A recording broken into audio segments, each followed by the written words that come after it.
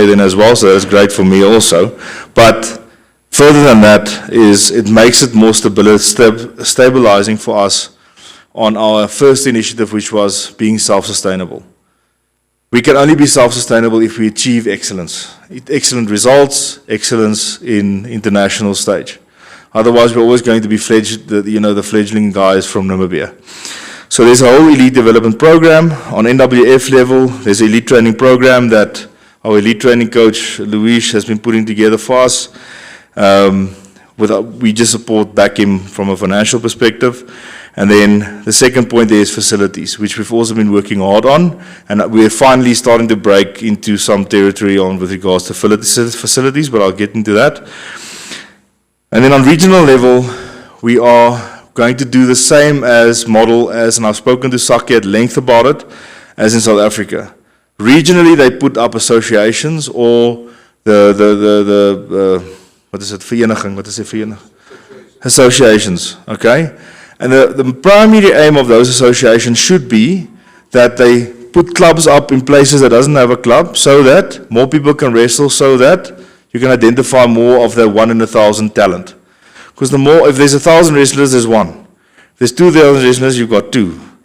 So it's quite easy sum to make to say that the more people wrestle, the more chance you have of really great talent identification. All right. And then obviously coaches as well. So I have had an informal discussion with someone here that's going to help us with development of coaches. All right. And I hope still we can have that discussion and further that, because the finer detail of coaching, we will train a coach, and our plan is to bring coaches into the training center to coach every week. But the finer detail, that makes the difference between a coach and a great coach. We've got knowledge in this room that we need to tap into to get us from that level to that level. All right. And then finally, on a club center level, that's your normal club things that we want to start introducing. Okay, training, endurance. We saw for the small kids, for example, the last 2 weeks before SA Champs, Charles punched them in the gut.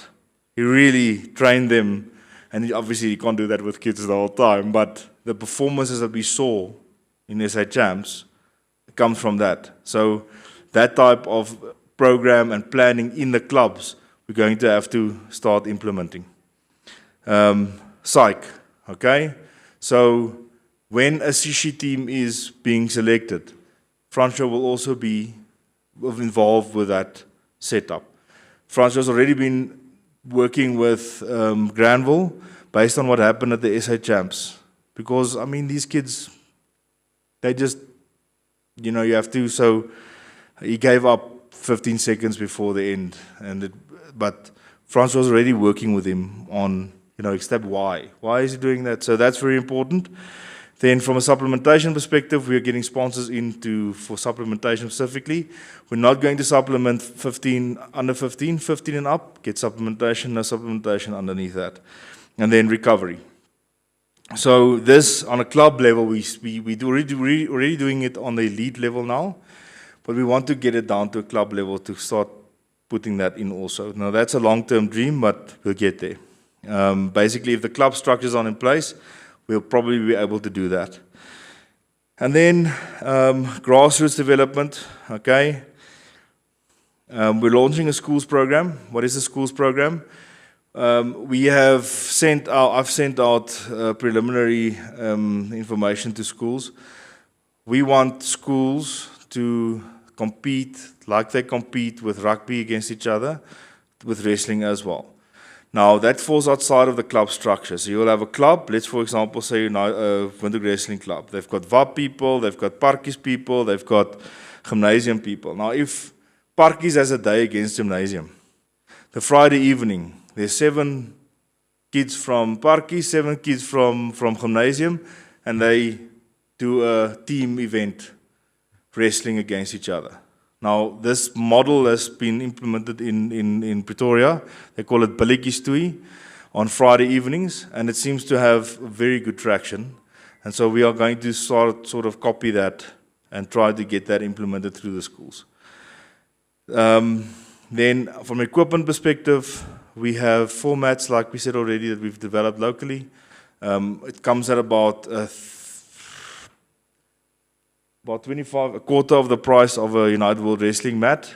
But from South Africa, it's about 40,000 versus 80,000. So about a half that it costs us of the 3 mats. Okay, so that is obviously great. The Angolan guy has phoned me to ask if they can get a mat, so we can start manufacturing mats. It's not international standard. The mat is, the sail is, the cushions underneath is what we can manufacture locally. Is a little bit. It's not thinner. It's the same thickness, but it's softer. So it's. Nee, ons het 'n bietjie verbeter. We did it a little bit better than the samples, but it's still not hard. It's still not that. What we do see is that it makes the wrestlers a lot more tired because it's difficult for them to. Exactly. So they have to really work to get off that mat and do a throw because it's not springy, you know. But we'll keep working on that one until we get that right. We just don't have the manufacturing capability for that. But for practicing, no problem. It's 100%. Okay. And then on regional level, we're going to employ regional centers in the capitals of the region. So we've got Rundu going now as a club. When Rundu, let's say, for example, Davundu also wants a club, then the regional center becomes Rundu. Okay, so we can start clubs in Rundu, but there will be a regional center. Then we have a rural center. So the rural center is beach wrestling. So we're not going to identify talent, we're going to give them a rope. For example, in the north it's easy, in the south it's difficult, there's a lot of rocks. But in the north it's sand. Okay, south is going to be hair raising. I've played rugby in Keetmans before. It's not the same as playing in Lotsorongo. So the idea is to start rurally with beach wrestling. 0 capital, and they can start with the same techniques and stuff, although it's on the sand. Identify talent, take them to the regional center where there's a mat, and there's a coach that can train them up. And if they're good enough, they come to Windhoek for the elite, into the elite center, and so we funnel everybody into Windhoek to the elite center. So that's the long-term aim and goal of identification of talent, okay, from a grassroots perspective. So at some point, if you look at the 2 columns there, at some point your really good wrestlers will go from grassroots over to the elite side, okay?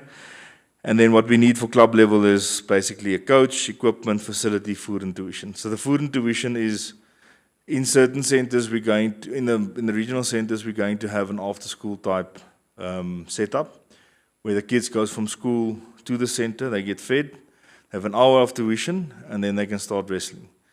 The school board has already bought into this program, although we haven't got formal. Yeah, no, we don't have formal approvals with regards to hosting wrestling in the schools. So the Wrestling for Fun program is a coach goes in PE class in schools and they do wrestling instead of playing, I don't know, basketball, baseball, whatever. They have wrestling sessions. I don't have approval for that specifically yet from the education department. I do have from NSSU, but not from the education department. So we're still looking to get that going. But anything outside of school with wrestling, obviously the NSSU is bought in, and they also bought into the schools wrestling against each other in teams. But they're afraid of injury because wrestling obviously is a contact sport, but the Wrestling for Fun the program is for small kids to start. It's just rolls and a little grappling or whatever. It's not throwing. That's done in the club. Okay, so basically our whole entire outlook is this table here. Okay? So it's the elite development, grassroots development, and underneath all of that is the admin structures that we've been putting in place for the last year. Okay, so let's go further. Nou dat ek ingezoom hier, so nou kan ek jou uitzoom. Wat is hy? Okay, so my feedback. So I've I'm just giving feedback on my constitutional tasks. These are my constitutional tasks based on the 12th April SGM that we had, that this was the final task that was basically implemented. So we'll start off on the meetings. So all of the meetings, the AGM, SGMs, and the 2 SGMs were chaired by me. The minutes were each published. So all other internal meetings was held. We had 3 meetings with the Federation, and I had a few meetings with the Wrestling Club, which was formal meetings. So that was done. The ordering and convening meetings, I must say, in my feedback here, this was mostly dedicated to the Secretary General, because I can't order a braai at my house. But she did order all of the meetings, agendas, and all those things. So thank you very much, Anke. I just want to mention a few very important meetings that we had. I had a meeting with Mr. Silas Wilders from UNAM. He's also on the NNOC board. And they want to start monitoring our wrestlers. So doing tests on them and checking, various type of things. So that'll be in place next year. So that's a very interesting thing for us to be a part of. We had various very good meetings with the Ministry of Sport and the NSC. We are starting a PPP program, of which we are one of 12 sports that have been invited to join that program. That's a podium performance program with the NEC. And the idea is to issue funds towards our 12 sports, the pro athletes, to be able to get into LA 2028. Basically, that's the development program. So we are 100% busy with that. I'm co-chair on that council. The chair is the guy from cycling, ne? What's his name? Tauku is chair. So I'm co-chair on that. And then I had a very productive meeting with the director of police. The police show the grounds there. We have issued a memorandum of understanding. They have accepted the memorandum of understanding. We just don't have the occupation license yet. So we are going to get the currently existing gym there. We're going to fix it up. And then we will have that as our elite training center. And we've invited Windhoek Wrestling Club to move their training there as well. To have a permanent mat on the floor that they don't have to pick up every day and put back every day is going to be much better. So that's probably from, I would say, February next year. That'll be in place. All right. Then that's it for the convening of meetings. So point number 3, all instructions and actions for meetings have been ordered for implementation. Committee has been implementing. Okay, there's a lot of actions that we've been implementing. We'll get back to that later. I submitted the annual report, which we're going through now. That obviously will go with a pack through to everybody else. Hello, Alex. Hello, Mignon. I see you. See you coming. All right, then let's just give some. So the NNOC, they had a changing of guard, a new CEO, Elri. Very, very nice. We've got a very good repertoire with her already. Mainly Anke, I'm saying we. Anke has got a very good repertoire with her. And we are working very nicely with them. The handover was quite good from Joan, who did excellent work. It was a good handover, successful. So I think that relationship is very, very strong. NEC, like I said, there's slow but steady growth. That's all I can say about the NSC.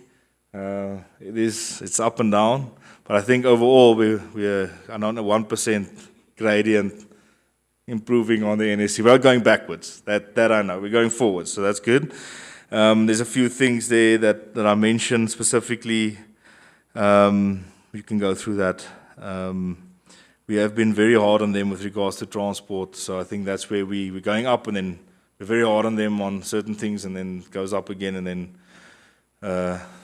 so we're there. Yeah.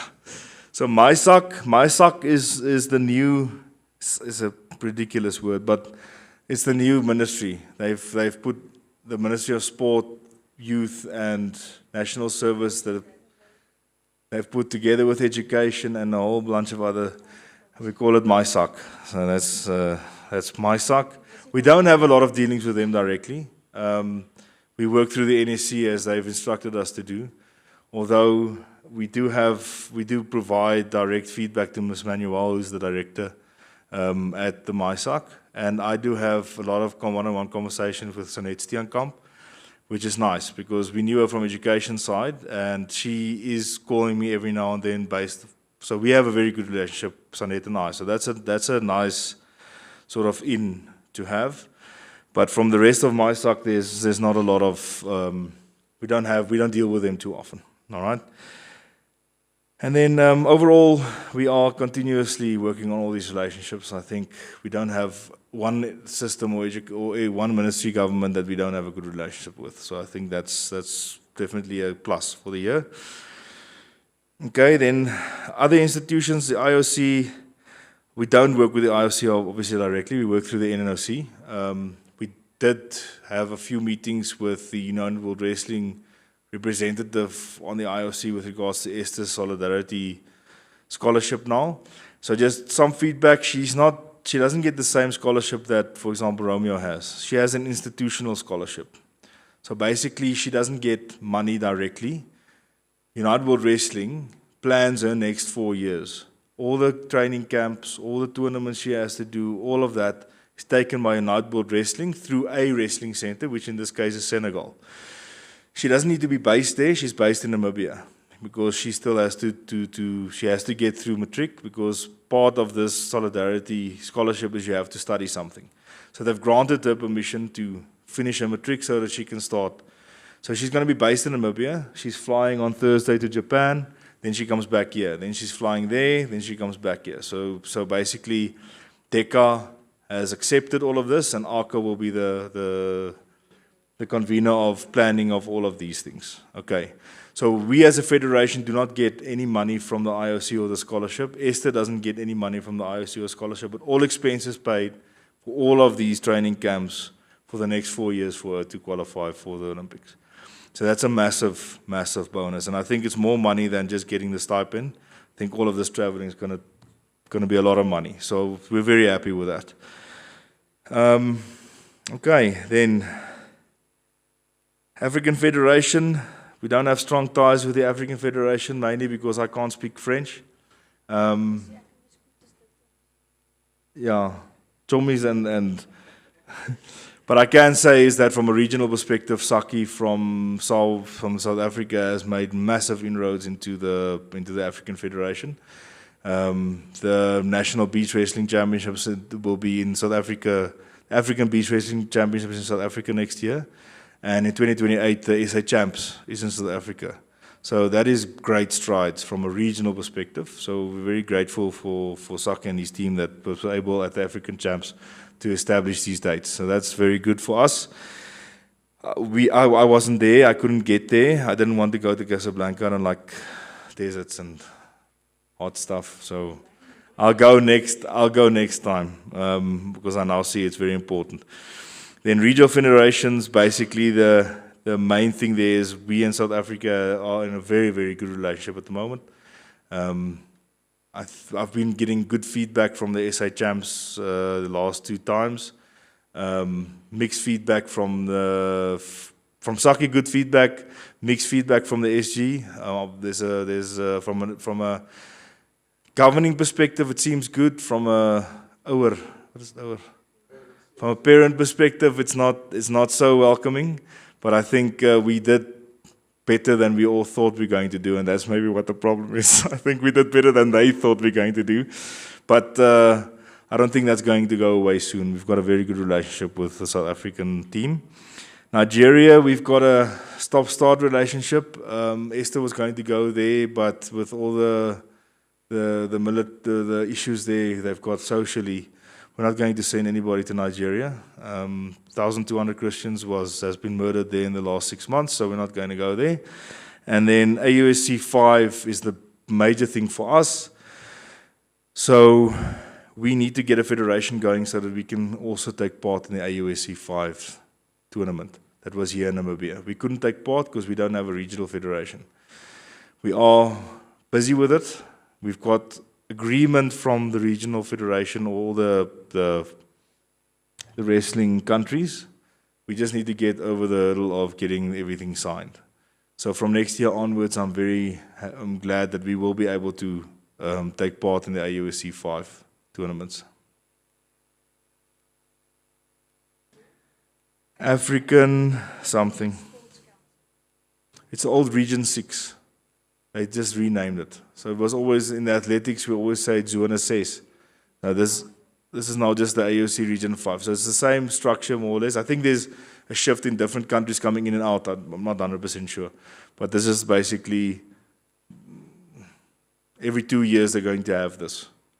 Now, the SADC Open Championships that we established this year for the first time as a regional championships in Southern Africa will piggyback onto the AUSC 5. So whoever the host nation is for the AUSC 5 will host the SADC Championships. We still host the Namibia Storm training camp each year, but when we don't do the SADC Championships, it'll be the Windhoek Open as we had last year. This year we didn't have the Windhoek Open because we hosted the SADC Championships. So it'll continue going forward like that. So we want to become a big part of the regional calendar every year with our training camp. We started in, when was it, Razan? 3 years ago? 2023. So it's been 3 years now. So I think we are part of the United World Wrestling calendar. So I think we want to still continue having that in. All right. Any questions on the federations? All right. Everything seems good there.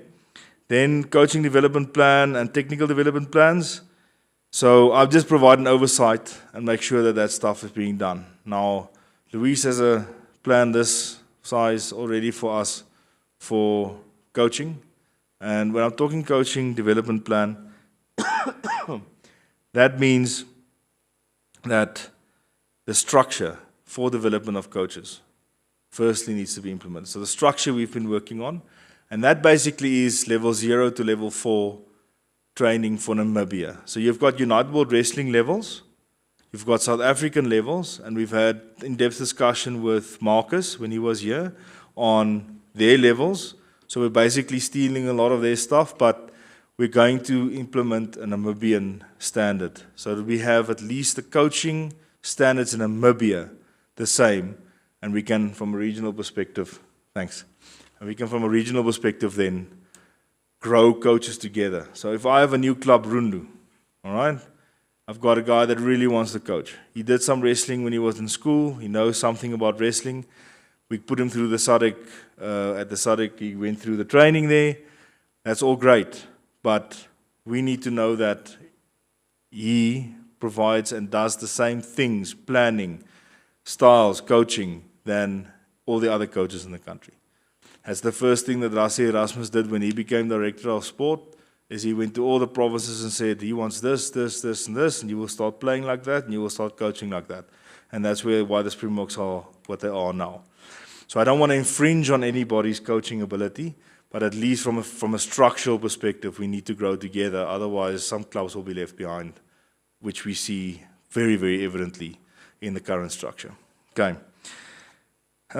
This will all be launched. Luis, when are we launching this? Huh? We'll issue the structure before the end of the year, but we want to start implementing it next year. Okay, so our target is from February to basically start this. Okay. Then, just to give you an idea of the national coaches structure that we've now implemented, again with good feedback from Windhoek Wrestling Club, specifically Umgertjie. We have now a cadet, junior, and senior coach, but we've split them in two. We have Greco-Roman and beach wrestling going together. Okay, why? Beach wrestling is an upright type of style. You don't attack legs. So that style is much more together. But then we also have freestyle women's wrestling. So we need two coaches. You already see there that Luis is for Greco-Roman and beach wrestling, the national coach. But then we also have the understudy. So we need, in the next 10 years, to have an understudy that when Luis, when he's 94, retires, we have somebody that can actually, is already trained, is already excellent to take over from him. We had a scare in the beginning of the year, the 22nd of January, when he had his birthday. Was it 22nd? 7th. Yes, sir. I had a heart attack on the 7th. On the 7th of January, he was contract was up with the government because he had to retire. So now all of a sudden we don't have a coach because we didn't have the money to pay him. And now that's not a situation that I want wrestling ever to be in again. And basically, this structure is trying to achieve that. Okay, so we don't have the Greco-Roman standby coach yet. We have Sam Silamela already on the freestyle and women's wrestling side as an understudy. And we're getting another, I almost said Portuguese, the Cuban coach in from a freestyle perspective through the government. And he is a specialist in freestyle. So we will have then the two national coaches. On the school side, we still have one coach for both, although I think we're also going to split that. But Charles van der Merwe on the school side is the national coach.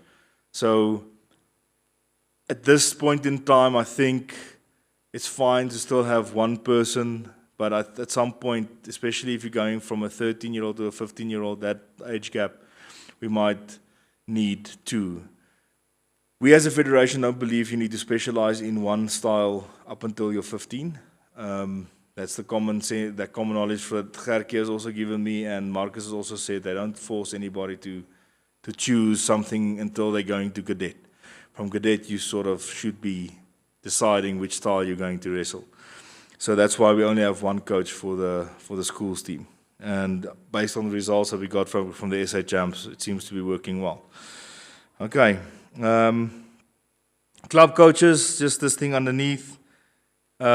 Each club, as a minimum, must have one head coach. That head coach will go into coaching training at the center, at least 3 or 4 sessions a month. Even the regional guys will come into Windhoek for a week, and they will be at the national center underneath Luis, the new Cuban, and then Charles for the smaller kids. So that is something that we have to implement to also get our coaches up. I can't announce one thing because I don't have final feedback from one person, but there's also going to be additional coaching training for the finer details of coaching. Okay. Technical development, as you know, Erika is running with that, so that's going very, very well. We've gone from 3 refs to much more. We have a licensed ref now, and if Hungary was less racist, we would have 2 licensed refs now. So let's see, Alvaro will next year hopefully get his license as well. Okay. There will also be a structure put in place. I know Erika and Frans, wat is die Franse ou wat nie Frans is nie? Verlet, Charles Verlet is also helping with putting a structure together for our referee and bringing referees through and training and all these things. So we will also start launching that next year. Again, I refer back to this is the structures that we're trying to put in place to grow up from. So it's been boring the last year, but from now on you'll hopefully see more. Yes, Luis.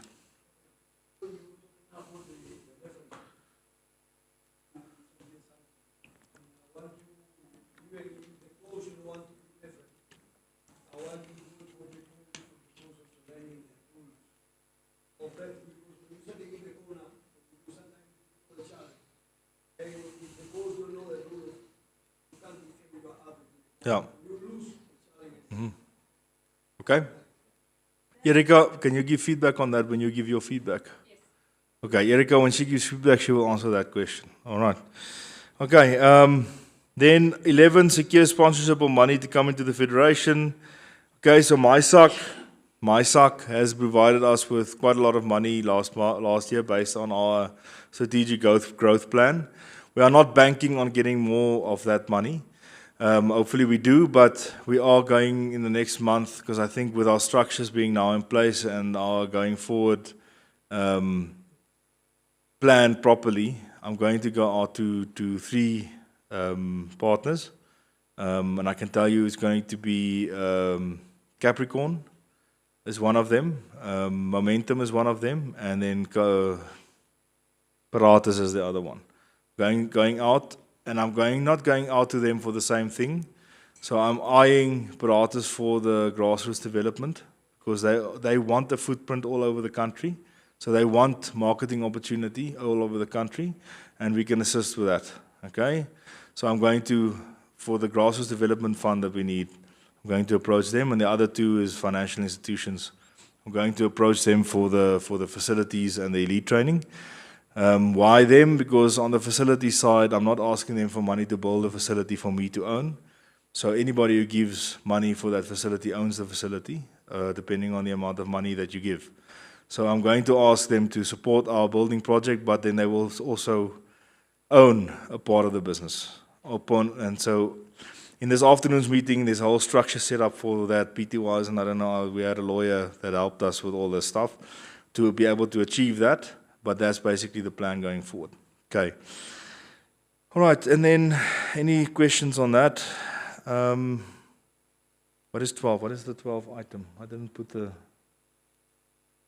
But there's a full feedback there in Appendix A. Okay. The last ACM on 12th of April, the Constitution was updated.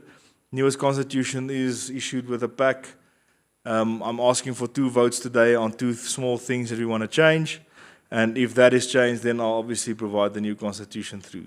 What we are doing is we're reviewing the Constitution from a structural perspective. Rian Stein, lawyer, who's also with the Aquatics Federation president, he's helping us to make our Constitution into a proper one with bylaws and subcommittees and I don't know what the hell else. So we're busy with that exercise because now we have this long sub-constitution document and there's a lot of things that are happening in there, and when we want to change anything, we have to. So yeah, we're changing that a bit, although we're not changing any content without election. Okay. All right. That's my formal feedback on the formal stuff that I need to do from the Constitution. Okay. This feedback is what I don't need to do according to the Constitution. So, my year-end overview, I want to highlight challenges. So, challenge 1, time and lack of resources. Okay. Resources is not money in this instance. Resources is specifically vehicles, specifically facilities. That is some things that we don't have, and we don't have time. We, as a federation, don't have enough time. We're doing 1,000 things. As you can see from the feedback, there's a lot of things happening, and we just don't have the capacity at the moment to get that all through. So, what we want is, we want to establish subcommittees, okay? It can operate in official capacity on behalf of the NWF. So, it's not an unofficial group of parents coming together and doing a fundraiser. It's proper committees that will help with certain aspects to take time away from, basically this is all to take time away from Anke and to a lesser degree from myself. So this would allow help from outside persons, while each of the committee will be presented by at least one of the NWF members. So the chair of that committee will be an NWF management committee member. The committees that we are looking at is a travel and logistics committee.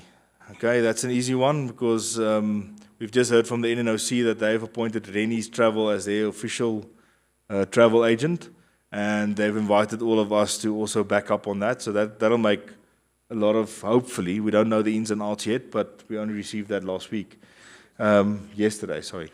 So that's a good development already, but just to have that in place. And it's not just the organizing of a bus. It is making sure that when we put a Shishi team on the bus, the youth of gender and equality people have a mama that goes with it. You know, it's the finer points of these things. The uncle already has a check sheet in there, so that's basically just not so that she doesn't have to do it. So we have a committee that will be able to help us with that. A marketing committee. So we have... last year we said we want to appoint a marketing director. Okay? We appointed a marketing director. Our marketing director, who is also in this room, decided that NBC is very important and is making her very, very busy. So we understood she couldn't continue with that role. So constitutionally, we still have that role open. But we want rather a committee, that is the chairman of that committee will be the marketing director, to actually post-marketing and pre-marketing. So post-marketing, when we've gone on a tour, we give a sheet of the results. But if we can have someone that spends some time and put stuff like that on a TikTok or something like this, then all the kids can look at it and you can start growing on that as well. We have said to our elite wrestlers, for example, that everything they do, they must TikTok as far as they can.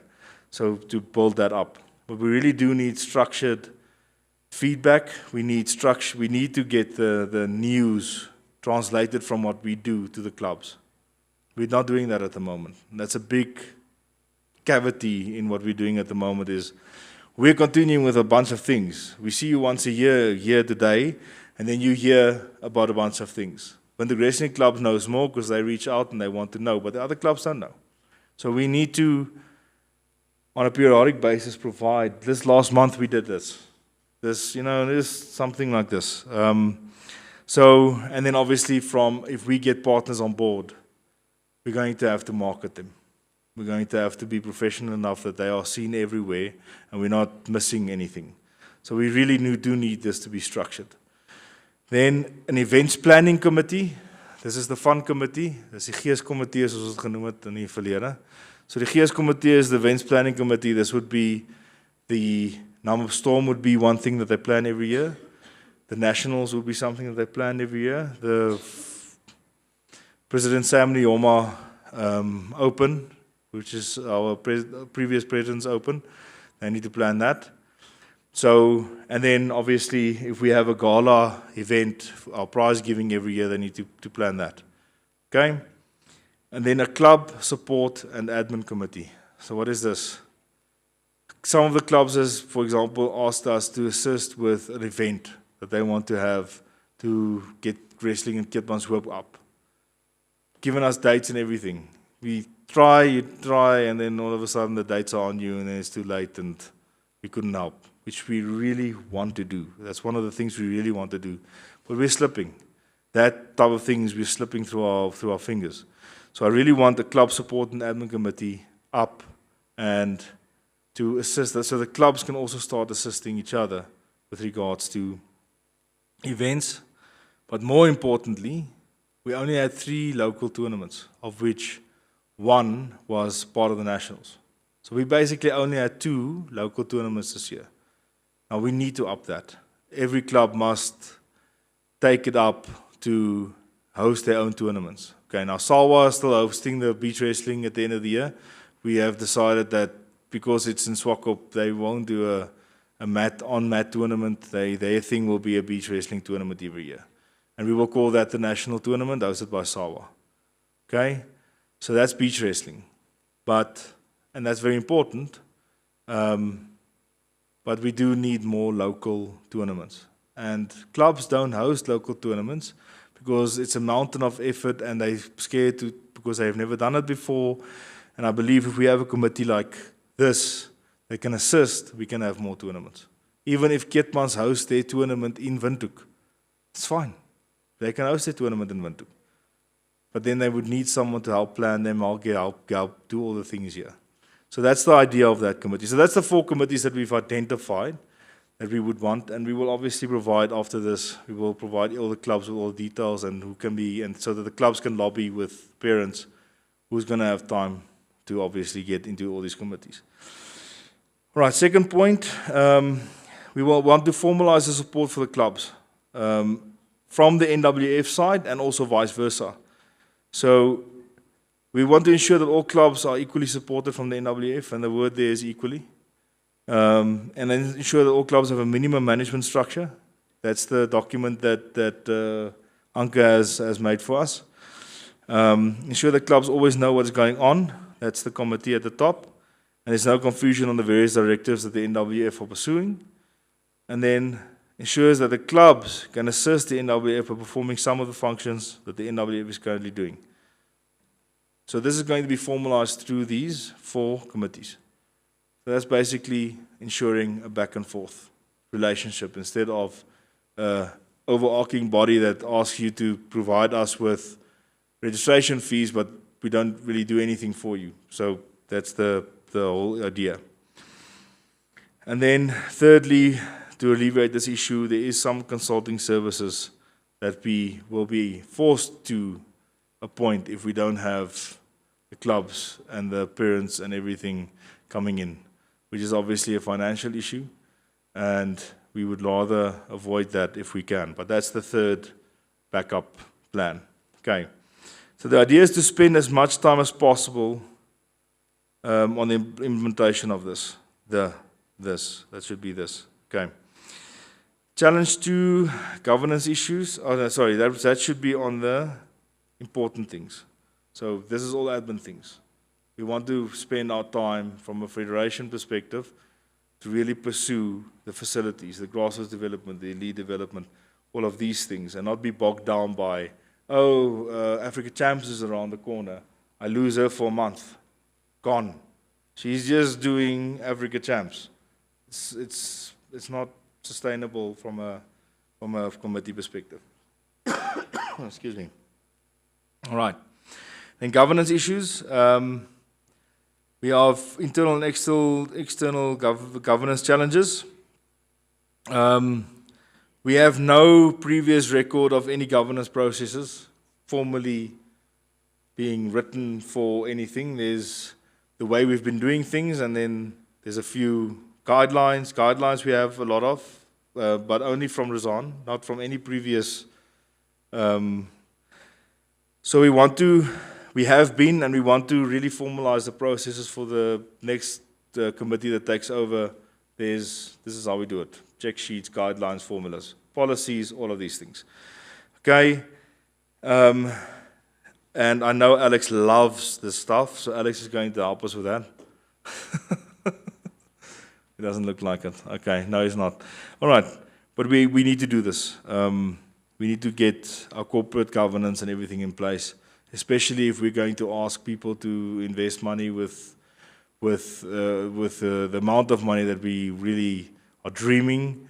Then you need to have corporate governance, and we've put in place structures that for one takes the longevity issue out of the way. So every 4 years a committee is chosen, and that committee picks it up and they do what they feel is right, and then they go a different direction and something sort of is left behind.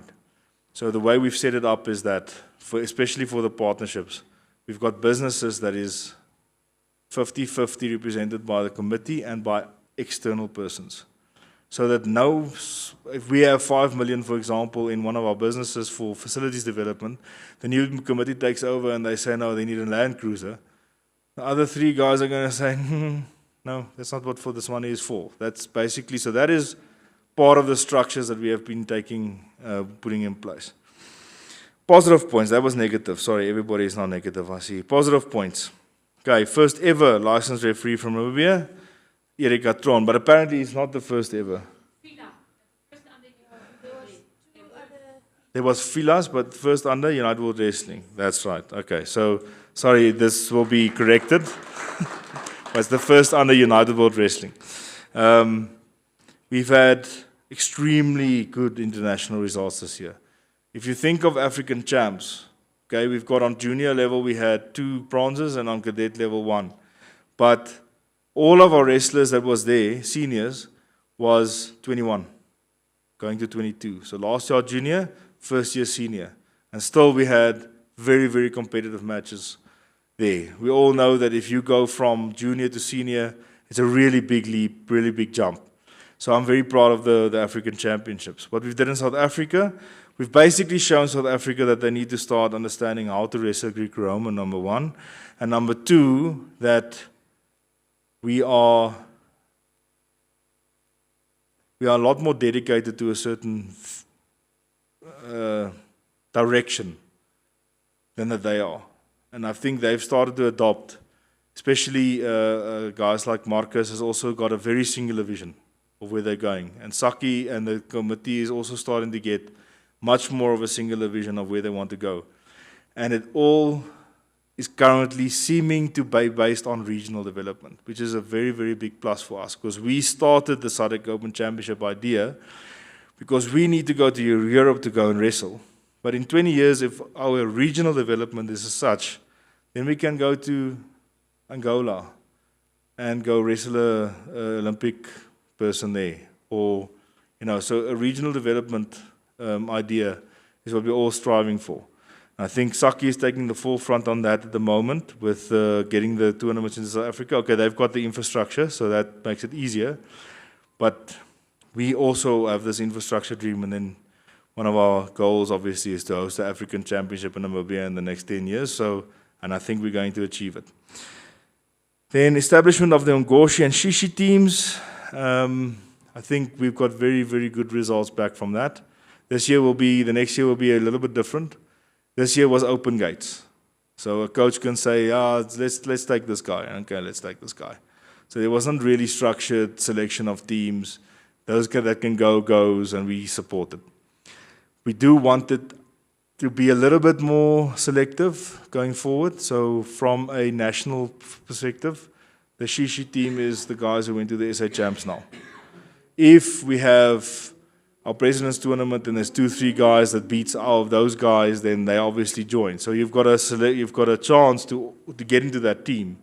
But the core of the team will always be from national champs to national champs, from a Shishi perspective. From a Ngoshi perspective, the same, although there's an elite element to that, so that we have the elite team and then the Ngoshi team. It's 2 different teams. But that's something that we can take forward. Manufacturing and delivery of the first All-Namibian wrestling mats. Like I said, that's a very good start. Successful hosting of an international camp and establishment of the SADC Open Championship. So, 3rd year in a row, ice broken by Razan's team. Last year, this year, we have an international training camp, and I think we're going to get a lot better at that going forward. This year was a huge success. First SADC Open Championships ever. We're already going to establish that in our calendar before the end of the year. What we were going to publish the next dates for next year. Obviously, I don't know if all the schools are there, but I received a term thing from the schools. It's only 3 terms next year, so it's changing. So we are now way out of sync. So we're going to have to spend some time to get into sync with South Africa again on some of these things. The first national beach racing tournament. We've got the ONL and the municipality of Swakopmund has given us the mola for the 6th of December. They're in the middle of everything. So we're very excited about that. But what we're also going to have is a 3-day training workshop for all the kids, training camp. We're going to put tents up at some of the camping spots. The kids will stay there. We'll do beach wrestling on the beach for 3 days and then have the championships on the 6th of December. So please, we just really need to have as many of the people as possible there, because beach wrestling has started in Namibia, but I think to have a 3-day camp for most of these kids, just to get that springboard, launching pad or whatever of what really beach wrestling is important.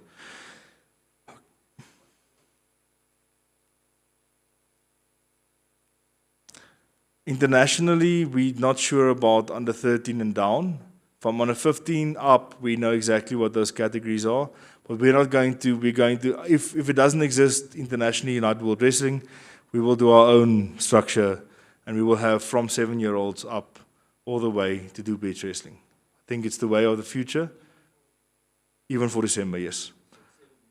7 years up, yeah.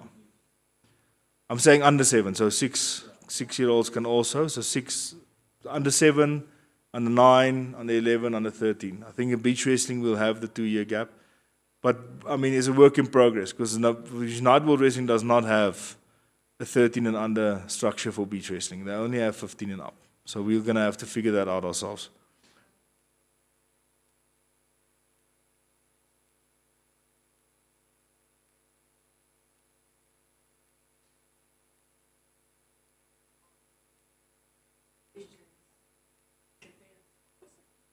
Yeah. So we said by the end of this month we want to get all of that out. So because we have, yeah. Just maybe um, just so for the details, I've reserved 4 camping spots at the stilts there by the, what's that plek? Tiger Reef. Daar by Tiger Reef, just next to Tiger Reef, we've got the stilts, yeah, Tiger Reef, the campsites.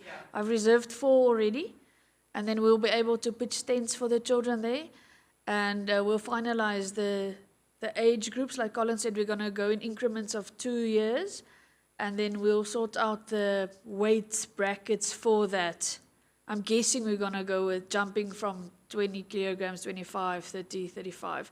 But we'll talk to the coaches on what the best practice would be for this type of competition. But just practically, so the idea is should parents want to send a wrestler, that we will have at least a team manager or someone that will be oversight. I will be there myself, and I'll do this, but I think we've all seen that I cannot do everything, so we will have 1 or 2 people extra just to look after kids if parents want to send their child for the whole 3 or 4 days and only pop in on the Saturday for the competition. So we'll try and set it up almost like an old church school camp type, where we have someone doing food, but the main idea is not for us as a federation to do foods, but to provide the accommodation, and then all clubs are then able to do whatever they want to eat and sort out amongst themselves. But for now, for the accommodation, I've booked campsites. Parents are also welcome to use their own, because some parents have houses there, or they have accommodation, or they have someone's oma is there, whatever suits them, and they can just come in for the training at the morning and go back home, or then they can stay at the campsite with a group and do whatever the person at the campsite's doing. But yeah, I'll finalize it within this week so that we can have a more formal structure to send out. Thank you, Anke.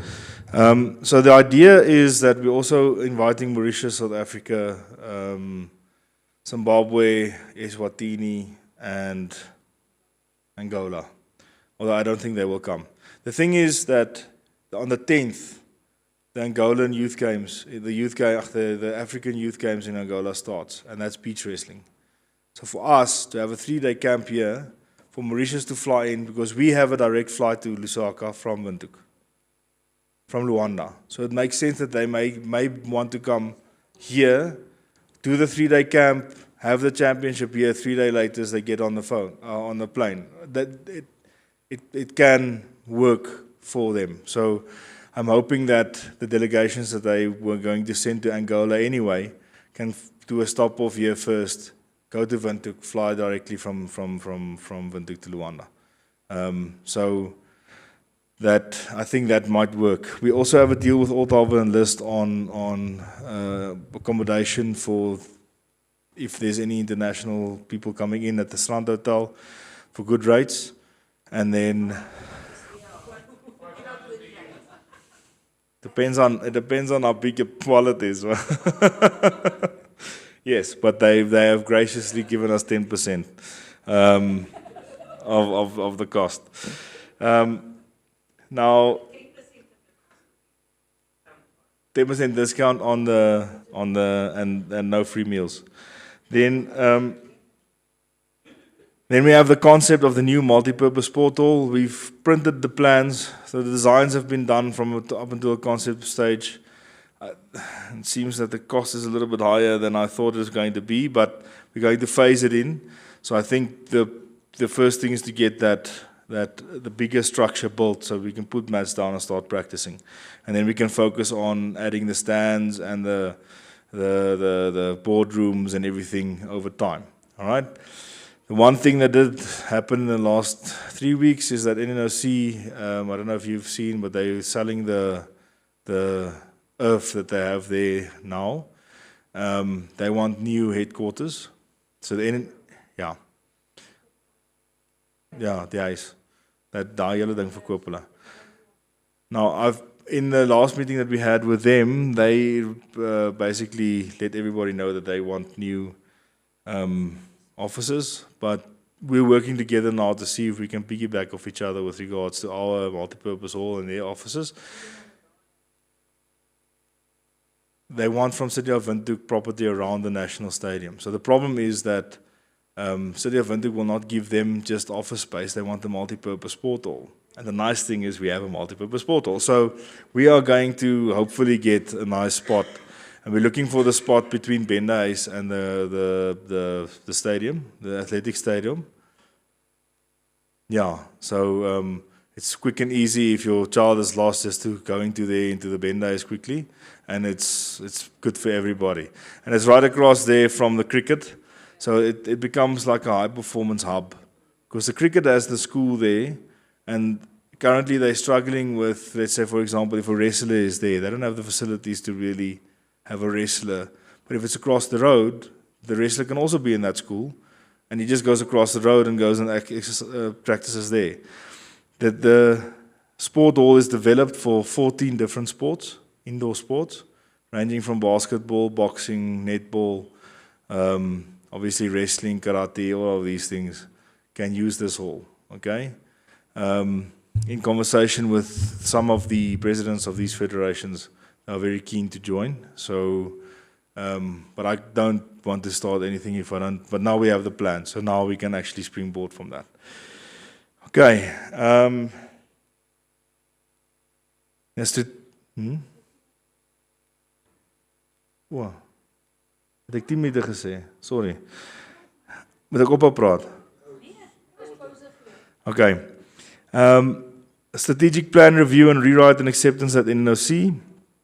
That's been done. We've provided all of our rewrites and updates for the year to the NNOC and also to the NSC. And then the PBB partnership I mentioned before, that's the Podium Performance Planning Partnership. Okay, that was the positive things. What is exciting is the construction of this multi-purpose center. Like I said, it'll probably be phased. So can you just open that quickly? The plans. Net die ground floor 101.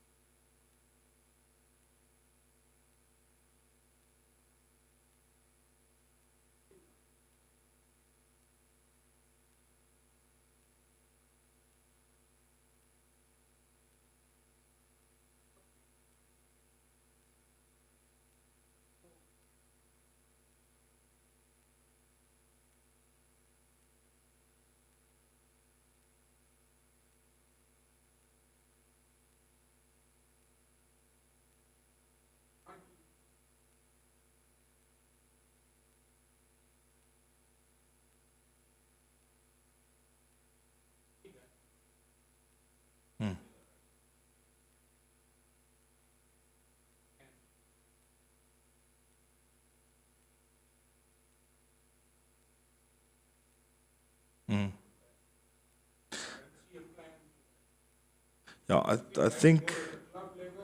No, I think.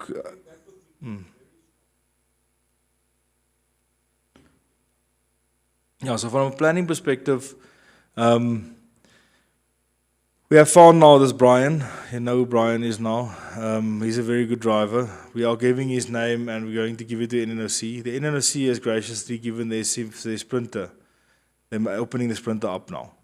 So you pay a $6,000 Namibian deposit for the sprinter and you pay for the petrol. That's it.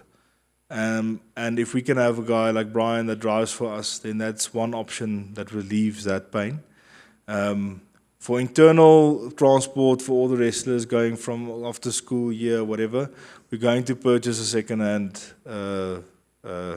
combi, 8-seater, to be able to transport the elite guys from where they want to be, beach wrestling, they have to do at the National Center there, and at the Paralympic courses, all of these things. But obviously that can also be used for a smaller team that goes to South Africa, or as a backup vehicle that goes to South Africa, and so on. We've got this deal now with, what's the name? The travel company that you used? Amazing Tours, who gives us a very, very nice rate that we also put in place. We have not, as you suggested now, looked at going to any of the dealerships or any of the car vehicle manufacturers or manufacturers companies to look for a sponsorship there. And Alex, the main reason for that is I don't want to muddy the water at the moment before I get a main sponsor on board. That's basically why I haven't triggered that specifically. I'm hoping that when we get the main sponsor on board, then obviously there's sub-sponsors on that level that we can hopefully also get on board. But I don't want to go to a person, this is a very small town, and he finds out that we've got a sponsorship from Metje and Ziegler on a vehicle, and he hates the boss of Metje and Ziegler, and he says, "No, yeah, you work with those guys, you can work with those guys." So I haven't looked at any sponsorships from an NWF perspective for the last year. Not before I get the structures in place. That's just my, thing.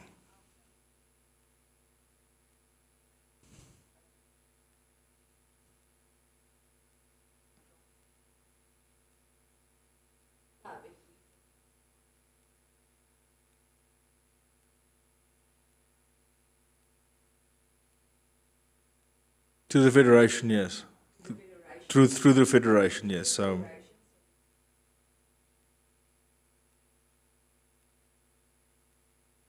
Sure. Yes. And I'm going back to the committee. I'm not going to find it now. Our nice travel and logistics committee that will sort all this stuff for us out nicely. Okay, then what is exciting still, the implementation of the Namibian coaching structures, refereeing structures, the National Schools League that we really want to push, probably only in the winter season when rugby starts. I think those two sort of goes hand in hand together. We still have a little ways to go to get all the schools on board, and we still have to look at the clubs and let all the clubs tell us in which schools they are. And the other thing that's nice about that is there's like 7 Kommersdal primary school kids in after school. Now for the first time ever, Kommersdal primary school will be competing against Vinde Gymnasium or VAP and meeting them, and so that also opens up a bunch of new opportunities and stuff.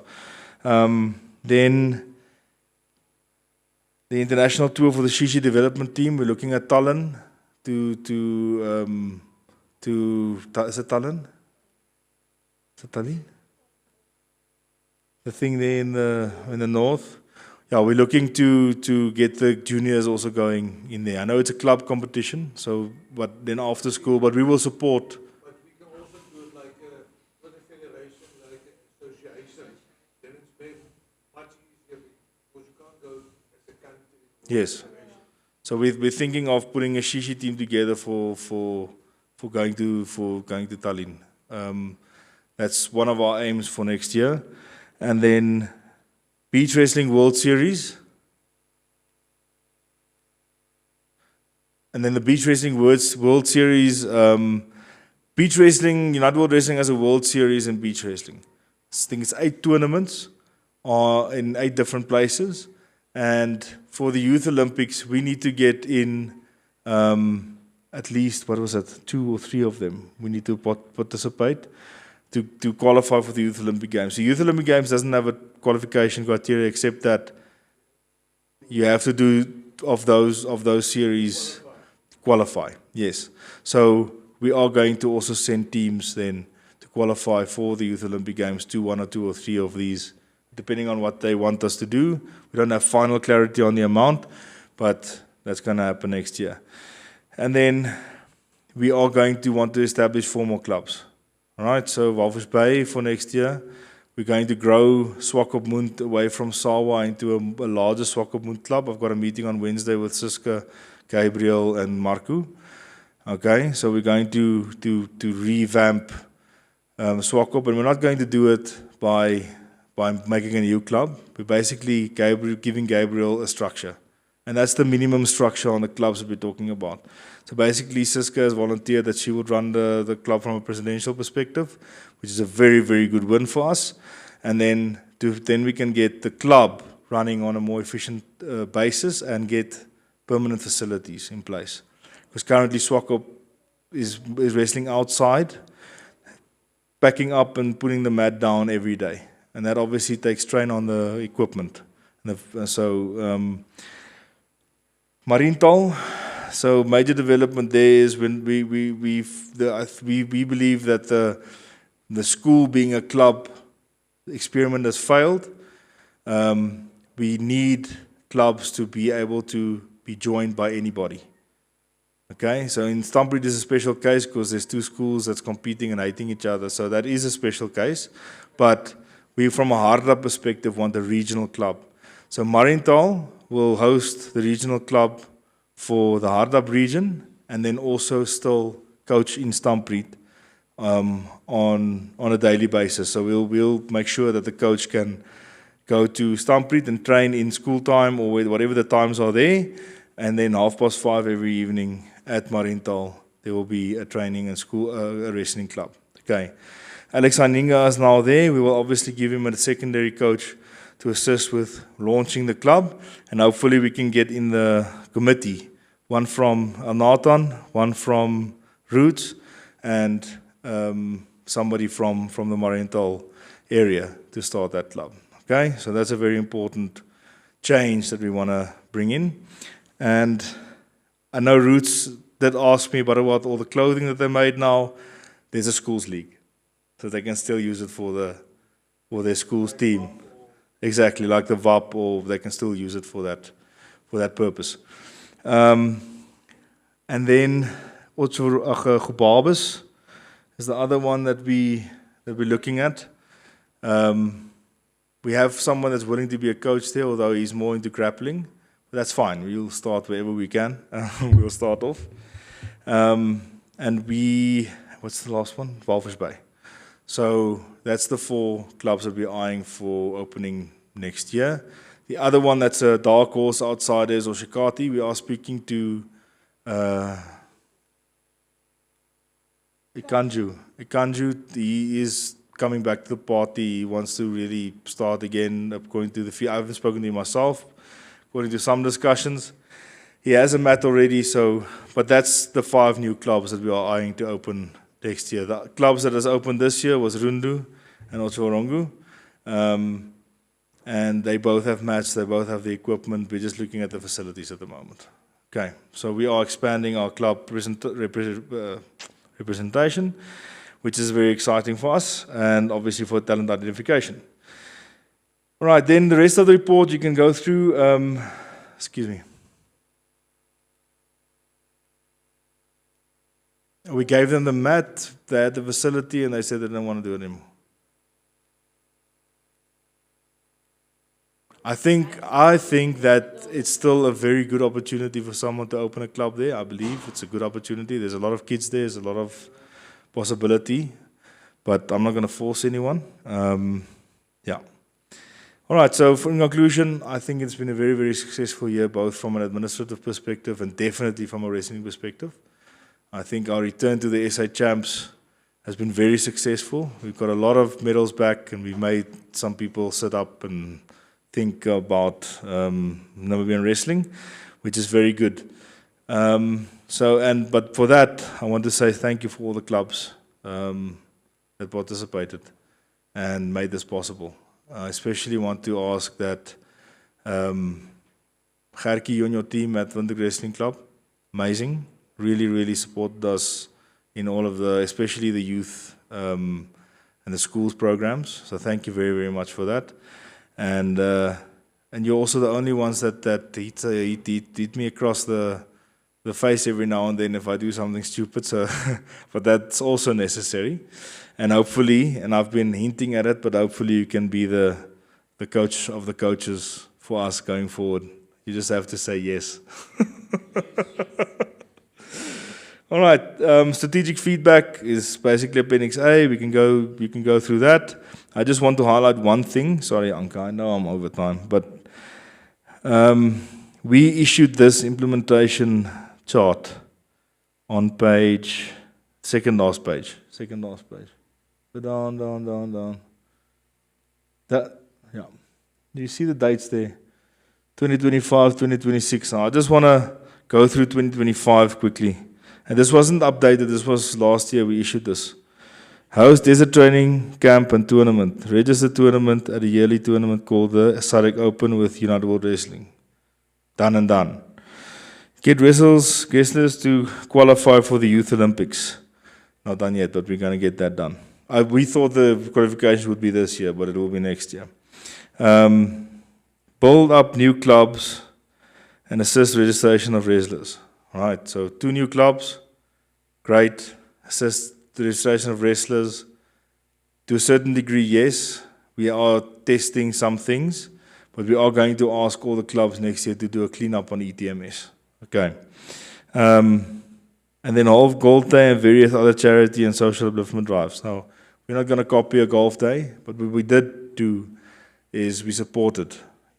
When the Wrestling Club's Golf Day, we were at the Legacy of Love Golf Day. We're going to be at the Nedbank, Dave Trust Golf Day as well. And why do we do that? It's all charity type stuff. Get into the minds of all the other people that's also there. All right? We pitched our gazebo illegally at the cricket game, which was in sight of everything the whole time, which is quite great.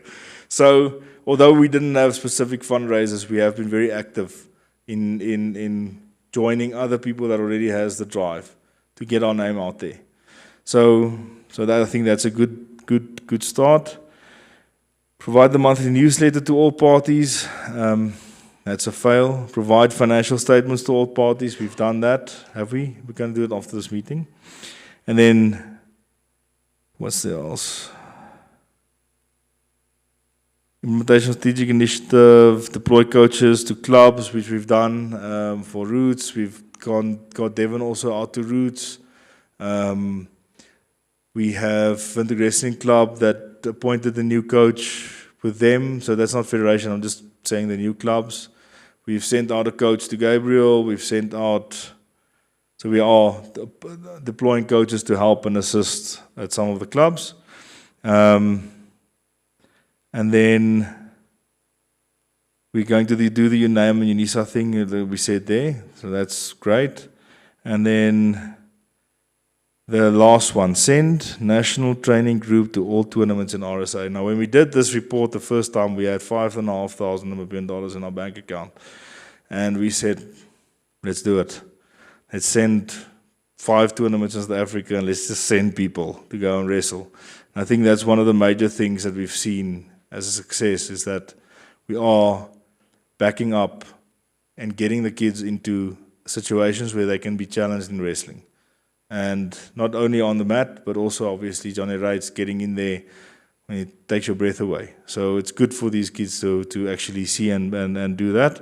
So I'm very proud of that we've basically attained a lot of these initiatives. The only one thing that I want to say is I want more training camps next year. I want more of the clubs to see each other. If it's not going to be in specific tournaments, we need training camps. The clubs in Namibia needs to see each other on a more regular basis. And that is my feedback. Thank you very much for listening to an hour. Hopefully next year is shorter.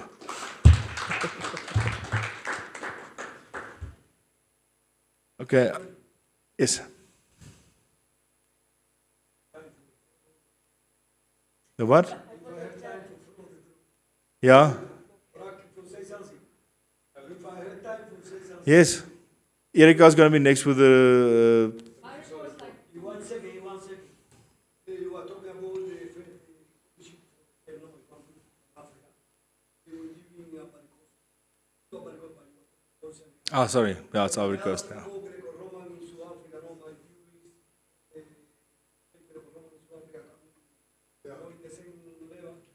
I want to say from the time Greco-Roman in South Africa, they were our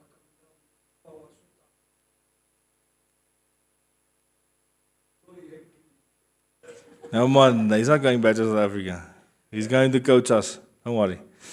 Yeah, you're right. But I think Marcus has said that they've got a big drive. I think the Federation of South Africa has also approved now that Greco-Roman goes back to the kids.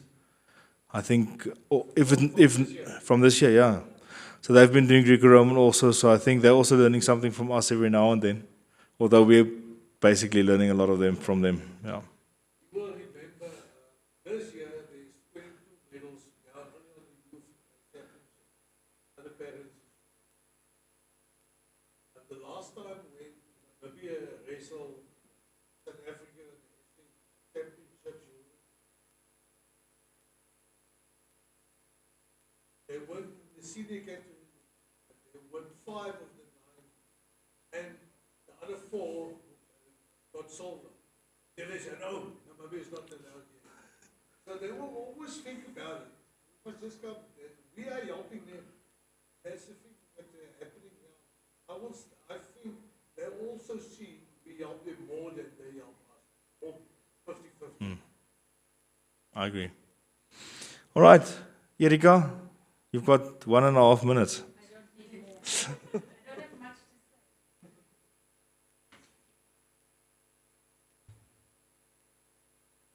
Do I need to talk into this?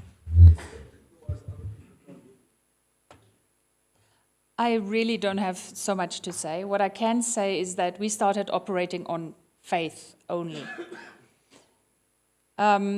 Last year, we did submit a small budget. We thought it was big, but we received it in October last year, 150,000 from the government. And we thought, oh, wow, this is awesome.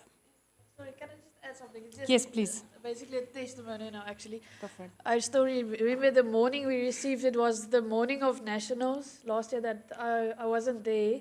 And I was in Albania at that training thing. And that morning, or the day before, the night before, I can't remember, I phoned them because the banking things goes to my phone. And we received money on the morning of Nationals. We planned Nationals with $5,000 in our bank account. We planned the whole thing, and we just told everybody, or when they send the invoices, we said it will be, it's been uploaded to the bank account. That's our signature move. It's been uploaded. The person that needs to authorize is out of the country. We're on it. We're on it. And we're just telling everyone that it's been approved, the money's been approved, it's been uploaded. We just need the authorization person is currently traveling. And yeah, so we planned Nationals with the $5,000 in our account. That area we rented last year at the hockey fields, that cost exactly $5,000. But the morning of Nationals, that 150,000 was approved, and we got it. And I think since we started, we were operating by faith. Only. So then we submitted a budget early this year, 1.something million and 0.2 cents. Okay, and our president was called in and told that some people won't even lift up a pen for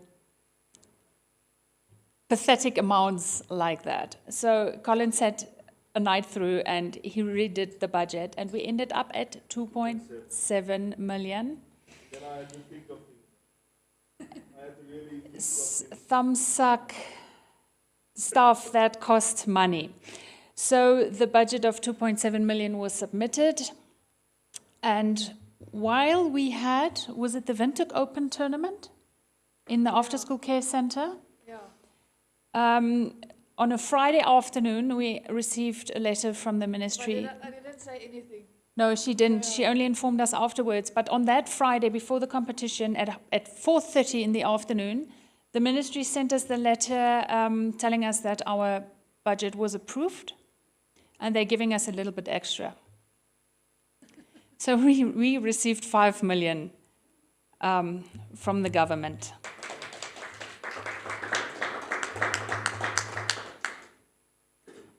So we've been spending according to our budget. Basically. I don't want to go into detail what we have spent where. What I can say is, for example, the African Championships in Morocco, we budgeted 500,000 for it, and they cost us 457,812.17 cents. So we're kind of trying to still stay under the budget. Are there questions? I don't want to mention everything that we are paying. This is 1st of July 2024 until 30 June 2025. So remember last year with our AGM, we changed the financial year and dates. Yes, so this is 1 July till 30 June 24-25. We basically saying the budget we're working on.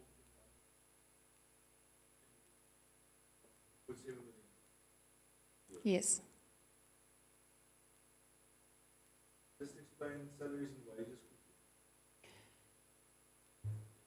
Also part of the 220.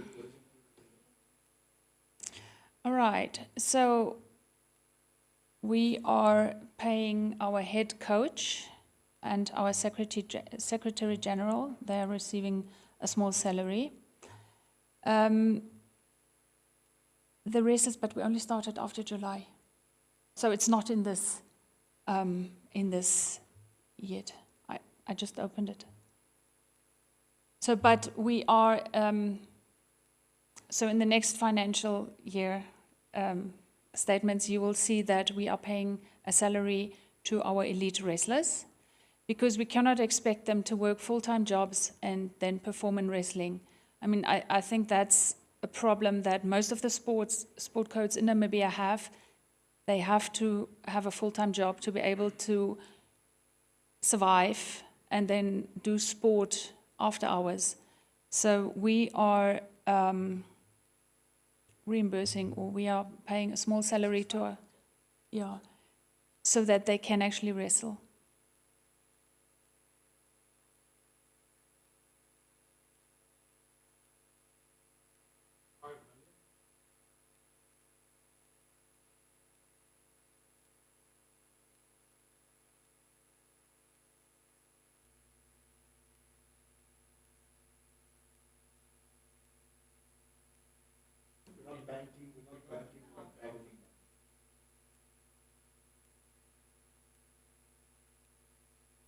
The long-term partnership. Our main target, the long-term, come on board.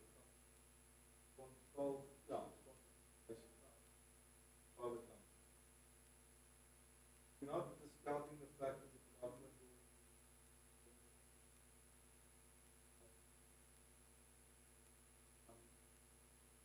will there will be money coming in. Again, expecting them to take it back.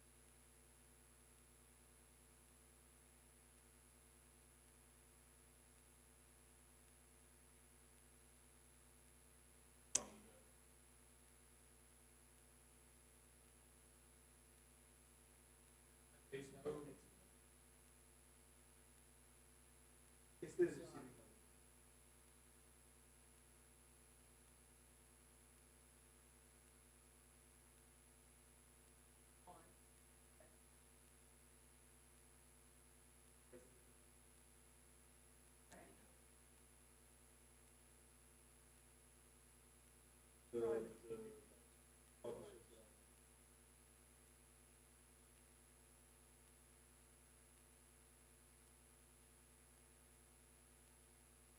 receiving money. That we identify. Yeah.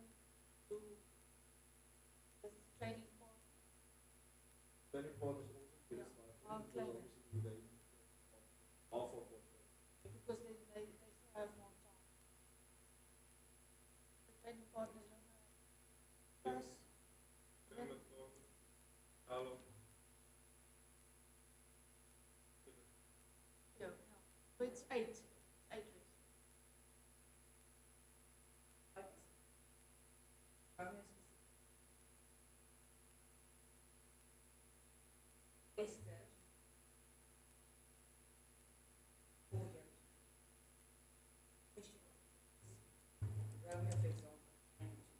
All 4 of them are earmarked for that's the route that they training is set up for that route. Of course, we have the stops in between that as a matter of stepping stone. Yeah. As well as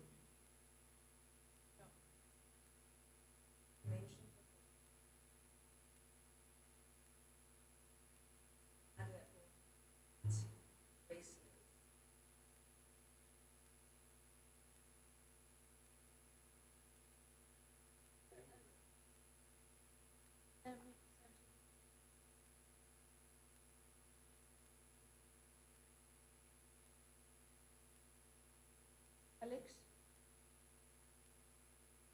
Alex, yes.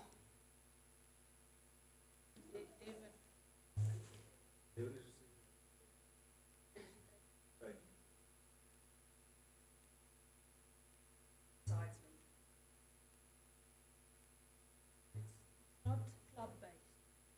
Coaching. All other clubs, I'm asking, The recent sides,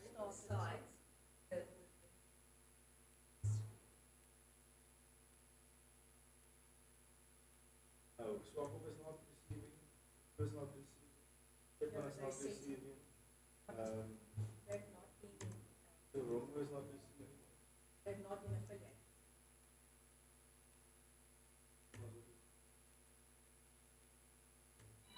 What is the qualification?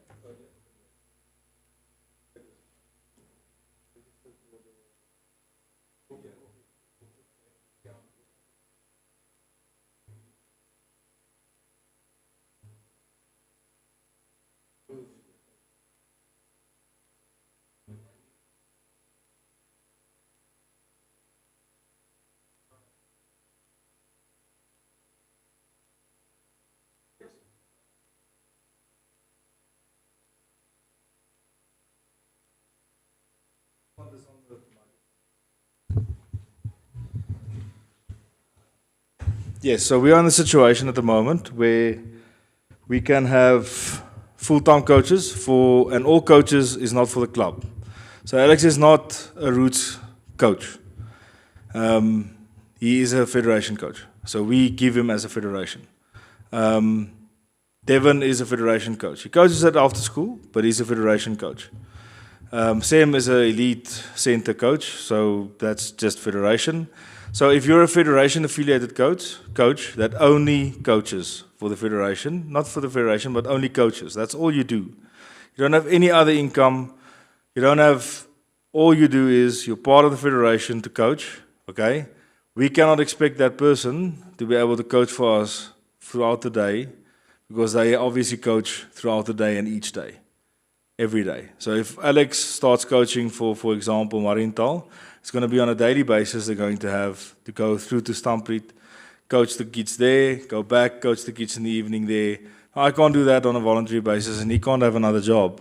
So I can't ask a guy to coach full time and not give him money. I cannot. It's not impossible. So if in the wrestling club, if Charles wants to be only a coach, I will pay him. If Stefan only wants to be a coach, I will pay him. For example, if, what's his name, the new one? He's a perfect candidate to also come onto the program to be a federation coach. Because I don't know what his day job is. I don't know anything about him. Exactly, that's also I just think that the reason why I'm doing this, because as this program, maybe I missed it's in the strategic development. It's in the plan, yeah. very important is from a, because we as clubs all really try to work hard towards building racing. Mhm. That's when things start getting, people get upset. Because as a private club, we work hard to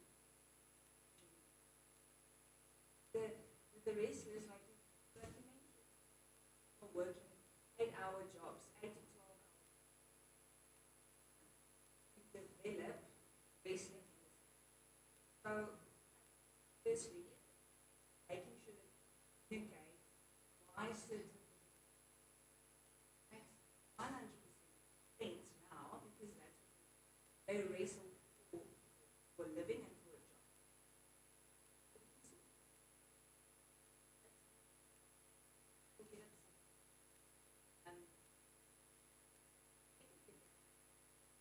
So like needs to be fair, and I know the word fair gets thrown out very, very.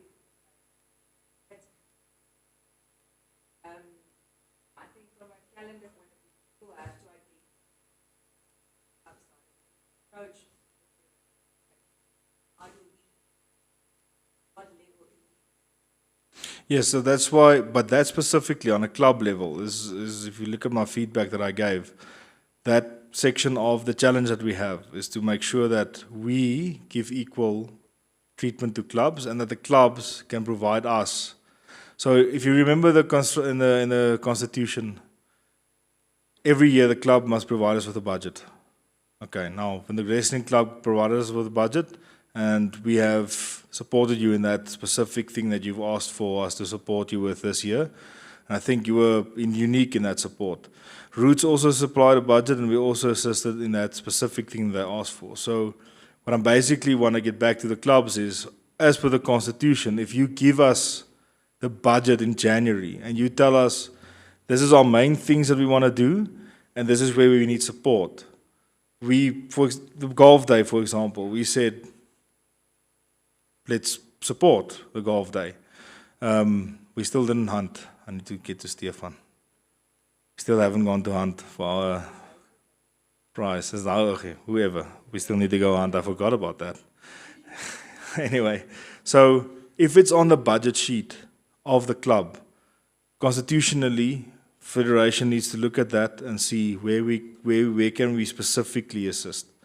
Now, other assistance, for example, would be providing mats and so on. Now, that mat doesn't become the property of the club. The club, or the mat is always the property of the federation. So we're not giving financial assistance, but that means that the club doesn't have to pay now for a mat. Now, club like Van der Wrestling Club, you've paid for a mat, I think 5-6 years ago from South Africa, the blue one, and that's quite a lot of money. So that is something that we want to avoid going forward. To say that let the facilities, let the equipment stay within the federation and the companies that you will see, we'll discuss just now, so that it can be fairly distributed to whoever requires it. All right. At this stage, to be quite honest, and I'm going to be honest now, that when the wrestling club has not been thought of in how we're going to start implementing paying these coaches as of yet, because we sort of had to start somewhere. Sam was going to get another job somewhere and we lose him. This guy was going to get... So we didn't want to already implement this yet, but we were forced into a position to start retaining people, to start paying them. Now, I've had a discussion with Gabriel. I've had a discussion with... I think in one of our meetings, we had a discussion with regards to paying the club something, not the coach directly. So in this case, we pay the coaches their salary directly. In your case, we'd had a discussion, and I think it was the second or third meeting, where we said, well, if we're going to support the coaches, we'll support the club, and you can decide whether you want what you want to.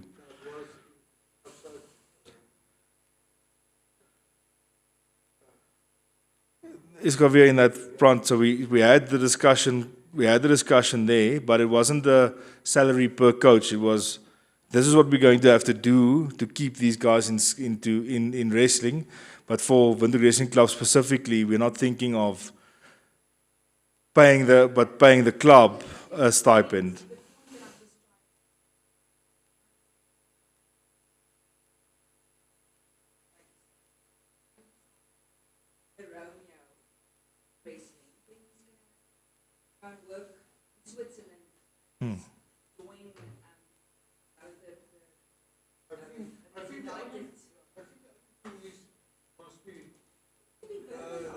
To all the clubs, everyone must know about it. And the thing is, start. I'm positive, all this stuff. But Collins did more than 100%, 1,000% better than here, last year, and also South African Council. The thing is, we have to approve it here, and I think the base is now to do a guideline for every criteria for every coaches everywhere, because that's why we lose by this part. Yes. Now, I think if Yeah. if we don't put them in, Yes. we will lose them. Exactly. And the thing is, roots, if it's a school thing, roots must pay. If it's a maritime thing, and it's development plan, we must, from the federation side, we have to pay. Exactly. Yeah. And if there's new rich clubs starting, then we can also give it to the club. But, yeah, listen, there was a previous advantage, and so that's not what it is. In South Africa, Saki Bosa is the only guy in South Africa get paid because he have a development plan. He have Olympians, but there is development. He have something else. Darling, he have hubs, about 13 hubs. I mean, for the government or the SA Federation pay 2,500 for every hub. So if you have 13 hubs, he got a lot of a big salary. Also his son, they do it other way around with this WWE guys, and they pay the wrestling. And the other thing is also, their money is coming from Lotto. Every province had time to ask for Lotto money, and they get 2 million every province. The country gets 6 million. That's why they can do. But Saki Bosa is the only. If a club wants to pay a coach something, but if the federation, no coach. Not the head coach, it's all for the love. Okay, so I think getting back to one of my points earlier, the club structure and communication thing, I mentioned earlier that we did not do well with that. We're running ahead and the clubs are trying to get behind. So what that committee will do is ensure that with anything like this, it will be round robin with clubs so that everybody knows. But that committee will have to do that because most of this shit I do between 11 and 4 every night. So I don't get to talk to a lot of people, all right? So, but that committee that we're talking about there would specifically be tasked to ensure that clubs are healthy and that they know what's going on in the federation, and the federation knows what's going on in the club also, because we don't always know what's going on in the clubs either. So that's why the 4 committees that I mentioned earlier is very, very important for us. We need to get that up and running, and we'll give the framework for every committee through to the clubs so that you can understand what every committee needs to do, and then maybe we can campaign for next year to get those things implemented and then get some parents to help us and assist us there, which will make this whole thing, I think, flow a little bit better. Yeah. I think she only needs 2 minutes. Yeah. We're on another topic. But the thing is, when, it is important. The thing is, when Colin do his report, that question. But the thing is, I think we must disapprove his report because it's very good. Or go on. So Oh. every report must be also approved. I think it was a nice report. It was thorough. I think it didn't happen for ever in Namibia. Thank you. Thank you. And then Erika's report's approved as well, I would imagine. I think we must approve that Yeah. was in July everything, and then for the auditors and all that stuff. But for that, is what's happening in the council. All right. We'll share.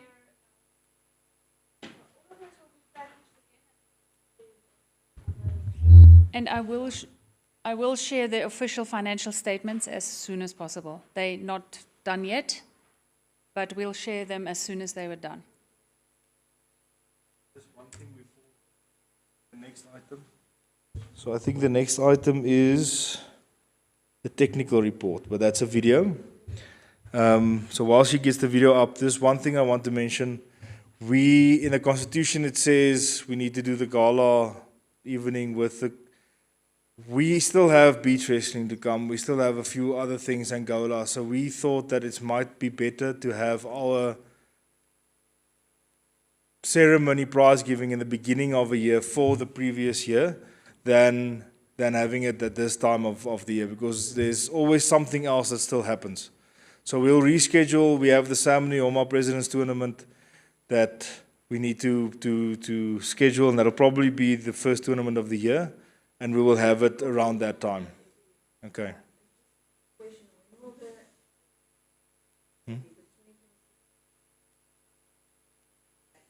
Constitutionally, we have to give you the first draft before the 30th of November in the Constitution. So we will, yeah.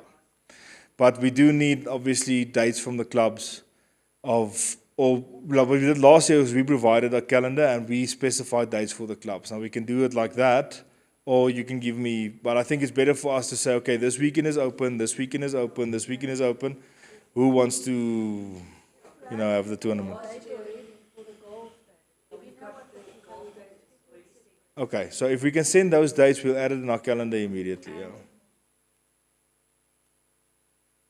But Then other thing is, every year we have the issue SKW, which is,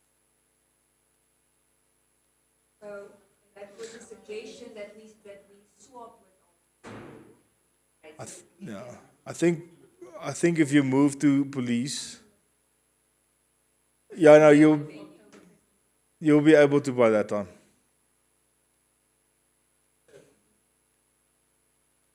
We're just renovating in the next month, so we're gonna paint and do the ceiling and so on, and then that gymnasium that's already available from the police, we can move into. So I think that resolves a lot of venue issues, because at the moment we have after school as a venue, and we have SKW, which is flaky to say the least. Now, what I do want to say is just to think of, and everybody that's looking at the stream or is going to look at this afterwards, if Roots wants, or not Roots, but if Marintal Club or Hardap Club or whatever they want to call it next year, is going to have a tournament, it probably will be in Marintal. But Keetmans is, and Rundu for now is very far. So it's always possible to host it in Windhoek or host it with Christian or Chorongu, let's say Rundu, so we meet each other halfway or whatever, just as a start. So just to think about it. If you say you want to host in Rundu, we'll make a plan. It's far, but we'll make a plan. But there is an opportunity to actually host it in Windhoek also, because we have that wall now, and we still have after school. So we have the two set permanent venues from next year onwards, which will help alleviate a lot of stress with regards to tournaments. But we need to have more tournaments or more camps. Yeah. Okay. All right. Now the next feedback, technical report.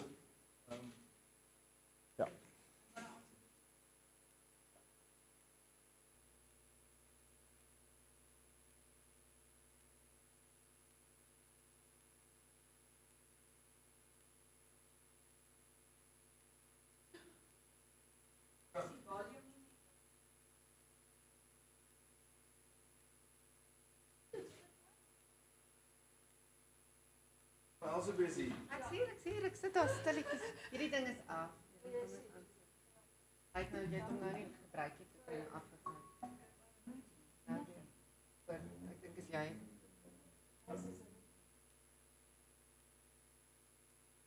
Hello everyone, I am Erika, the head of technical and referees for the Namibian Wrestling Federation. Thank you for the opportunity to present a short overview of our technical report for the 2024-2025 season.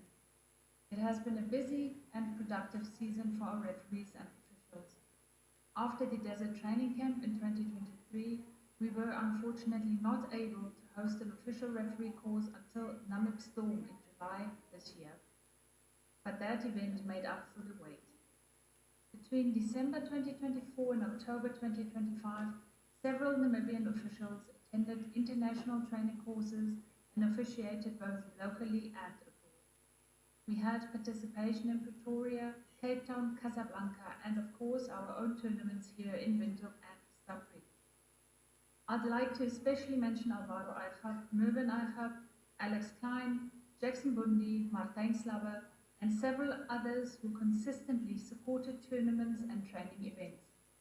A highlight for me personally was obtaining my United World Wrestling Level 1 license in the African Championships in Morocco this year. A proud moment for Namibia. Right now, we have a solid and growing base of active officials. Many are already registered on ETMS, while others are completing the process. It is encouraging to see new referees joining from clubs like Windhoek Wrestling Club, After School Care Centre, Roots and Rundu, showing that officiating is spreading beyond just one region. Going forward, the focus for 2026 will be on structured training and evaluation. We plan to implement a national grading and evaluation system for referees. Each referee will be assessed after tournaments with follow-up training and mentorship. We are also planning to request annual United World Wrestling certification training in the Namibia camps. One challenge that remains is getting more officials, especially from smaller clubs, involved. Our goal is to have at least one official for every 7 wrestlers, and we will continue to support and mentor clubs to reach that standard. I want to thank all our referees, coaches and club leaders for your hard work and commitment this past year. The growth we have seen could not be possible without your dedication. Together, we are building a stronger and more professional officiating base for wrestling in Namibia. Thank you.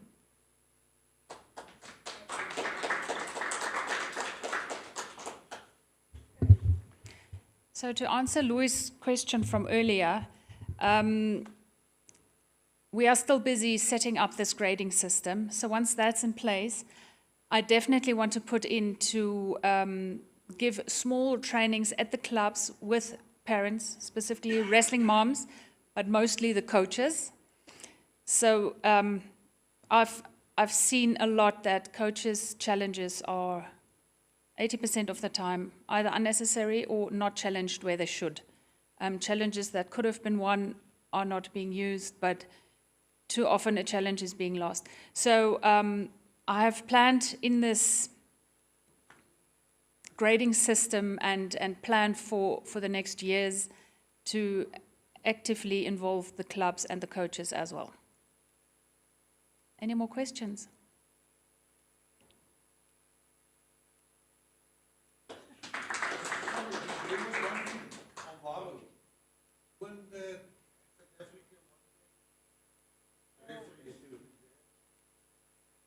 Yes, so in South Africa at every tournament, they choose one top referee of the mat for each mat. If there are 8 mats, 8 referees are being chosen.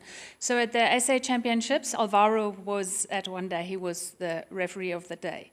And I think it was that day where one kid bit another. It was. Okay. All right, yeah, so very proud of him.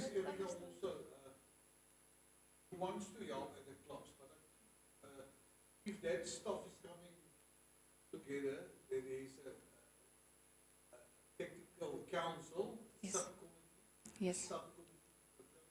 they don't get better. The thing is, you have to also do a course every year, not a United Yes. World Wrestling.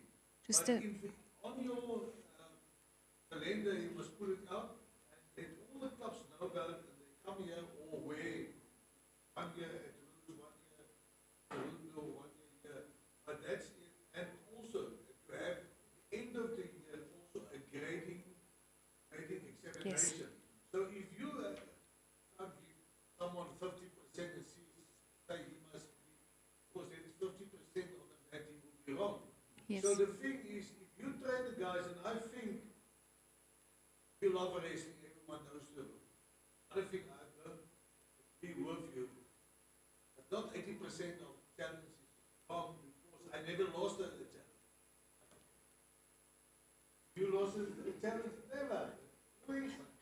I'm not talking about our coaches specifically. I'm talking about coaches in general.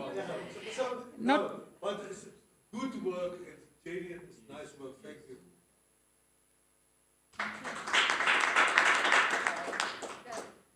The next report is from Coach Charles.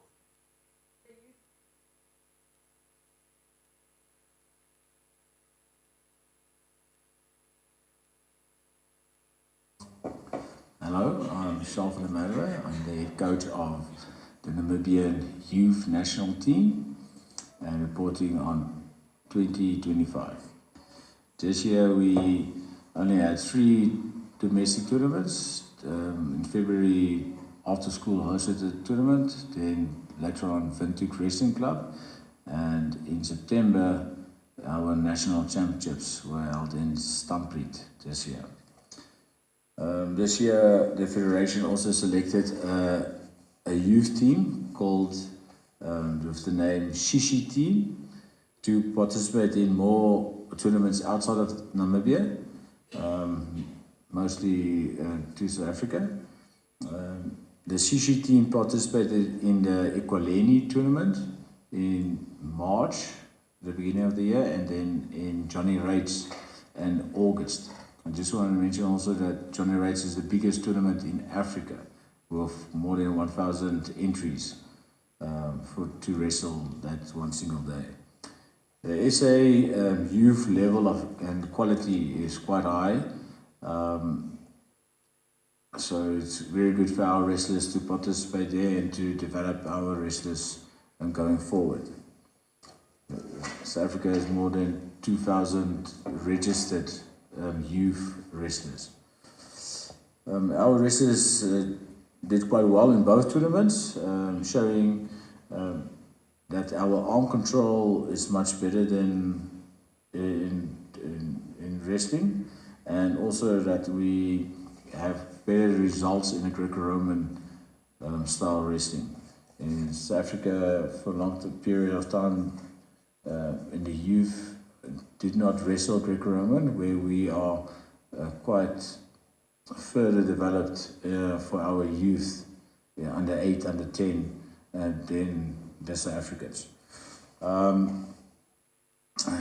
But we do lack the intensity in wrestling and the mental toughness as well. With the high intensity wrestling matches in South Africa, the South Africans wrestle about almost every second weekend with the same level of intensity, and obviously they developed to cope for that level of stress, fitness, and so forth. Our wrestlers are still developing on this. But yet again, we had great results at Equaleni and at Johnny Rates. Johnny Rates, we saw our potential from some of our wrestlers like Granville and Van der Klein, Milan, small Liam Slabbert winning gold. And they show that our wrestlers are doing quite well, very, very well. Then our federation also selected again a sushi team to participate in the SA Youth Championships. And here also this is the best of the best for South Africa.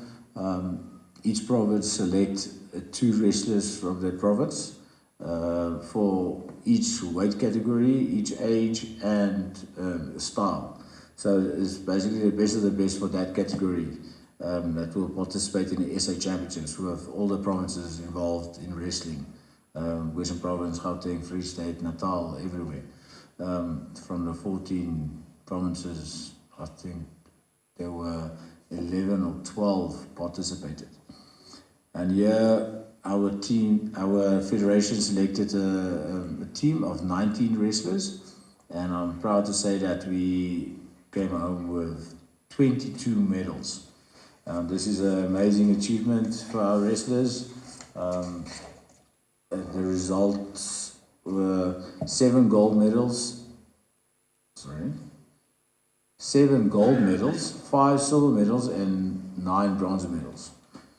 To name the champions of the Namibian and South Africans champions are Jasmine, Blessing, Liam, Christian, Caleb, Lysias, and Milan. But congratulations to all the wrestlers in the CC team. We all know to train wrestling, you have to have a wrestling partner. So it's not only them with the gold that did well. So, yeah, well done to all of you that were involved in the CC team. They show that they come from the land of the brave.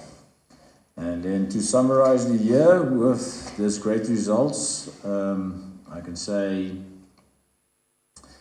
our Lion Cubs mane becomes more prominent.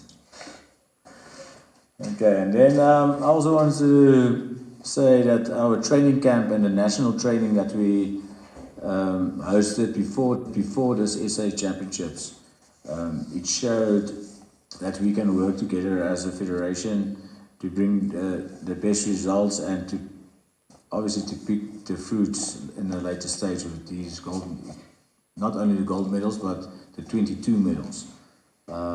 We must strive to work and train more with each other and to lift our country's wrestling and not only individuals. So we must proceed to train together more. Then we will have more developed wrestlers in Namibia and much more medals abroad. Thank you very much. Bye.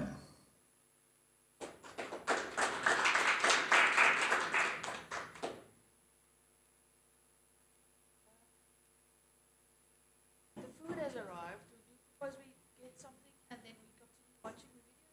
Or do you want to take a quick break? We've got one video from Coach Louise, and I hope it's in English. And then we have from Francois. Well, so let's do is it everybody still okay that we go through the videos? The voting will be 2 minutes, and then we can break for lunch. And then those who want to stay, and I urge everybody to stay. It won't take so long as my feedback. I just want to go through a few things in the management meeting. But yeah, is everybody okay? We'll break after the voting. All right.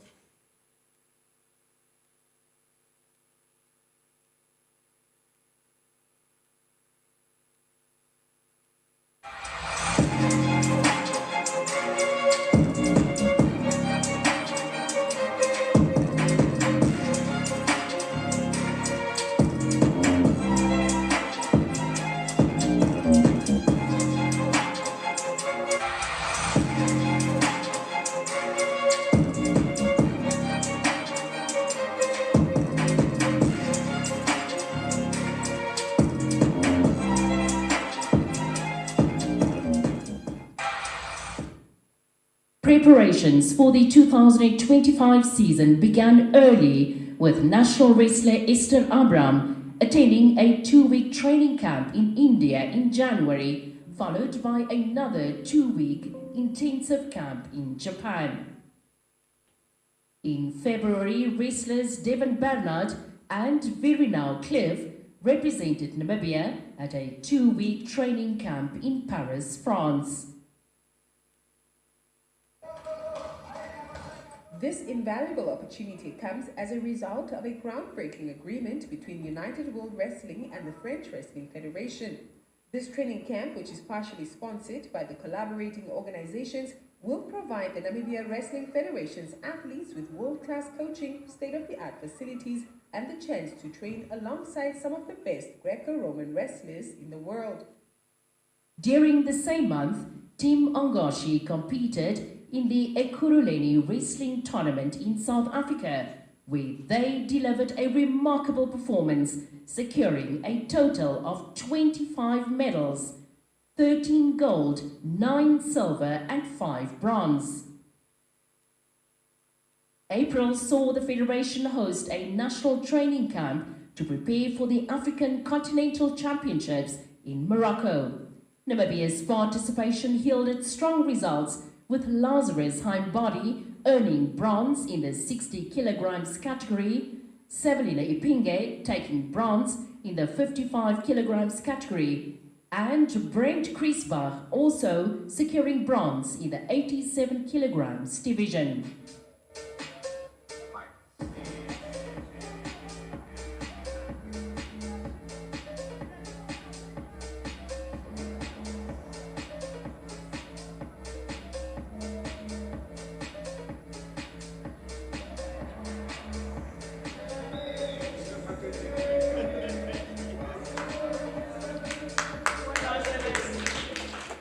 In July, the team returned to South Africa for another training camp ahead of the South Africa National Championships.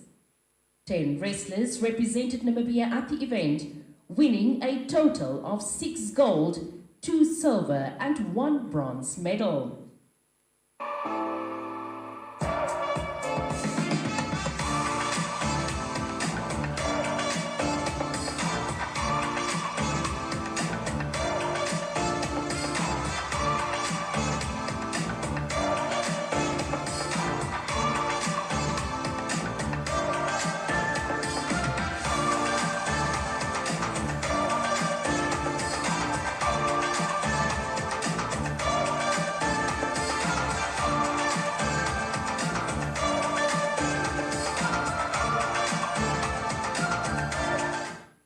The same month, 3 wrestlers from the under-17 category represented Namibia at the African School Games in Algeria, where Lysias Shipopieni, Henrico Durant and Petrus Heimbody each brought home bronze medals.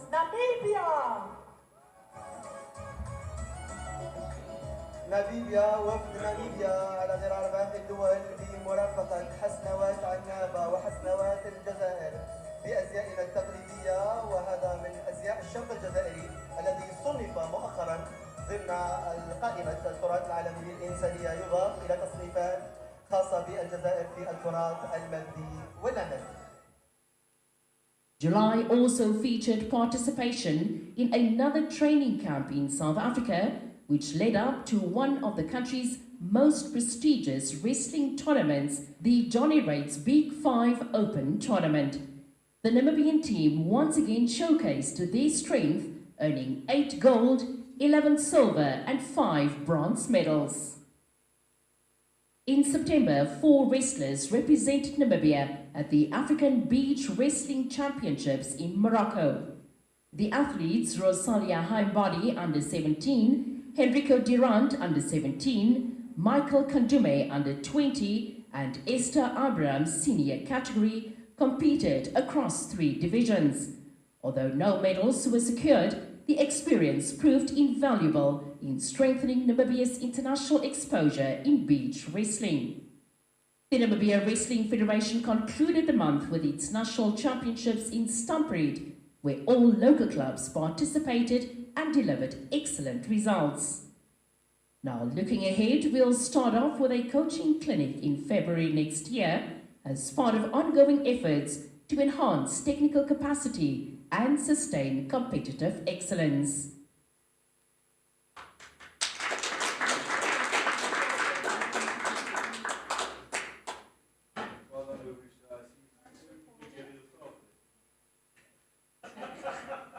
Thank you, Maggie. That was This report is from Francois Davis. Now, medical and high performance.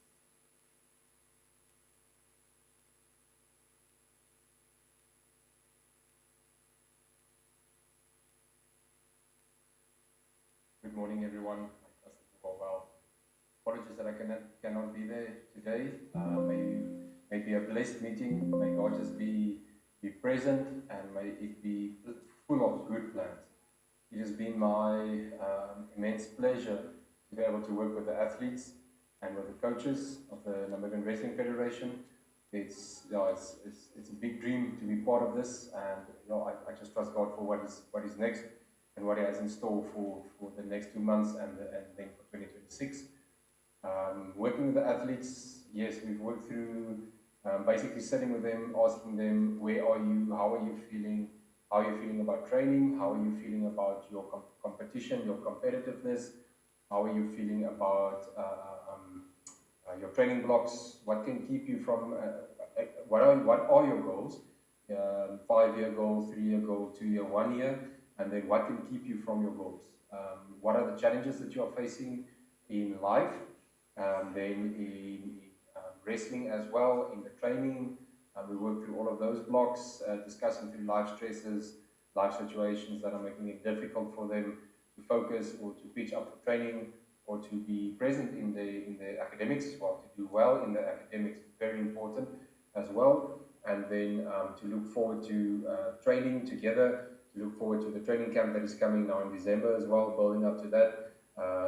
Me also being there to offer 2 or 3 day training camp sessions and course and seminar for the coaches and for the athletes. So yeah, really looking forward to what God is busy with them, with the coaches, working with them, talking to them about their mindsets, how they're feeling about coaching, what is their problems, what is their struggles. So it's a basic, we started off with a basic thing of where they are, where the person is, what are their goals, how do they want to get there, what are they doing to reach it, what is standing in their way, what can stop them from reaching those goals. And then we started putting down the blocks, the planning blocks, starting to talk about the neuro coaching side that I do with the athletes or with the coaches. Talking about the neuro pathways, the brain pathways that makes it difficult sometimes for you to interact or to engage into a situation, but then also to, also you need to rewrite it if it's a fear, a place of fear. So with most of the athletes, it was sometimes stepping onto the mat and stepping into that circle and sometimes knowing that the other person looks better or looks more ready than me, or when you're in the moment and there's 2 or 3 minutes or 4 minutes left, then their mindsets just give up. And we've been working those blocks to not to be able to give up and to be able to, even if there's 4 seconds left or 5 seconds left, you already still have 30 seconds to go in your body or in your mind, and you give everything you have in those last few seconds. Not to back down, not to quit, and not to ever give up, but to always work around the problem, to always find the solution in split seconds and to move and to operate from there. For the coaches, to assist them as far as possible. I've been assisting them in sessions of talking to them about where they want to go, how they want to reach those places, what do they need. Me and Colin have been working close by or communicating about sleep for them to be able to concentrate 100% on coaching. I know a lot of them are also have other lives that they need to do and live and work in, but if we can make them, or from the Namibian Wrestling Federation side, if we can make the coaching, if we can help with some life situations, they can concentrate 150% on the coaching, and they don't need to come with a lot of stress factors and stuff like that to coaching. So I've also been assisting and helping them with mindset plans and training blocks that they put down to do beforehand. If they have a stressful day, when they come to coach, they can leave everything behind and just focus on the coaching and just push through on the coaching. Exactly the same with the athletes. When they've had a hard week, how do they reset their minds? How do they rethink about what has happened, the effort that they've put in, and how do they always look forward to the next goal that is ahead, and to remember the work that they need to put in, and to remember that they are representing the country, that they are representing something bigger than themselves, but that they are the athletes and that they need to do the work. We cannot do the work for them. We can be there as coaches, as mental endurance coaches. I've been doing a lot of endurance stuff with them as well. They mostly did not enjoy it, but that's how endurance works. It's not always enjoyable, but it always changes the mind and it always moves you forward from there. Yeah, so I'm really looking forward to what is to come in the next 3 years, build up to 2028 Olympics to qualify.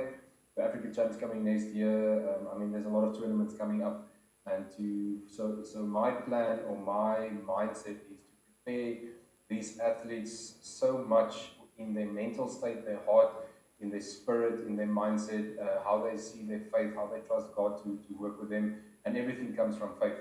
And then the training blocks that they put in, how they work with the coaches, the skills that they develop, everything, so that they are so ready that there cannot be a speck of dust that they can show a finger towards and say, but that is what made me not ready.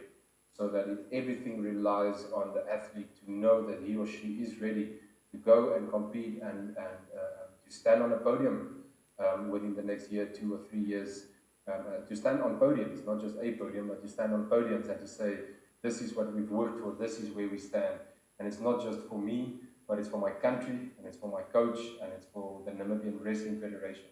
I'm also very excited about taking whatever we have been busy with, all the things that we have been busy with, or I have been busy with in Windhoek, to take it out to all the other new gyms coming up around across the country, and to work with the coaches, to also work with some other athletes wherever necessary, but specifically with the coaches, and to offer the coaches everything I have, to be a support system for them, to be an ear for them, to be a soundboard for them, but also to be a voice for them wherever they needed to be, and to stand up for them so that they can just focus on their coaching, and to create, to take the young athletes and to bring them up to becoming the next best in the country. So yeah, so this, I don't want to make this any longer. If there are any questions, please ask, please. I know Uncle will note this down, or most of you will have questions. Please ask him. I'm more than welcome to have a coffee with anyone, just to discuss through everything. This is a real honor for me to be able to work with these athletes, and I trust that God is busy with a very, very big process. And I've been already starting to plan next year. I've already planned the first 6 months of next year. I've already planned on my side, so I'm really looking forward to working with the athletes and to see where we can take them, and just to trust where God has already opened a way for them, to see where they can go and grow as not just as athletes, but as young men and young women, and to see how they can represent our country and represent the sport with honor, with passion, and with resilience.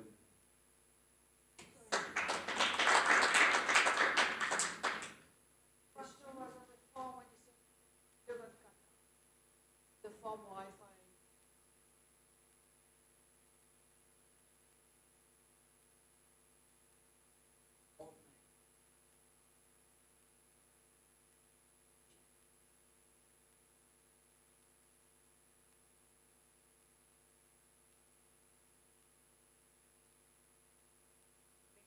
Coaches.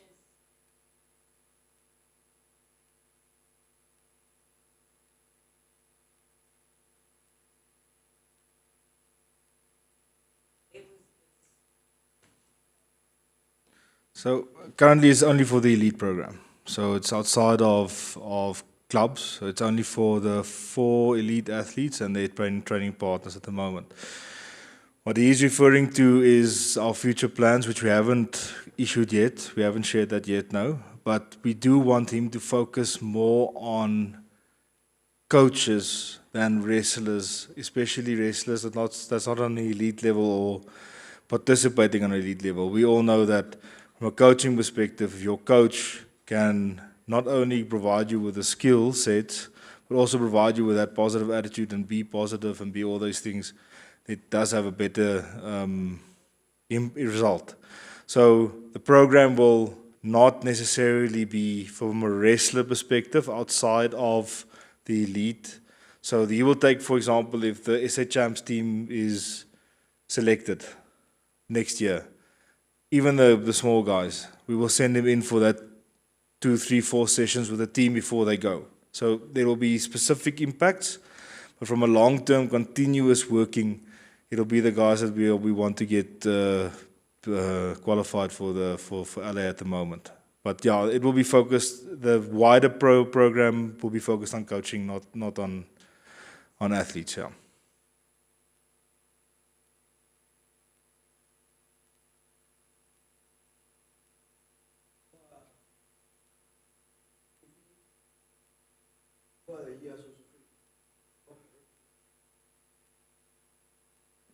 Want to say something.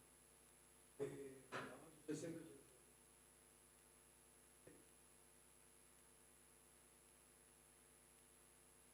Already support me now. Area 6 was area.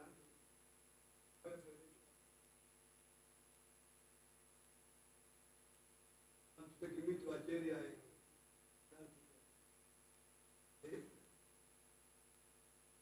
Thank you very much, Federation. In the good way, sometimes Singapore work and think we are fighting. Thank you very much.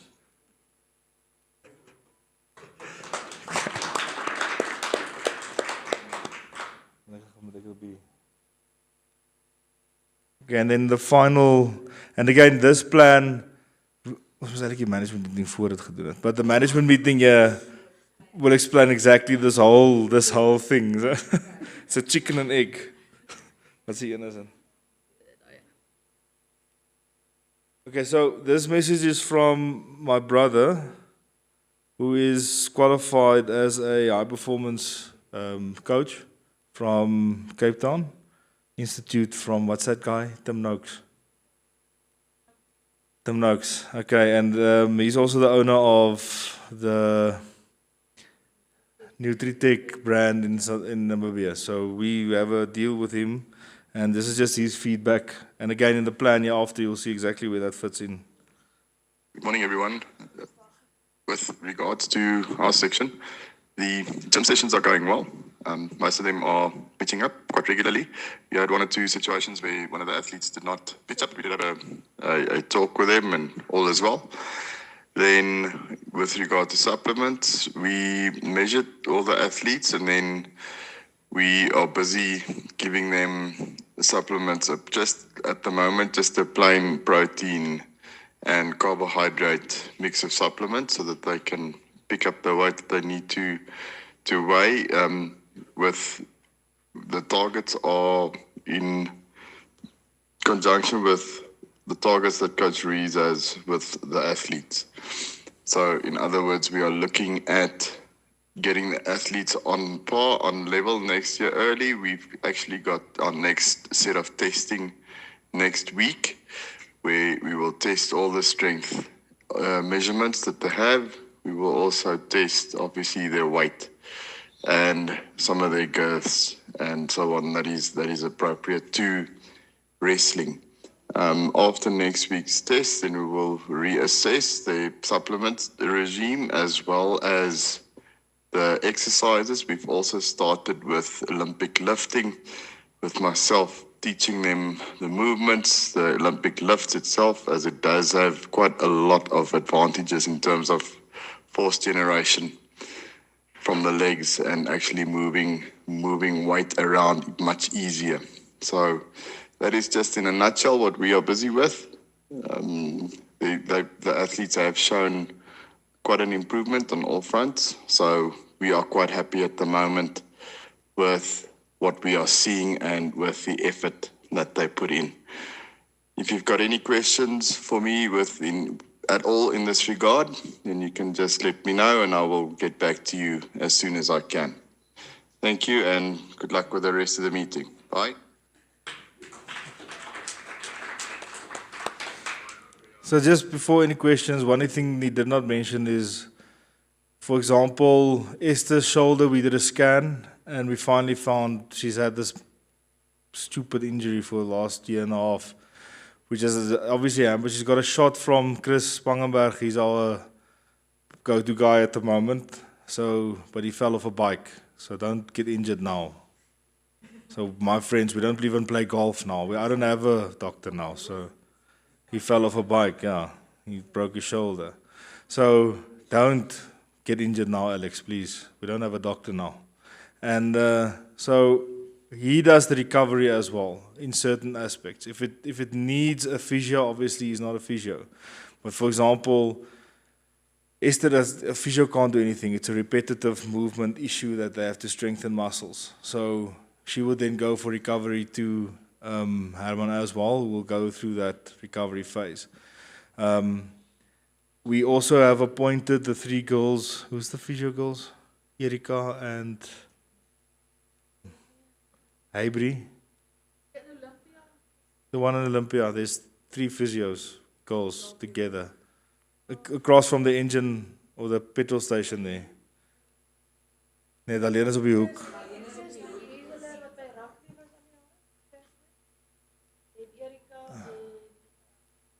Edri, yeah. Yes. So they are currently elected, not elected. We use them for recovery from a physio perspective. But we are in conversation with the HPC on their gym there. They do have the physio and the bio there. So we are in conversation maybe next year to revert to their expertise. They've got a hot and a cold bath as well, so which is quite nice for recovery. So currently recovery is at the Vindig High School, at the High Performance Center at Vindig High School. But for recovery purposes, we will probably go to where the facilities can really help the athletes professionally recover in certain instances. So, yeah, any questions on that? Yes.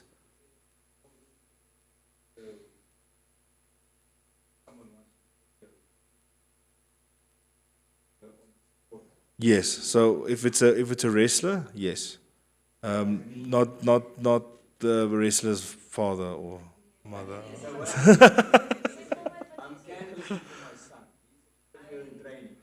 Oh, I see. Yes. So if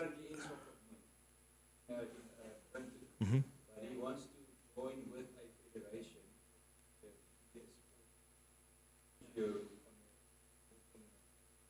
Yes, so that will be especially handy for our regional teams. So if we have an issue, let's say for example in Swakop, if I can have someone that I can, from a federation perspective, put 3 weeks into Swakop and do some physio there with where it's needed. Because Darian Moton, for example, he's probably going to study next year in Swakop, so he needs to join the team there, and he's an elite athlete. So then we would need to split ourselves in two then. So we will have that challenges going forward. So any nominations that you can give for that is great.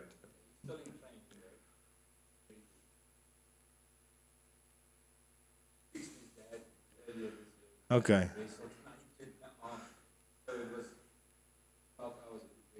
Okay. We are going to start, what do you call it?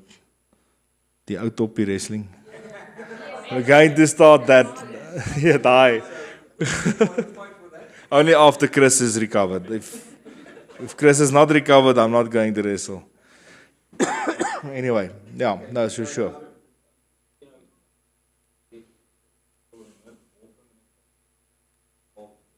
Sure, no problem. Yeah. Yes. For example, if we're going to, the way we approach these things is if we're going to build that building, for example, I'm going to ask everybody that's involved with wrestling that has a construction company first, and probably they're going to build it. I'm not going to go outside of that. We want to keep it as, with everything, as close into the community as possible. So if there's a physio whose son is currently wrestling somewhere, sure, definitely. We're not married to someone. We don't have a contract with anyone. I'm just giving feedback that that's where we're taking them at the moment. So if there's a better opportunity, then 100%. Okay. And nothing else? Okay, so let's just go to 6.1. Selection criteria and selection committee structure. There's just one change on the constitution that I want to bring in there. In the past, we had this coaches committee. We'll still have the coaches committee. I want to introduce a convener of selectors instead of the administrator. We did try that, it doesn't work. So what the convener of selectors then has to do is, as per our initial brief that we sent out, teams will be from a Namibian national team, will be selected at trials, not at nationals. Development teams, something different. Shishi and Goshi probably would be from a nationals or like that, but a Namibian team, according to the law of Namibia, must have a trial. We will have trials in the beginning of every year for Africa Champs, because Africa Champs normally is in April, May, so we will have end of January, beginning of February have trials.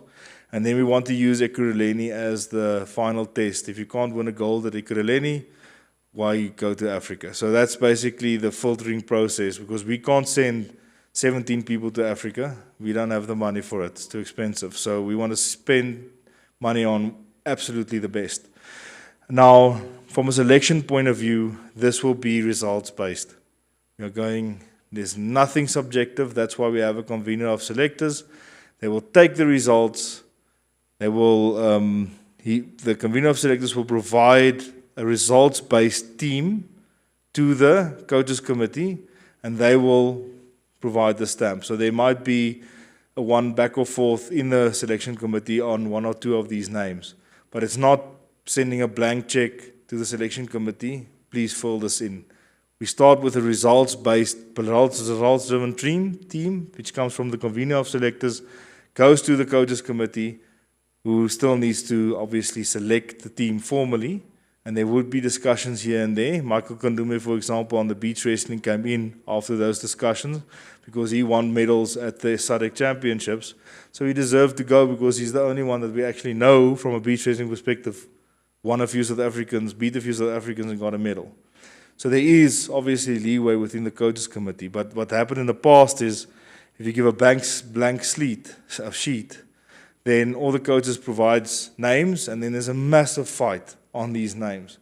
We're changing that around, and I want to suggest that in the constitution we add this, that we have the convener of selectors as a position, and that person's sole task is to administer the coaches committee selection process, and also including the selection process, but also provide the results-based team for selection on any tournament that needs to be selected.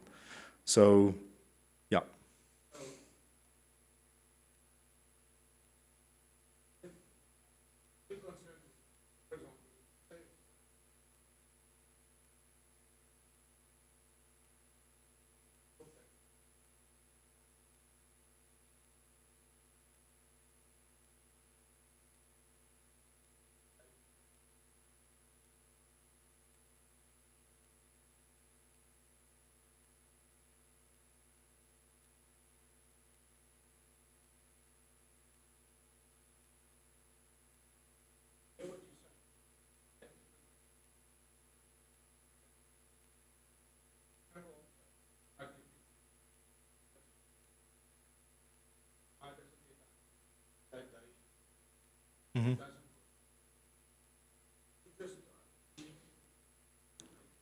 Okay, I think can we table that for discussion afterwards? Okay, that's fine. But that's not. Doesn't stand on that feet. No. Equally. So it's not a concern. I think that the final point you must always remember must go back to the Federation Committee. That they have the last say. And there can be only, if it is with the Coaches Council, they must just tell them, listen, but, or there must be selective some stuff, like he asked. So, finally, they must just, work, give the, aanbeveling to the Federation Committee, because they have the last say. So I think we can definitely discuss that because we do need a filtering process. Because out of the trials, we will have 12, 14, 18, depending on wrestlers out of trials. I mean, I can't at a trial say that you can't go because he beat someone. But I can say I need something to reduce it down. Yeah, so, that's definitely open for discussion, but that's not a constitutional thing. So that will never be in the constitution. What we want to vote in today is whether we can have a convener of selectors in the capacity to provide a results-driven base team to give to the selection committee, administer the process of selections, get the list from the selection committee provided to the federation for approval. That role is lacking at the moment, and it's not a structural issue. It is a structural issue. It's nowhere in the Constitution that role is properly defined. So that's what the vote is on.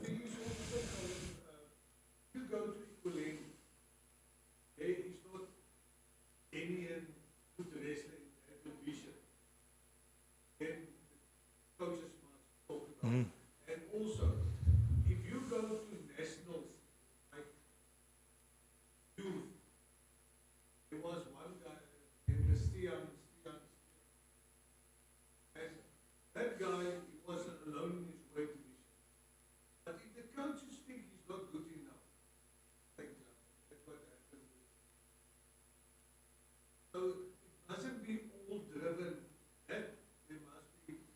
Yes, that's why there's an intermediate step. So the results-driven list is sent, and the results is purely results. So he would have been on the list because he got a gold. Even if it's, so he would have been on that list. And then they would say, okay, so, but the selection committee still needs to do that. But what I want to avoid by doing this is have a coach say, but how this guy has been wrestling for 6 years, give him a chance.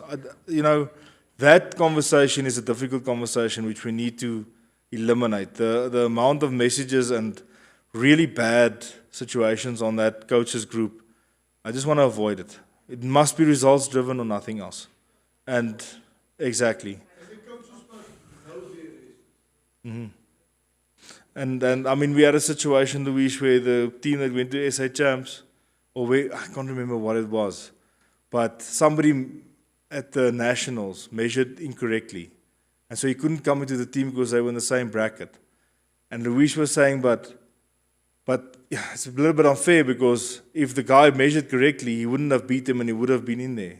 It's like, but if you look at the score sheet, he doesn't, he's got a silver. Cannot be in the team.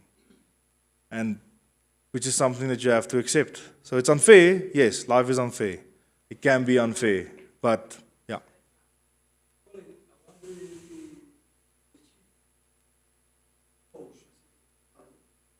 It's a convener of selectors, yes.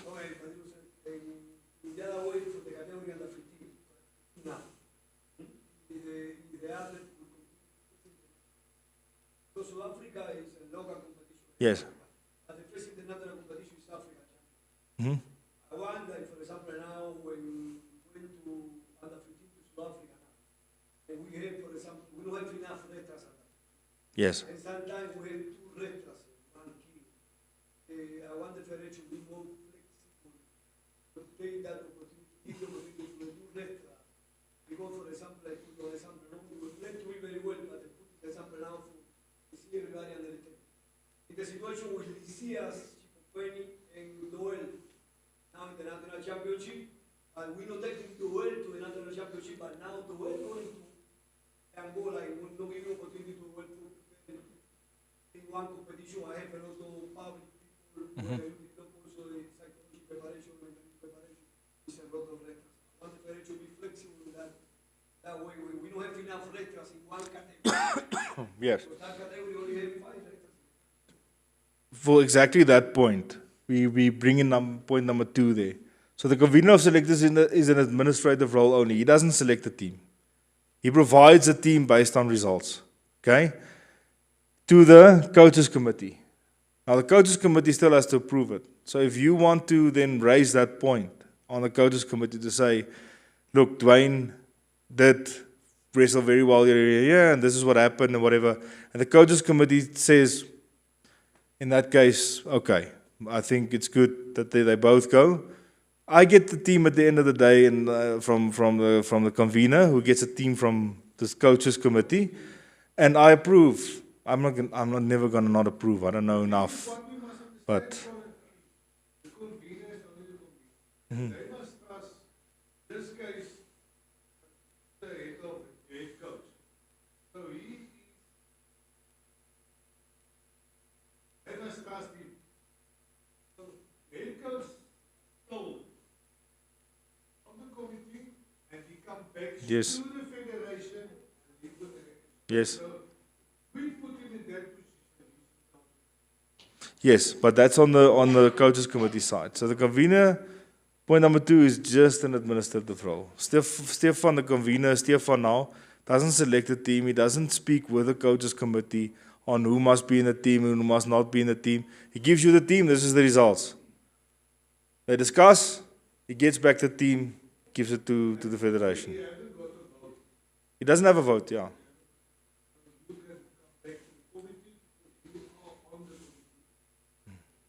I just don't want to start with, like in the past, okay, coaches, who do you think must go? It's, you know, it doesn't work.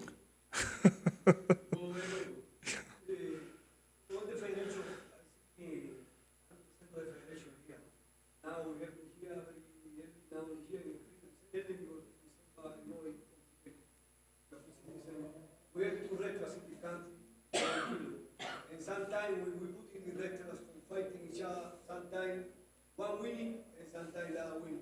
The situation in 55 kilograms for Roma have been playing and power sound. Now from my side, our coach, Charlo will be the last year junior next year. Para when we have 1 year extra in the category junior. I think in the federation, I don't think so necessary in that category we make clear. We must have the comment to the coach because I look at how they wrestling international competition, who bring them better results for something South Africa. And that's fine. That's part of the coaches committee. So I will not overextend my prerogative and go into the committee and overrule anything. It's not for the federation. Federation is here to administer.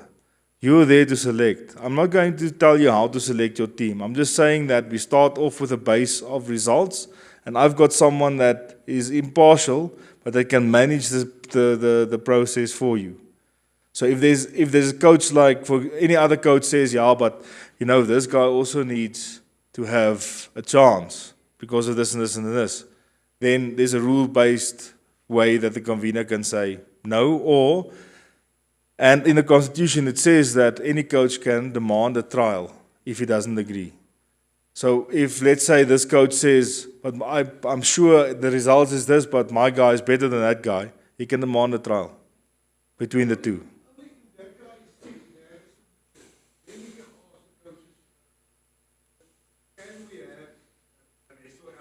Based on free or so. But if you know your business, but it's not a problem. I think we see before us, but it isn't like that.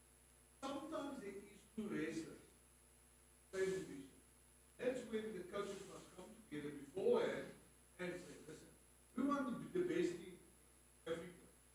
We trust both of the races, but we must decide this one, this way to be. We don't take out someone out of the division. And that's why we're lacking. I think sometimes there's two reasons. One stay here. Both can work because of that. So we must be honest with each other and help each other. For the country, not for. All right, so I go over to a vote for points number 1 and 2 before we get to point number 3. So number 1, that there must be a convener of selectors, and number 2, that it's an administrative role only, and that the coaches committee still selects the team at the end of the day. Can I get a second on that? Okay.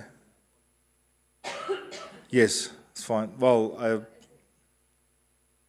nog nie eindelik nie. Jy het 'n proxy. Gabriel mag stem, maar hulle is geen corporate. Ja. So dis 1 2 en dan after school mag stem.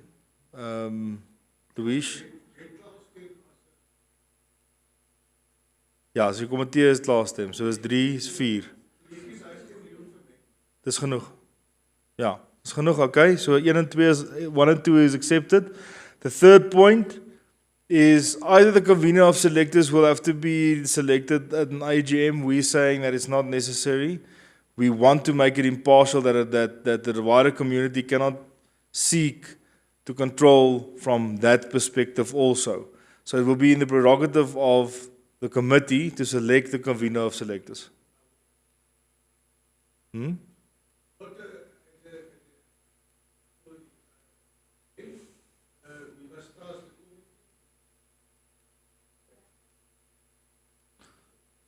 Okay, second on that. Okay, voting. All right, so that is also then accepted. I will update that in the Constitution, and the Constitution will be issued after the meeting or before the end of the year with the calendar. I also have to, in the Constitution, issue a Constitution every year to you as well, so that will be issued to you as well. Okay, the second point is Nationals format and venue. I don't think I have a thing made for that, do I?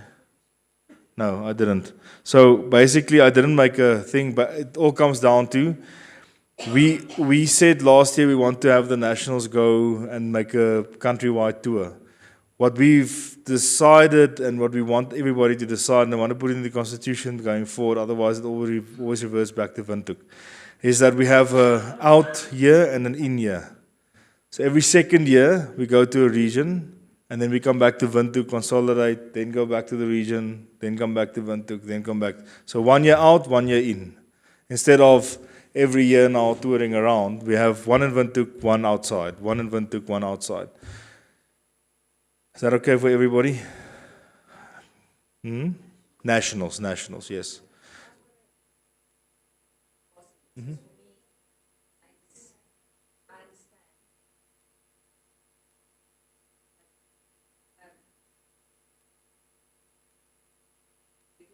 Most wrestlers registered at the issue with watch portion closer to getting filled in. And secondly, stop. Right? This is a bit, makes more sense. With one, the objective should be to get as many wrestlers at the national. Makes no sense. Have it at a place where the most. Maybe we can also look at an alternative board in, hopefully, the bus from Auckland and the bus from this. It goes to these things that guarantee those teams. Something, because I do Okay. think from a maybe difficult. What about you? So it's a So I think what we can play with on that specifically is we have two tournaments from a federation perspective. We have nationals and we have the presidents, which is now the Sam Lioma tournament. And if we decide we're not going to tour with nationals, because I understand what you're saying, then maybe we should tour with the presidents tournament. Because the idea behind this whole thing obviously is to create a spectacle. And so on. That's why we initially wanted the Roots Tournament Nationals to be in Marienthal. We just couldn't get a venue. That's the only reason why we didn't have it there. We wanted to have it in Marienthal because then you have the larger community in Marienthal actually would have come and supported it. The problem with hosting it at Roots is that the other half of the town don't want to go there. So that's why there wasn't a big, and that's why we didn't actually want to hold it there. So Marienthal should have been the place where we held it. So it doesn't have to be a federation place. It can be Otjiwarongo, it can be Karabib, for all I care, although that's a small community. But it's to take wrestling to a place and then actually showcase it, the best that we can deliver, showcase it there. Now, we from a federation perspective, we are committed. That's actually a Engels word. We are committed to assist where we hold it. You can see from the Roots, the accommodation was provided. We struggled again with transport. Transport is always sort of the key thing here. But I mean, we said we help with food, we help with so we really want to make this work. This year didn't work out like we wanted to, and also we decided late. We decided too late of where it is. So in our calendar, it will be in the calendar we will already decide where we have either the President's Tournament or the Nationals Tournament. The problem with the Presidents is the beginning of the year, so to make plans on that is difficult in any case. Nationals is at least towards the end of the year, so that makes it easier for people to get used to. So what I'm saying is that in Oudtshoorn you have Napsu, in Samprit you have Napsu, and everybody goes to Napsu. So I mean, to go to nationals to a place is basically the same thing.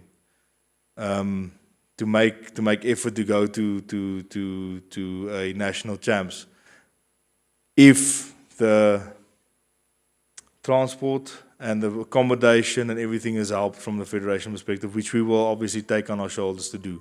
We can't expect someone to go to a nationals and spend $7,000 to go there. Nationals is the tournament that's going to establish this team, the Shishi team. You need to have such many teams and wrestlers on it. Mm-hmm. Why would I want to motivate wrestlers? Yeah, but I think if you take to make it as fair as possible, then Rundu, if they become a big club, if I know it's if, but if Oshakati also become when they become a big club, then the same argument can be from their side. If they start getting elite wrestlers in and really good wrestlers in, they can have that's why I'm saying Windhoek will always be the base of the elite wrestling team. We won't put the elite wrestling team anywhere else. That doesn't make sense because the infrastructure sits here. Mm-hmm.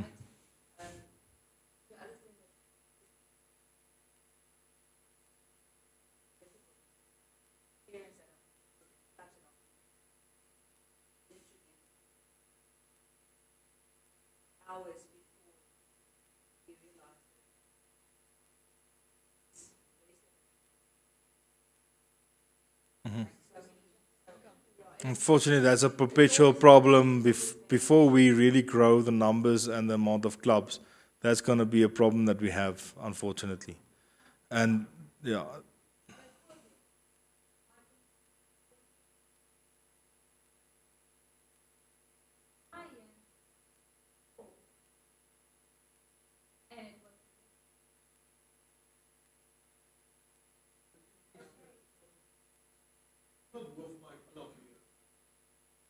Warfare.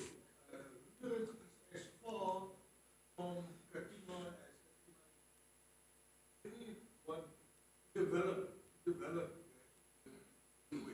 think 1 year here, I understand that the high performance will be here, the elite races will be here.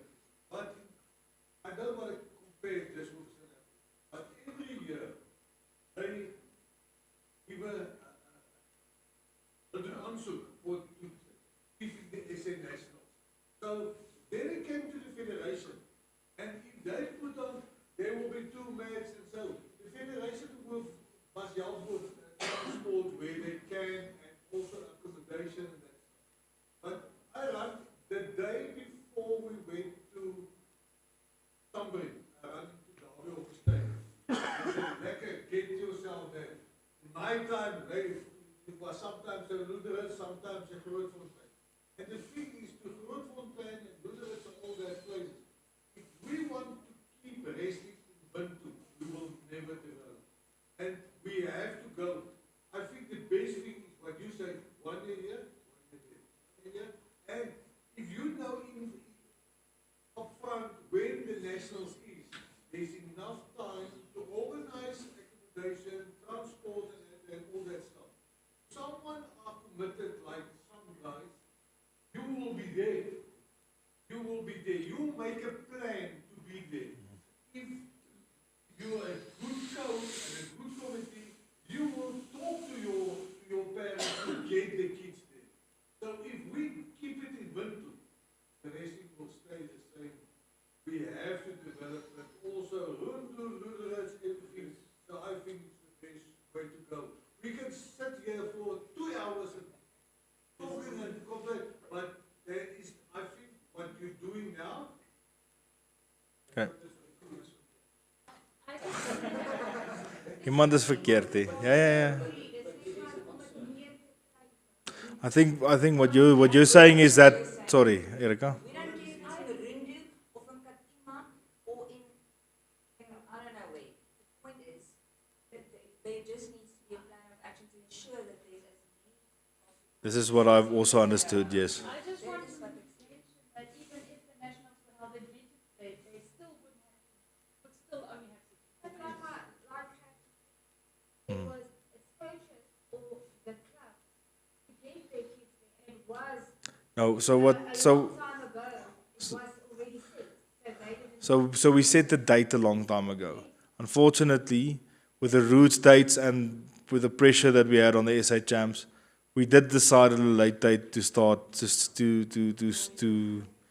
conjoin it and put it in Stampede. So that is something that we need to better on, because I think if we had more time, we logistically could have made it a lot easier and better.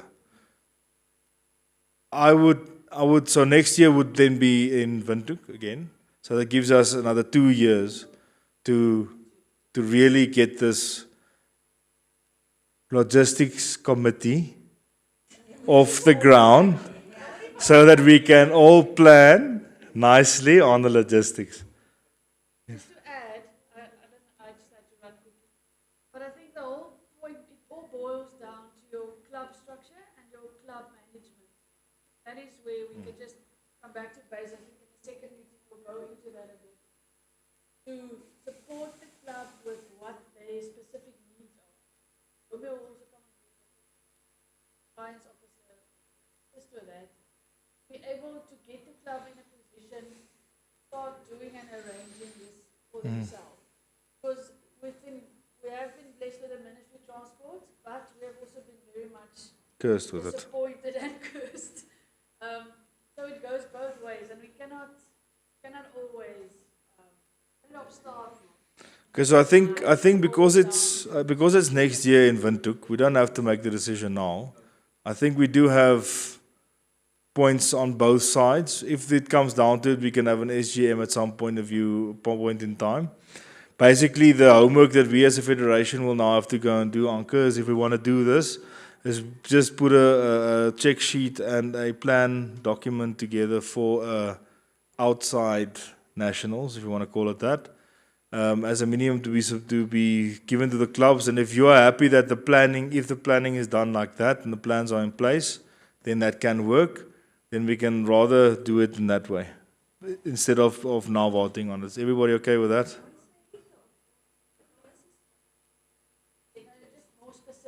Now for nationals, if we put nationals outside, nationals is a little bit different than.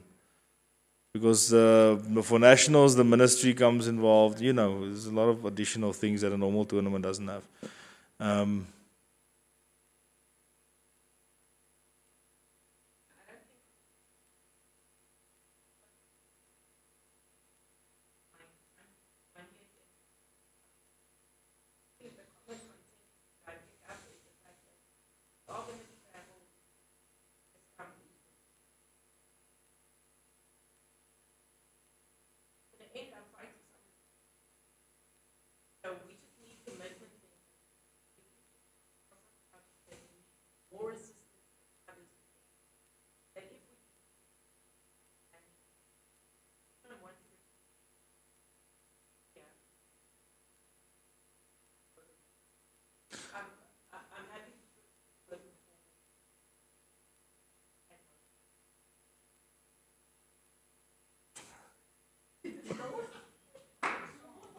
Okay, so from Windhoek Wrestling Club, Gertjie, are we going to vote? Okay, so let's any second on inside, outside? Okay. So next year is in Windhoek. Okay. So our instruction is, Anke, from a committee perspective, that we do put in place a document, a planning document for nationals, outside nationals, to give that to the clubs for comment, and so that we can adopt that as a policy and a process formally going forward, so that everybody is fears are assuaged. It's still the NWF. Yes. The support will just come from the local club within that. Correct. And they yeah. Yes. Exactly. No, not necessarily. It's not a club linked event. It will be. Yeah. So, for example, if we have no club in Oshakati, but we have one or two guys that really wants to start a club, and it seems like there's a lot of interest or whatever, we will have a exploratory sort of outreach there, marketing event or whatever. But we might decide to have a tournament there, the nationals there. I don't think that will come to fruition. I think probably we will have hand in hand with a club. I don't think we will ever do outside of a club, but it's not impossible if it comes down to it. No, not Luderitz. Luderitz is very far.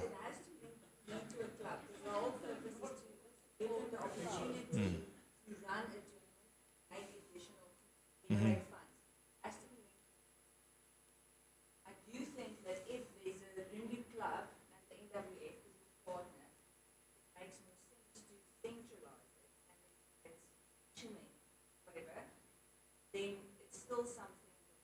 Yeah, okay, I agree. Yeah, so if the region wants to develop, for example, if, like you said now, if Rundu Club thinks that the region can develop in Tumip, then you can have Rundu Club with the NWF host the nationals in Tumip. Okay, that's understood. Okay. Okay, second? Yes? Vote? Yes, okay, we can adopt that then. And that is, if there's no other business agenda points, anybody? No? Okay, so let's conclude. This meeting is adjourned at, what's the time now? 1:15. Yeah. Then I make the meeting closed. Thank you very much, everybody. I close the meeting.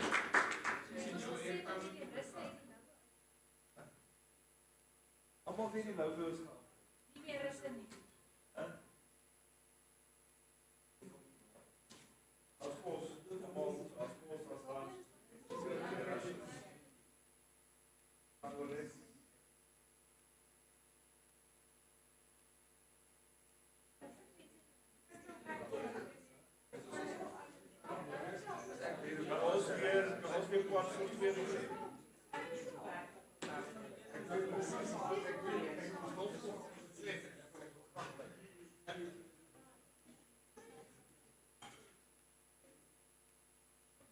Okay, kan ons 1:15 begin met die ander session? Dit gaan 'n uur vat max, nie eers 'n uur nie, dit gaan 'n halfuur wees.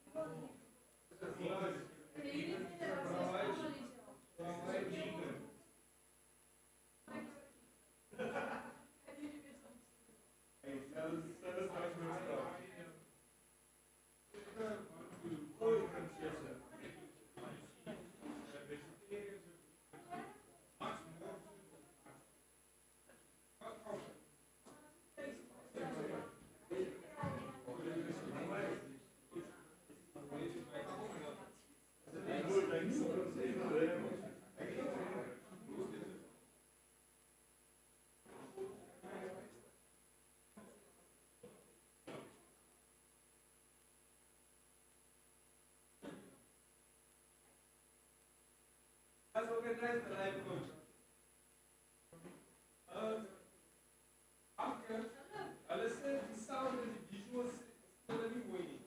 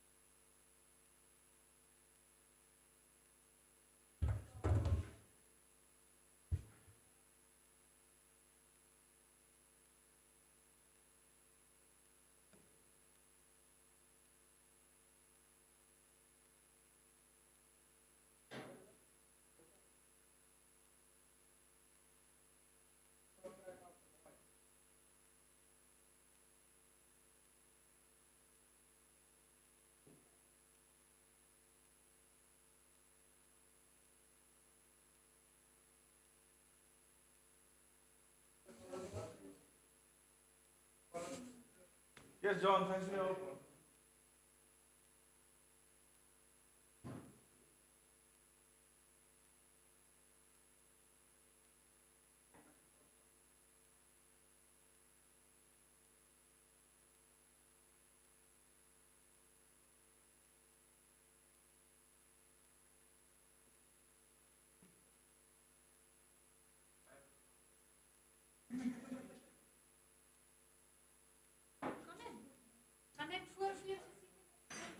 Ja man, ons gaan nou vinnig, ons gaan baie vinnig gaan. Dis net 5 minute. Nee, nie net 5 uur, gaan meer as dit wees, maar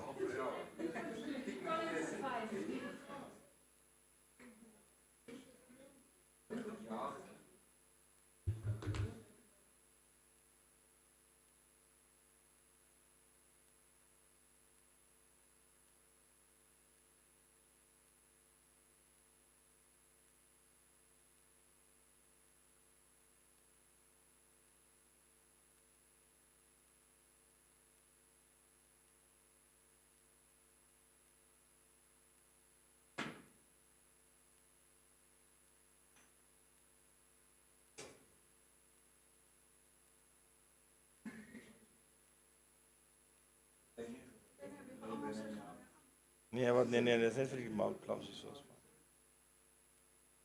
Ja, vir die ouens. Ja, sê ons gaan nou weer aangaan, ja.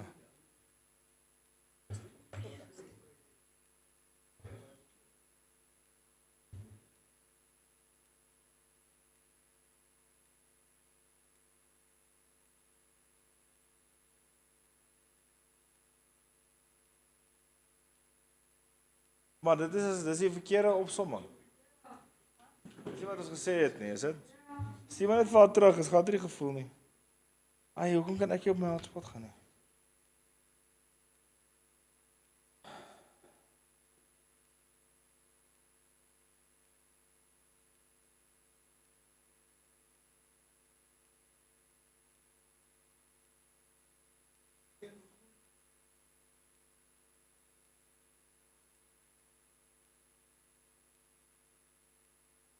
Anke, ek kan nie op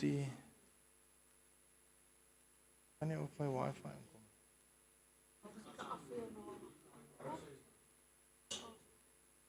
Wat jy die paswoord van die plek? Ja? Dis just wifi. Hoofletter F. Yes. Oh, okay.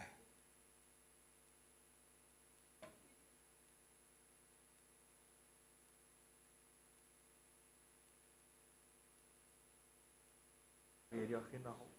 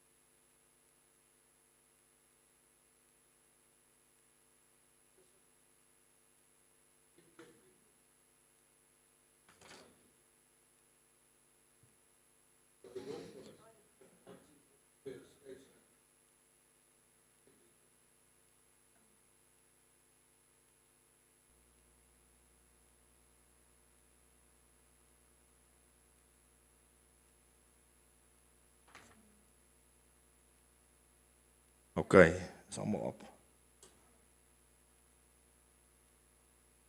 Aangesit. Jy wil laat weer die link is weer oop. Die screen is nie aan nie. Ons sit hom eens om aan. Sorry, maar.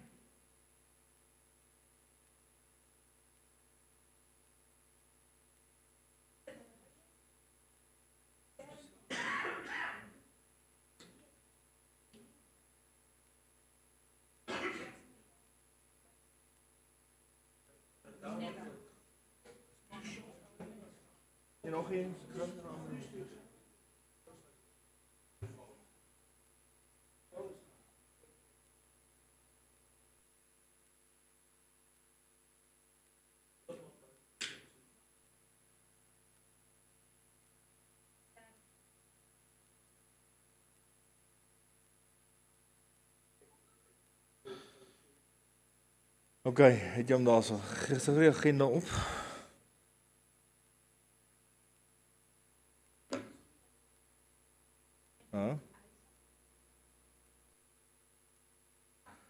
Okay, welcome to the next session, which will I'm really going to run through quickly, and then I want to have more time for questions and answers than I present, so I'm going to go through it fairly quickly. So we'll start with the administrative structure, then we'll go on to the development structure, then the funding structure I actually included into the development, the first structure. So we'll go 2 and 4 we'll do first in the one slides, and then 3 we'll do separately, and then finally that very important one, the minimum wrestling club requirements. We will go through that quickly. Okay, so without further ado, let's open the. Got a slideshow for this one. Yeah. Okay. So there's addendums to it. Razan and all the letters that and the correspondence that we had, I've appended to this document as appendix. We're not going to go through it, but I'm going to release it because a lot of this comes from our discussions that we've been having also in the background. So, but I did append those as appendices so we can see where it comes from. So we're going to go through corporate structure, the branding and identity, and then financial structure. So you see I put the financial structure, just the next slide. So let's start with the next slide, the corporate structure. So you know all of these things, the four initiatives, and we believe that the corporate structure should underpin the actual success of all these 4. So we have all of these incorporated into our structure. The next slide will show you that from those 4 initiatives, we have made 5 or 4 projects. So why we do projects? Every project can have an owner, every project has a project manager and a project treasurer, and each project they can then focus on what that project needs to focus on. If you have a strategic initiative, it's very high up in the air and it's difficult to plan. So what we've done is we've created Project 1, Namibia Storm and SADC Open. As you know, that project has already been successfully delivered. Okay? And that affects all strategic initiatives. The Project 2 Grassroots, which is a strategic initiative 2. If you go back to, it's a 500 plus registered wrestlers is the initiative. Then Elite Training and Coaching Program, which is 1, 3, and 4. The initiatives being self-sustainable, host international tournaments, and qualify for Olympic Games. And then finally, It Takes a Village, strategic initiatives 2 and 4, where the overlap is between growth and that talent identification. All right, so I'm not going to go into details. I've got for all of these projects, there's a detailed project charter, there's a detailed project management plan, there is all of these supporting documents for each of these projects. I'm not going to go into that. What I am going to do is in the next slide, going to show you what the structure is that we are putting in place to actually achieve these initiatives. So in the middle, you've seen the Namibian Wrestling Federation. That stays the same. We are underpinned and associated under the Sports Act of Namibia, so we cannot operate outside of that boundaries or outside of that bounds. All right, but what we can do is, what we need to do is set up a corporate structure that is longevity based. In other words, if the federation gets a new committee, that it's not a reset, it's not a let's reinvent the ball and all these things. It is to make sure that the structure keeps protecting what has been put in place. And that would, for example, stop 2012 to 2019 happening, where wrestling, or actually earlier than that, wrestling in Namibia just really did go through a time where it was sort of almost forgotten. All right, so What we did is we've opened up a Section 21 NPO, and it's a non-government organization called Growing Olympic Wrestling Namibia. I'll go into more detail on exactly, but that is to underpin projects 1 and 2. So just go back, project 1 would be the now Stormont Sadek Open, and project 2 would be the grassroots. Okay? Now, that specifically is mainly to get grants. So any grants or any sponsorships or any money that comes in goes into the grown business, which is a non-profit. From a tax perspective, there's a lot of things that we can achieve better than have the money granted in there. This is a non-profit organization, so there's no profit coming out of that organization. So we also are going to what we discussed earlier, if you are employed to do something and paid to do something, not to do it under the federation, but to do it under the grown business. So, for example, Anke that's getting a salary for being an SG, rather be an SG under grown, under that structure, than just be an SG under NWF. That also has some tax implications, apparently. I'm struggling with all this tax stuff. This is from talking to a lot of people. Not a lot of people, to specific people that helped us here. Okay, so this has already been going through the government processes. This is a business already. Okay, so we have all the documents and all the stuff, the grown business. The NWF will have 50% control. I'll go into detail how we can do that. I'm just going through the overview now. All right. On the other side, we have Elite Wrestling and Coaching Academy. So that's a business on its own. That's the elite. That's the academy and the coaching academy. All right. You'll see that there's 50% control of the NWF there, and we are granting whoever the national coach is at that stage or selected for those 4 years has the other percentage of control. The reason for that is that, and this is not based on shares or getting money out of it, or that's not what it's about. It's about vote. So if you have a committee, you can't just, as the committee in the future, tell the elite guys, no, you're going to do it like this. That's a problem. You need to have control over how we're going to implement the plans, must be in the hands of the national coaches. And there's 3, like we already said previously. There's the national coach, Greco-Roman and beach wrestling. The head coach, LL, still don't know what that stands for, but that's freestyle. Bad thing. Yes. That's... Okay. So that's freestyle and women's wrestling, and then obviously the head coach of school. So if we launch this program, Charles, Luis, and whoever the other would have controlling stakes from a voting perspective in this business. Okay. And that is to protect the programs that we implement, so that no committee can go in the future and say, we're not going to do it like that, we're going to do it like this now. They just can't go and just override. And then we have the wrestling facilities management business. So the facilities management business is we are going to go on a drive to implement facilities. That facility will be a profit-generating facility. It's not something that we put down and hope it works. Other people can rent it. Other sports codes can rent it. There's going to be people who manage it, so they need to be paid. So it's going to be a business on their own. That line there on the left-hand side means that the grown organization, because they can't make any profit, but they do need a controlling stake. And why?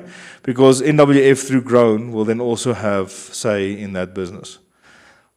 So I'm going to go to the next slide. It'll become more clear. So the purpose of grown is the vehicle to receive grants, donations, and any other funding for wrestling in Namibia. Employ all the staff that will receive a salary for working in wrestling, also including any of the NWF committee members, national coaches, and elite senior wrestlers. Obviously, this is not just something that occurs. There's obviously going to be the same process in the constitution of the NWF will also need to be adhered to employ anybody. Control 50% of the grassroots development project in conjunction with the NWF management committee. This ensures that changes in the committee does not impact the existing development programs in place or the funding granted to any development initiatives. That's basically just saying that if we get money in from a private company, that we can tell the private company that in 3 years' time, with a new federation or a new committee comes in, everything's still going to stay the same. It's not going to be just overthrown and then we go on. Ensures longevity in development programs due to continuity of the grown board permanent members. So the board is set up that the NWF president, whoever the current NWF president is, will be a member in the board. Whoever the NWF SG is currently will be an SG on that board, will be the Secretary General on the grown board as well. The treasurer will be the treasurer from the federation, and then there will be a CEO, CRO, and a COO. The three CEO, CRO, that whole thing is external to the federation, which means that constitutionally, and there's a memorandum of understanding between the NWF and this company that's in place, that is binding. That means that automatically, always, there is a 50% control from the federation in this company. All right. So whatever is implemented in this company will have to go through the NWF processes before it can be approved. So that's the way control will be established in this company. You'll see there's the logo that we're doing there. Yes. I don't know if the naming is right. That there's still a lot of work there, but yeah. Mm-hmm.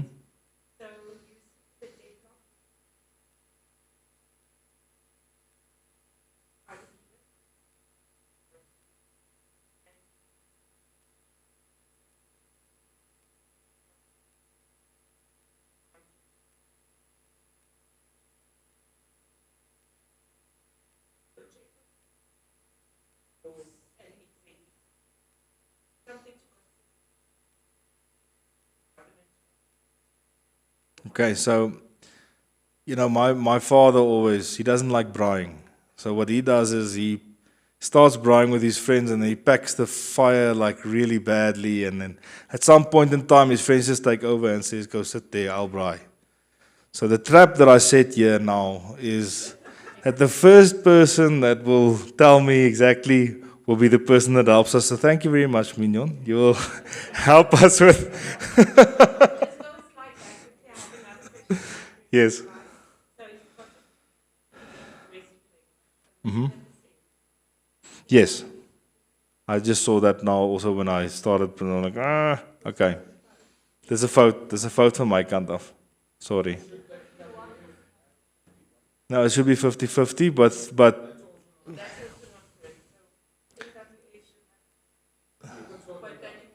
fine. Yes. Okay, so Mignon, thank you very much. We will entrust you with getting all this done. All right.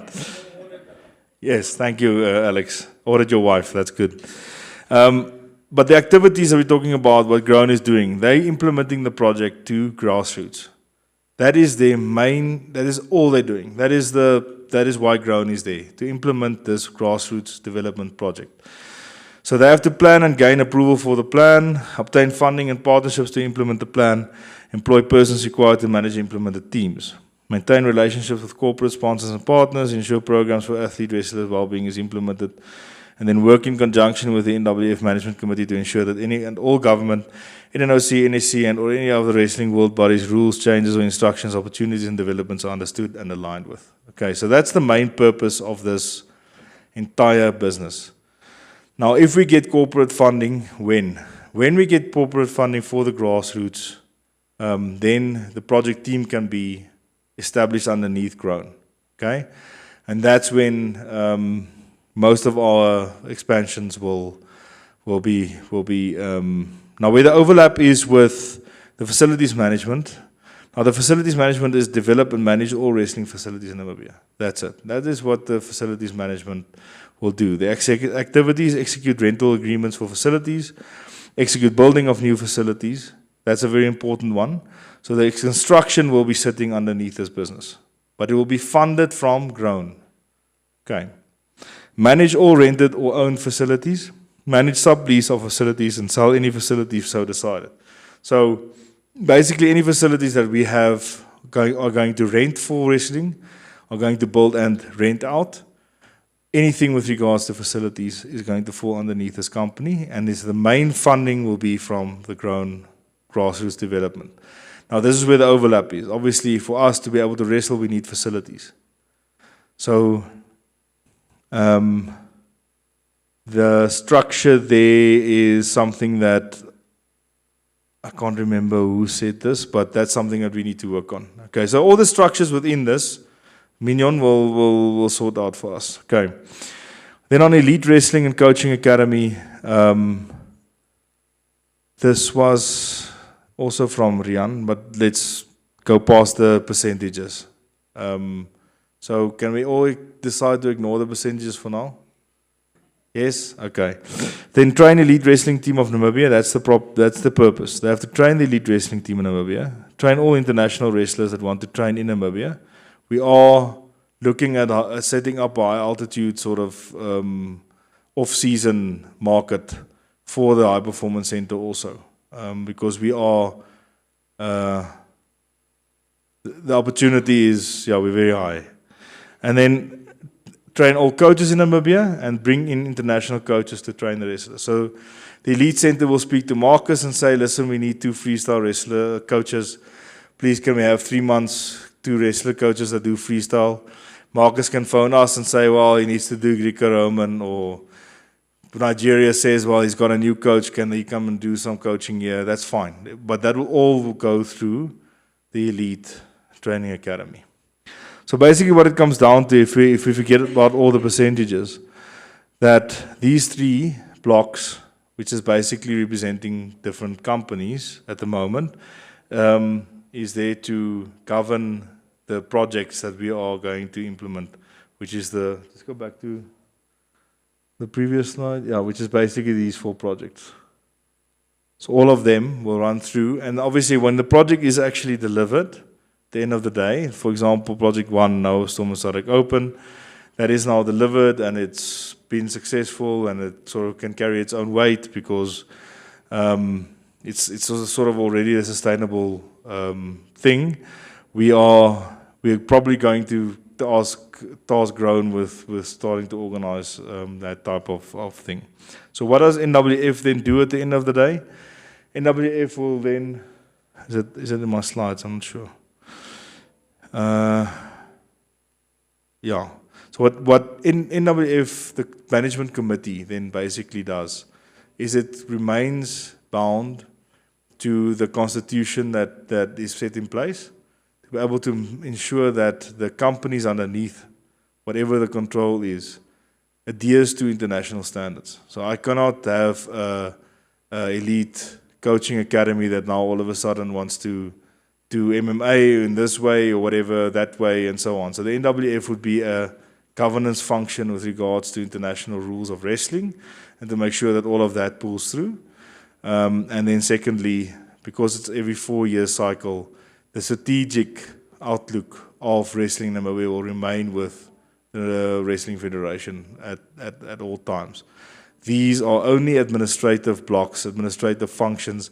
They will not inherit any of the current strategic directive issues that the NWF must have, including branding, including your logos and all that stuff.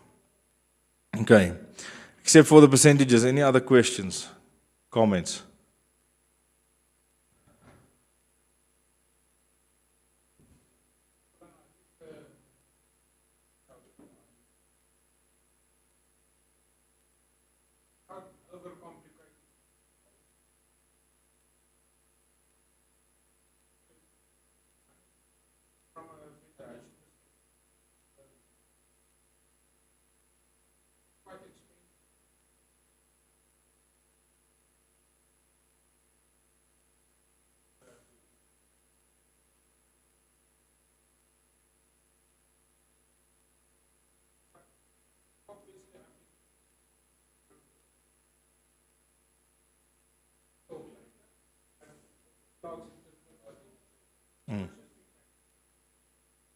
Yeah, there we need a lot of help to finally set it up, yes.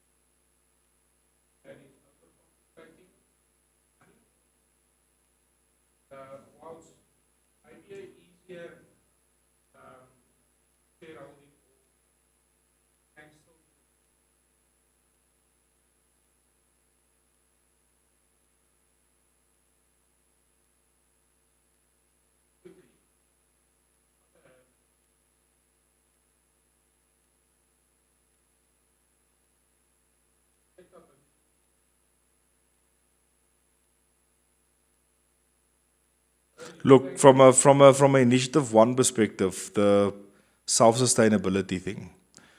The reason why it's a PTY,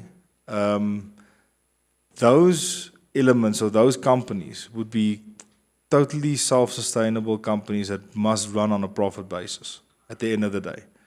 So, and you would need to sort of, if it's in the elite, for example, I did think of combining the facilities under the elite sort of company, but then the management of that becomes difficult from a shareholding perspective because I cannot. The main purpose of the business would be muddied. So that's why when I thought and discussed it the first time, setup of the main purposes of the business without compromising or giving away. At the end of the day, the facilities management for the wrestling, for example, should not be under the NWF at all. It should be a sports facility management company that manages it as a multi-sport center. We're just starting it now because obviously we need our wrestling to do. But I mean, as soon as I put up a 24 by 30 meter shed in Rundu, I tell you now that there's 7, 8 other sporting codes that will immediately want to start using it. And so to keep calling it only wrestling centers going into the future is not realistic. But then we already have a company set up to take that over. So you'll see there's no forced control on the facilities company except through Grown from a control perspective. I don't even know what the board will look like. The idea is just that we separate the exact purpose of these structures to only perform the activities surrounding the purpose of why it is set up. If I can't have it in Grown because then I can't make money out of the centers because it's a non-profit. So Grown can't own facilities that makes money. It's not possible for them to do that. Otherwise, I would just have Grown make all the facilities theirs. But we want to make profit. As from a sustainability perspective on wrestling, you need to make some money out of it. Otherwise, yeah. But the trap is laid. You've stepped in it. So let's power forward to the end of the year and see what sense we can make of this. Right. In principle, do you agree that we cannot have everything of this under NWF? We have to. I don't want to take grants into the NWF because then I'm bound to the government. Then the government sort of has an oversight of how I need to spend it. If I get grants from outside, I wanted to go into Grown because then that's a separate company. So I don't have to go on, for example, if I want the service, go on public tender, which is a nightmare. I can do something else. Now that's based on the way Cricket Namibia does it. So they also have sort of a similar structure in place. Okay. I think that's for me, so even that's a very complicated thing, but it needs a lot of attention with regards to what your expertise is, so let's do it. Can I go on? Okay, branding and identity. So basically, we want to do a branding sort of identity structure throughout NWF, from a CID, what is it, CID? Is that what it's called? CSI, where all the fonts are the same and all that, all the signatures. IDC, Compatriots for Change. Okay, so CID.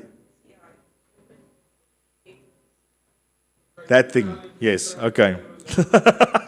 Dis hoekom sy nie wou gesê het, I'm not saying anything. Anyway, so Following the structure that we have, obviously we're going to work on it. We have developed some of the branding with regards to Grown, the projects there. So we had the Namibia Storm, let's go on, Namibia Storm logo there, and the SADC Open Championship logo, and then the Grown logo. But obviously we want to go further and say, what is there a slogan, is there a mission statement, is there a value statement? All of that stuff obviously needs to come into play. Even in the previous slide, from a NWF perspective, we've got a slogan. We've introduced a symbol on the what's it, the singlets? On the singlets, our symbol is a crown of thorns. That's on our singlets, okay? But what we don't have vision and value statements really advanced in any way, and also, like I said, the corporate identity thing is for us is important, because if we go more international, then I've seen there's emails by me and the emails by Anka and the emails by Erika. It's all different. It's all different sizes and all different signatures and all the. I think we just pull that together. So we need some help there.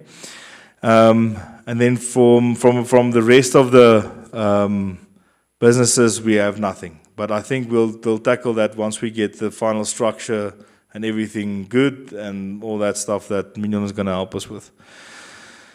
Okay, and then finally, the financial structure.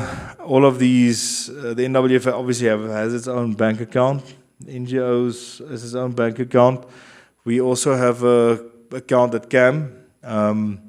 So Capricorn Asset Management, where all the extra funding that we had a budget of 2.7, we got 5.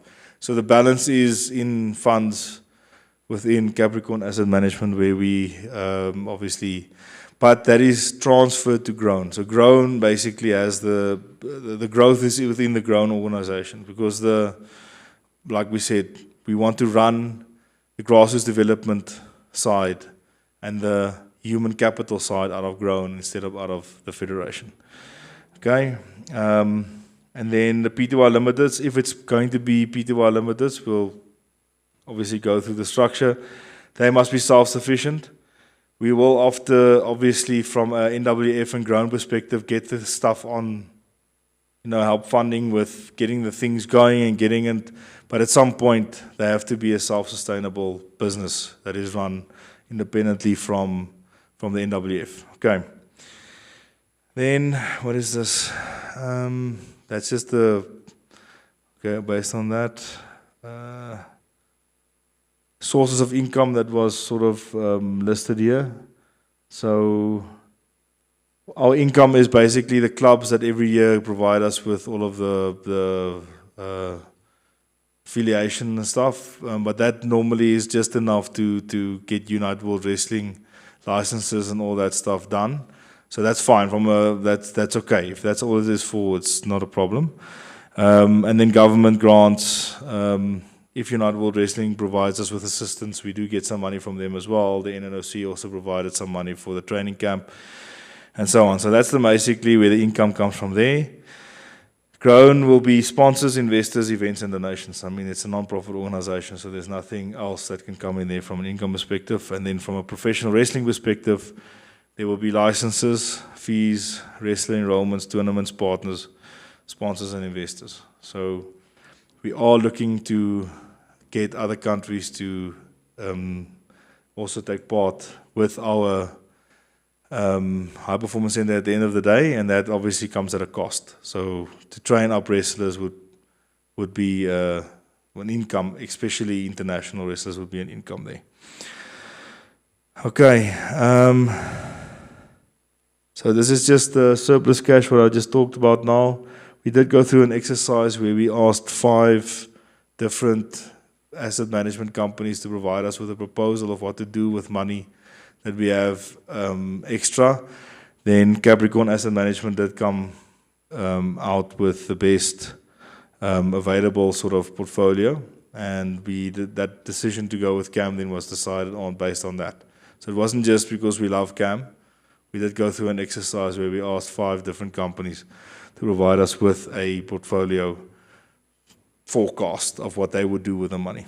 Okay, and that's the sort of summary of that. Okay, so I think that's the last slide.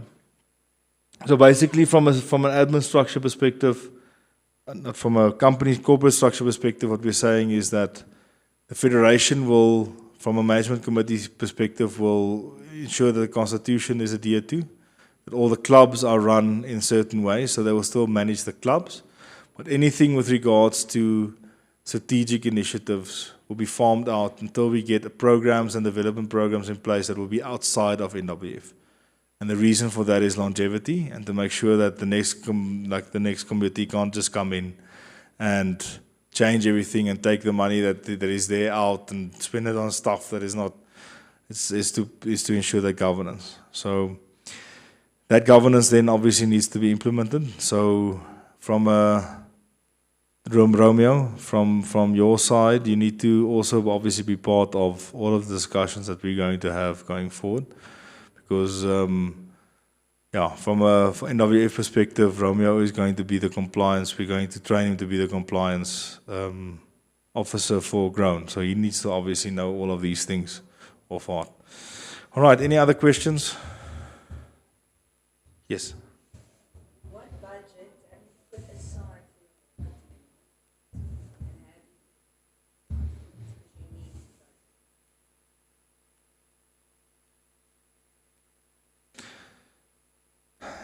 Best answer I can give there is that we have budgeted, not budgeted money, but budgeted personnel. And, so we don't have a value for money yet on it. So the only thing that I know is that the discussion we had last year with regards to the rebranding exercise, you gave me a quotation. Not the rebranding, but the brand plan. That's right, marketing and brand strategy. So I have that, so that we do have that as a budget.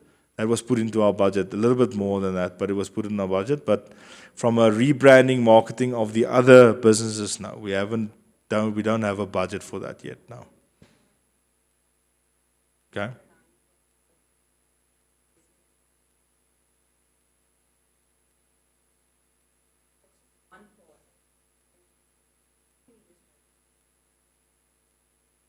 corporate charter?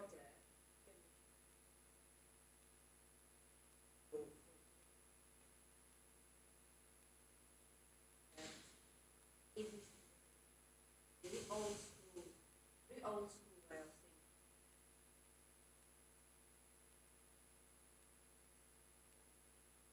Are you guys open? There's a lot of full idea.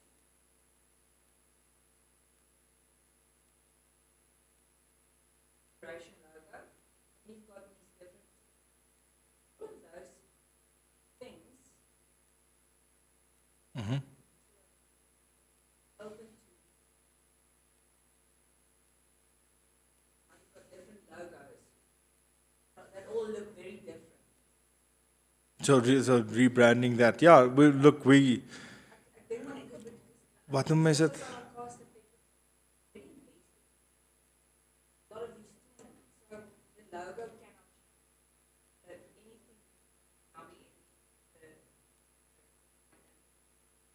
Yes.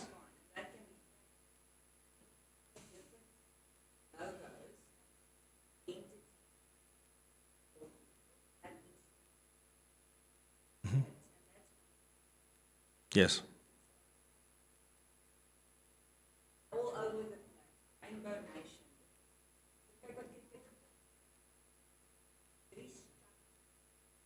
Mm-hmm. So I can assist, right? But I need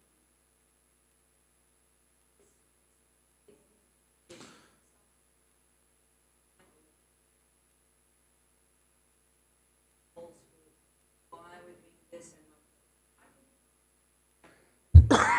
Excuse me.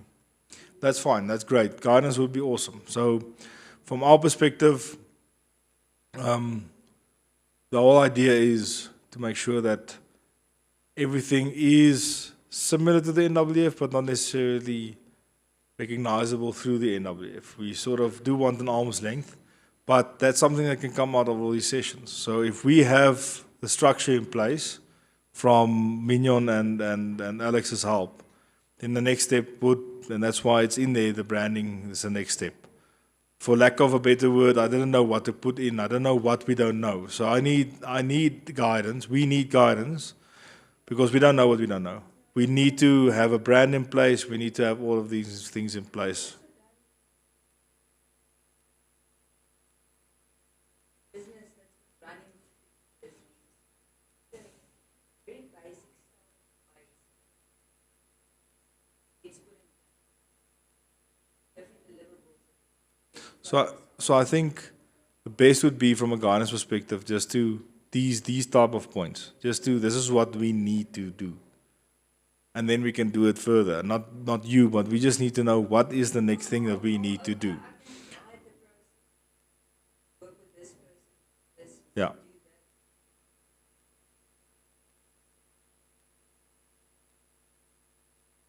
Okay. Yeah, so that's the beauty of the project part of it. So there's a project team that has to deliver on. And one of the things in every project is to make, whatever the end goal is of the project, if there's anything regarding branding or signage or anything necessary, that's part of the project, and you need someone to come in, consult, and help with that. So that's exactly why we tackle it the way we do. So we can say, okay, well, we have this structure now. This is to separate on and to focus on certain activities. We're going to refine the structure, especially the voting staff and everything, and make sure that all that is in place. And the next step would then be, then you can give us a guidance on, okay, once we understand exactly what the facilities management is, actually we don't want it to be NWF at all. I'm just asking. Let's say we don't want it to be NWF focused at all. It's something totally on its own, then it's totally on its own. That depends on what the structure is. But then, thank you very much. So we will put your name up just from a guidance perspective. But then we can also sort of name you the brand guardian. Brand champion, yes. So you make sure that nobody else can just come in and do anything that they want. No, I'm serious. That's a very, very important point, because if another guy just comes in and says, nah, this thing looks ugly, but he doesn't know where it comes from, then it's an issue.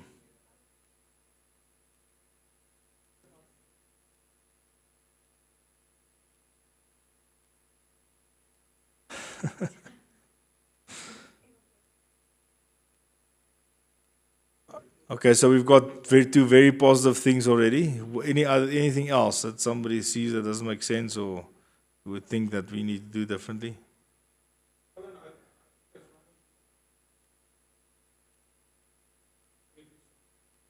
Yeah.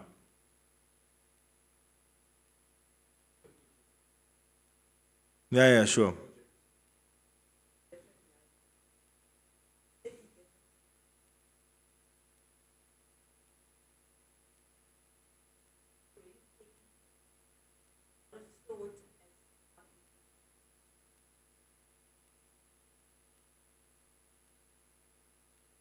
Okay.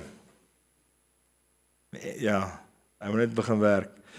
Okay, what's the next one on the agenda? What was the development structure? Okay, this is a very important one. This already took longer than I hoped, way longer than I was. Ja, maar wat sou ek sonder julle gedoen het? Dis die hele ding. Ja. Okay, the resident development structure. You'll see there stakeholder engagement. So when we first, on the second page, when we first launched this, it was detail. This is a summary of all the stakeholders that we engaged and what the feedback was. So you can go through that. There's a few funny things there, but yeah. So we can go down to save time. This is basically the detailed planning for Initiative 4. Initiative 4 being the elite wrestling to talent identification development to get them there. Okay. So on the next page, you'll see a table there.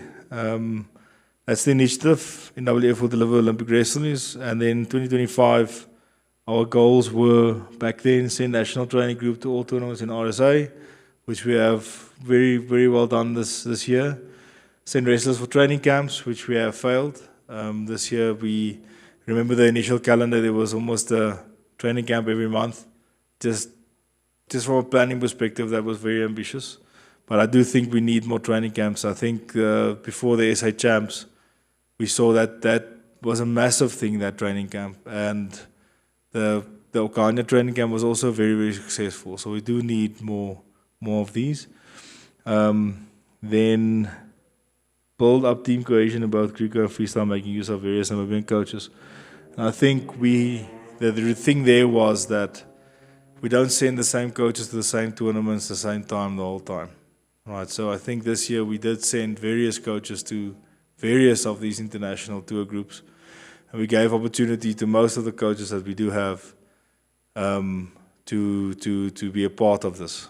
All right, so coaches, for example, and the coaches that we did send was coaches that we already had a level 2 at least or a level 3 in United World Wrestling. I don't think we will start sending coaches below that yet. I think they still need to just earn their stripes in Namibia. So that was basically... So I think what we plan to do this year with regards to the specific item we did, next year would be the Youth Olympic Games. We've already talked about that. And then continuing with the RSA and continuing to identify local potential talent. Okay. So going past most of these things, I want to go to one organizational structure. So the structure is implemented in the Constitution, but we're not using it effectively yet. Okay, so we do have a technical committee and we do have a coaches committee, but it's not effective in the way we use it.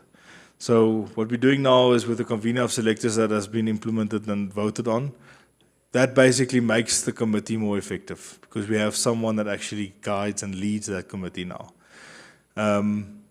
We still need someone from an administrative technical perspective to actually implement that committee, but these committees will be more operational when we introduce the level 0 to level 4 training of coaches. That'll basically go through the coaches committee, and then it's the same from Erika's perspective, the 3 levels of refereeing training in Namibia will also then be handled by that administrative technical committee. So we already have this committee implemented. We don't want to mess around too much with it. We only said that the convener of selectors would now be the coaches committee sort of administrative person, whereas the administrative technical is Erika at the moment. And and you basically will implement all of those things under that committee. So that's basically the committee structure, okay? We did talk about the convenience of selectors. We can go on to the development teams. All right, there's a table there that exactly is a little bit outdated, but it did in the beginning where I sent that out, National Development Team rules. I want to go past that just to the next one, the next table, Anka, where it says structure, planning, maintenance of Namibian national teams. There's a structure, yeah, that one. Okay, so basically this is the structure from a national head coaching perspective that from a development perspective we're implementing. Okay, so we have a schools head coach. I'm calling it schools. Some call it youth. We can decide what we want to call it. Okay, and there will be an assistant coach underneath. But the assistant coach will be not the same coach to coach them all the time. For example, now to the SA Champs, Charles is the head coach and he coached them. But he had Devin, Alex, he had a few. It's not just one assistant coach. The assistant coach will be there for a tournament, not permanently. The assistant coach will earn the fact that he's an assistant coach, not just be an assistant coach because he's a coach. All right. And mostly that earning is of the amount of wrestlers that you actually get picked into the team. That's on both sides of the aisle. All right. Under 9 to under 15. That's under 7 as well. So anything under 9 to under 15 falls under that coach. The other side, we have 2 coaches. We split because why? We understand that from Seb Cadet we want to decide on a style. You don't want to forever do both styles.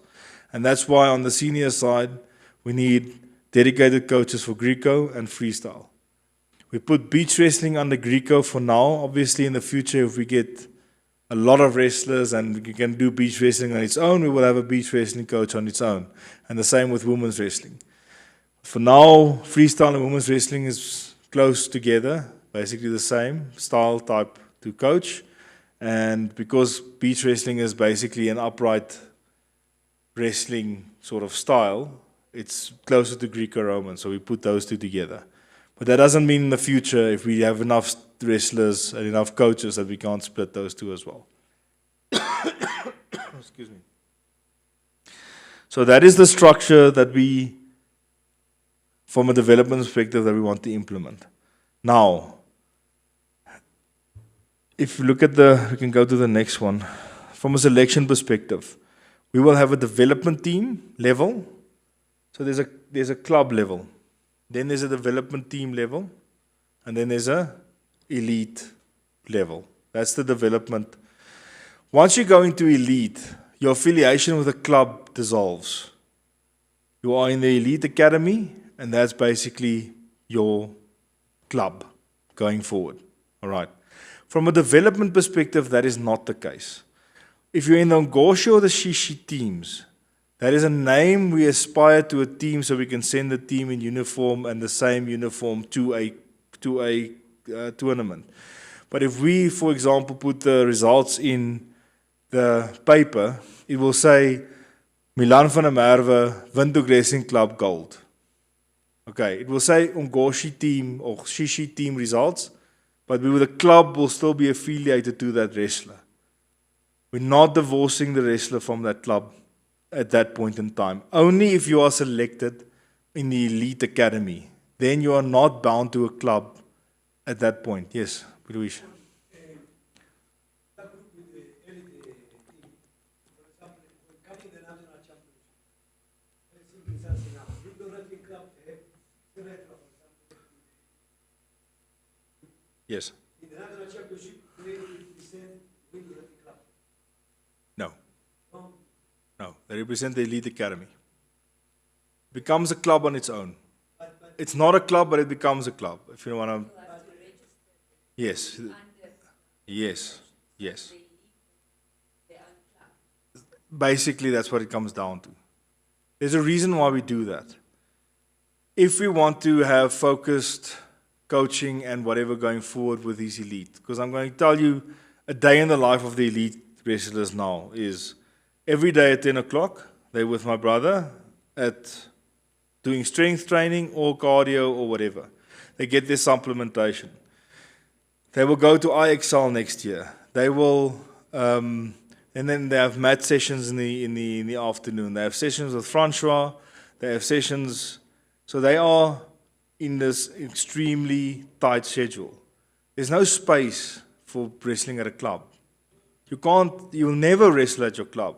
And then you'll have the same situation we have until now where you have a very gifted wrestler and he wrestles at this club, but he's in the national team. He goes and wrestles under a national coach, but then he doesn't go back to the club or whatever. You know, that whole scenario that we had there. I want to start avoiding that.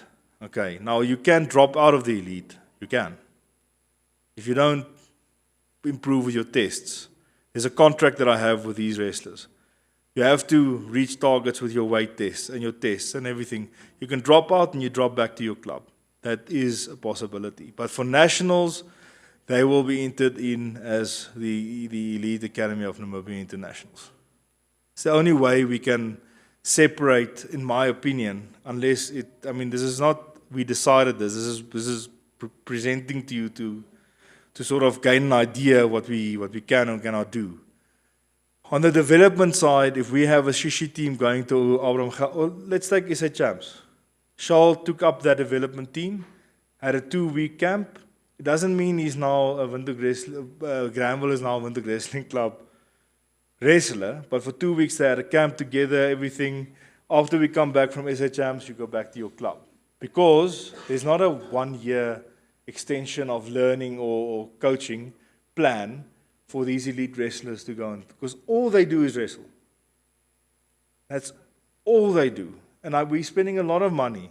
So I don't want there to be ambiguity with regards to where you can wrestle and where you can't wrestle. So I want to remove that. Now, the elite wrestler, you cannot be in school. That's one of the rules. You have to be older. You can't go to school and do this program because school at 10 o'clock you can't go and train. And if you lose one session on the mat or one session in the stadium where you run up, they do crazy stuff. I told him that he's killing them, but he says no. But anyway, it's really, really tough. And we can't have that with Kultur, you get behind. So the rule is you dedicate yourself to wrestling, that's all you do.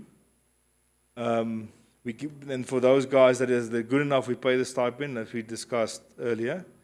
And then you are in the elite system. Okay, sorry, Luis.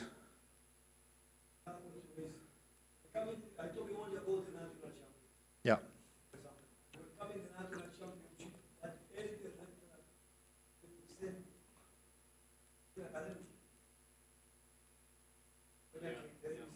Sorry? For example, I was talking only about the national championship. Yes. Because the OJD fees, the cost from the club to use the rectal with quality. Yes. Yes. So when they reach in the category cadet, Yeah. they can go through to the African championship. Yes. Now, we want, like the president, the coach of the club, make rectal with good foundation. For example, now the coach, but when they reach the heritage group, wrestling academy, when coming only the national championship, they need to wrestling from wrestling academic, or they will wrestling from the club. For wrestling academic, yes. It means in the national championship, wrestling academic will represent the whole wrestling academic. Yes. Yes. For example, if you look at what's hy se naam wat vir Suid-Afrika gekwalifiseer het? Stein. He didn't do national champs. There's some other elite wrestlers that also didn't do national champs. Not all elite wrestlers in countries do their national champs. It's not common. Yes. So that's basically why, because you can go to national champs. I can give him back to the club. Now Romeo goes back to the club. He goes to national champs and he injures 17 people. And to prove what point? It doesn't make sense in that way to me. I would rather have, because all the elites have a partner, I'd rather have the elite academy come and do some 7 or 8 exhibition matches against each other and everybody gets excited about wrestling.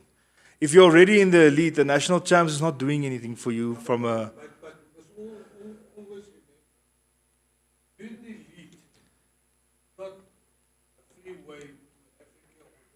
It's not. Because there's always a trial. Yes. And if young people come from Rundu, and they win you fair and square, he can be promoted to the elite. 100%. And the other one, if there's money for 5 races to Africa, then you bugger it up. The other thing is, you must always remember, we always said, according to medals, your head coach is your head coach. Your coach at the high performance is your coach there. But if somebody come now and you win 7 gold medals, don't oversee with that guys. Always. Because your head coach must be, that is a thing for the coaches committee, and that thing is a little bit out of order there. What you said about... Are you saying that the head coach should be changeable? No, that's 4 years. That's 4 years, okay. He's Yeah. He's the head coach. Okay. But what you said, if... The assistant coaches. Assistant coach, no, Roots, he's not a qualified coach, but some of his wrestlers get 5 gold medals at the trials. He can't be the coach to go to Africa with them. The assistant coach, yes. But the assistant coach, but your coach must be still your coaches must be picked by the coaches committee. So going back to that earlier discussion, there's no national team that can be selected without a trial.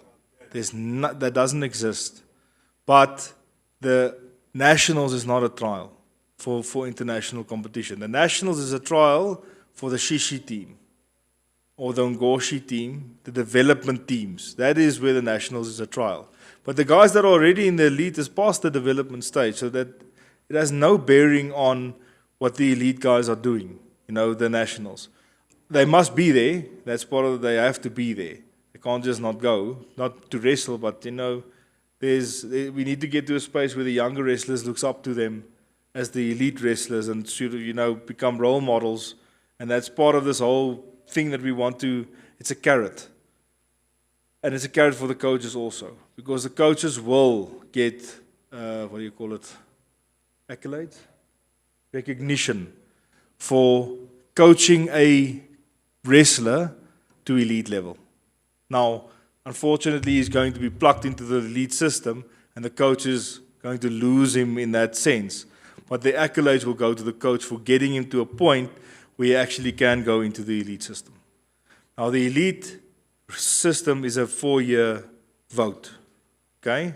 So, for all practical purposes, the elite center is Luis, Charles, and whoever the other freestyle coaches we're going to get in now. Yes. And the other thing is also, you go to a national or tournament. So, although you're in a big group, you must wrestle under your club. If you are going, you must go under after school. Not, yeah. What if you go into regional tournaments? If you're going to regional tournaments, you really want to, sure, you can go under a club. But I don't think the guys will have time for that. But yes, according to the rules of wrestling and the constitution, you have to perform under a club. And I would rather have them perform under the academy. Like, take cricket Namibia, for example. We have schools competing, and then there's an academy. The academy competes as a team. They compete, not on the school level, but on the high school level. Okay, it's mostly the guys that are homeschooled and so on that doesn't really necessarily have a school, but also the high performance center they have now. The guys that are there doing cricket, they don't have a school. But they are more national team. No. They compete in the regional tournaments as a academy team.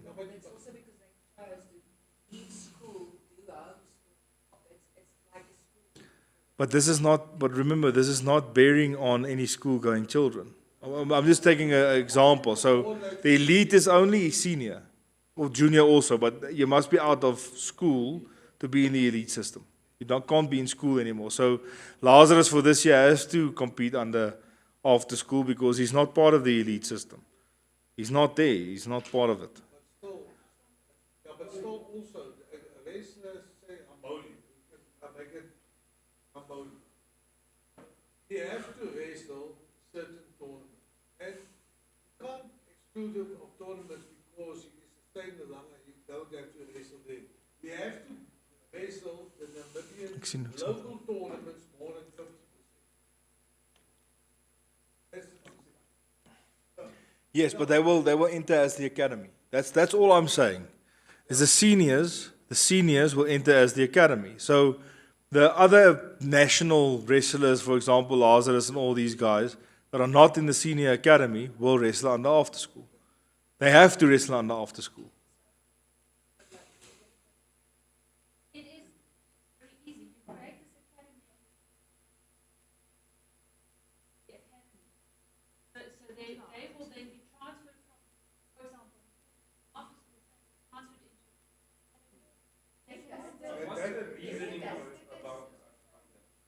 Sorry?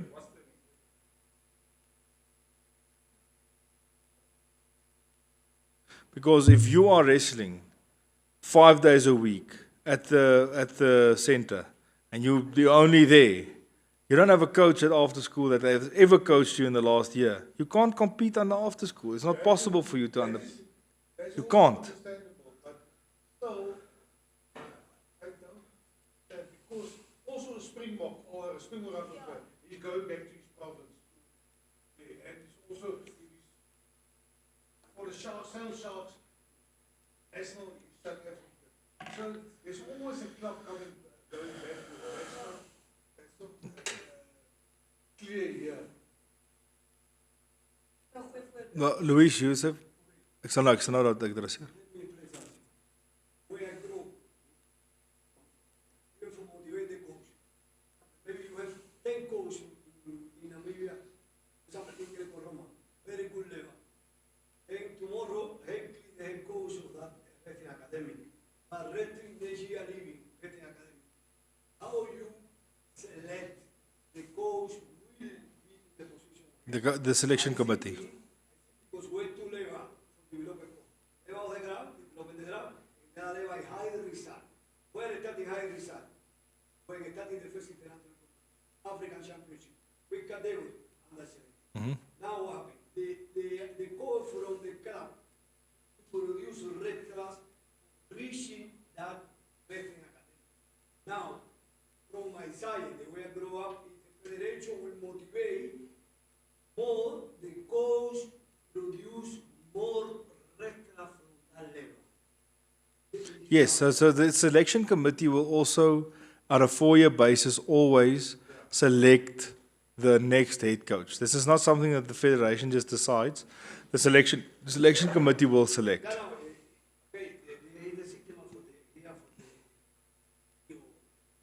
But every federation, for example, say technical committee.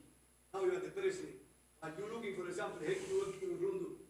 You say, oh, head working very good. That year I present 5 records to the wrestling academic. And this year I present 5 records more.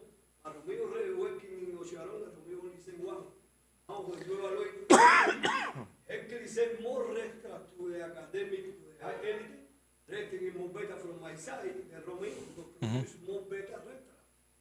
Yes, so that will hopefully will be the criteria by which the selection committee does decide to by results. So the previous thing that we discussed is that the selection of the teams going forward will be result driven, and everything must become result driven. So what you're telling now is it's fine. The selection committee must take into account what you're saying now. It's not something that I can discuss or I can decide on here. Understand? No?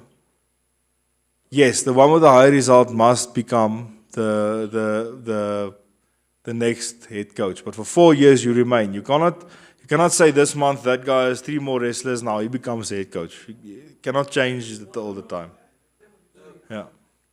To answer the question about the wrestlers going back to the clubs, we can look at that when we have a club structure that accommodates a coaching structure, I mean not a club structure. When we have coaches that can accommodate that type of training at the clubs also. So if we look at the program that the elites are doing now, there's not one club in Namibia that can every morning at 10 o'clock train, every evening from 5 to 8 train. There's not a club that is set up to do that, and we can't expect that from a club at this stage, in my opinion. Now, we've set our goals on qualifying for the Olympics. Okay, we've tested the program that we're implementing now. We've tested against a few countries, America included, and the high performance centers at Germany, and which is the other one, Louise, have we looked at? France, in INSEP. Is that INSEP? Yes. France. Yes. Those two. The elite wrestlers wrestling, they don't have a club. They only at that center because they have to train consistently year in, year out, day in, day out to be able to achieve the level that they achieve. Also, hungry is the same, but the thing is they get paid to wrestle. They get accommodation, food, everything, and something else. This was what we're trying to launch. So if your child is a matric, he lives in your house, get something else. It's a senior, it's something else. But I still don't agree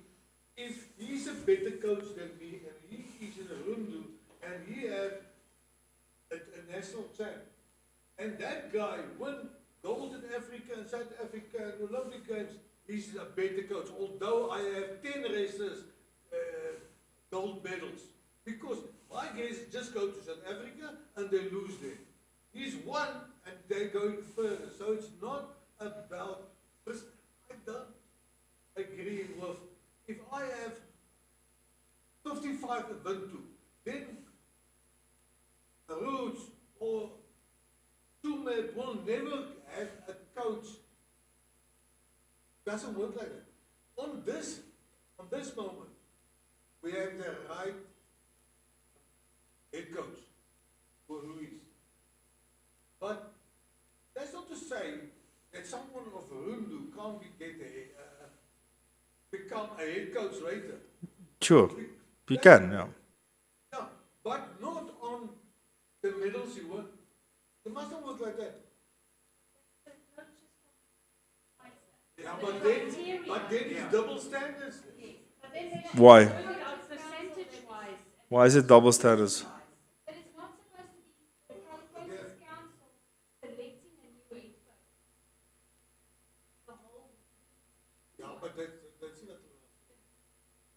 So waar sê julle die okay, maar ons praat van ander topics. So are you okay, so can we just finish the one topic? The one topic is the elite team being part of the elite system, not being part of a club anymore. Is that something that makes sense? Because it's impossible for a club on a club level to train the way these guys are training because they are only doing wrestling. That's not a problem because we know we haven't got Infrastructure. 100 senior wrestlers. Yes. There will be also, that is fine. Okay. The next point is, and I want to address this point now, is, Gertjie, you just said that with regards to the selection committee or the coaches committee shouldn't be selecting the head coach. Is that correct? Is that I'm understanding it? Okay. What is the normal procedure that we need to follow for that? Is that a voting from the community or from the clubs or? All the clubs. Okay. Also, luckily, if he's doing his job, they will select him every year. Yes. If, we can't, Gabriel all of a sudden now have 5 champions and let him become the head coach. Mustn't work like that. Okay, so The qualification. okay, that's waar. Okay, so can we agree, Gertjie, that you and I and a few other guys get together and we set up a structure, a sort of a framework on how the next head coaches? I'm happy to do that. We don't have one. We need one, obviously. We can't just criteria. Here, can all the corporate governance type people please relax? We're using common language. Okay, so okay, kom ons doen dit. Okay, so Anke, just note, we're going to set up a separate session to create a draft framework, criteria, guideline check sheet for the selection of the head coach every 4 years. Okay. Christian, dankie.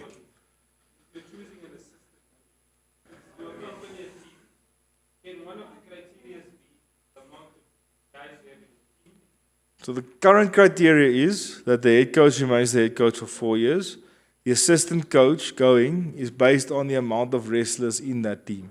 So, and that's pro rata. So for example, if Windhoek Wrestling Club has 5 members in that team, but they have 65 wrestlers, and Roots has 3 members in that team, they have 7 wrestlers, then from a pro rata perspective, we want to have that coach go. But what we've seen now what happens is we send 1 coach for every 5 wrestlers. 7 wrestlers, sorry. Because we found that when we went to, for example, Africa Champs, and we only had 8 wrestlers there, Luis was running around like crazy. It's not enough. So we need an assistant coach to go. When we went to SA Champs now, we had 4 coaches. 4 coaches. And still we were running around like crazy. So we understand that that is a rule, yes. But most likely, we will send for SA competitions all the available coaches we have that can actually go. And for an SA champs, it would be the head coach and whoever has the most qualified of the wrestlers going to SA champs. That is outside of the elite academy. I think, Colin, we must still go back with you, Louis, and sit with this, because I'm also not satisfied with that. Okay? If there is 3-4 coaches at Buntu, and Francois is in that team, and 5 other, Schalke cannot be the coach, the assistant. There was always the coaches council was decided for to the federation. We take every year they take to South Africa take every year a development coach of every coach because of that. So then you can't say Ruud's dad must be the coach. You have only one wrestler, but Jan Roots is the coach of the club. But he had 5.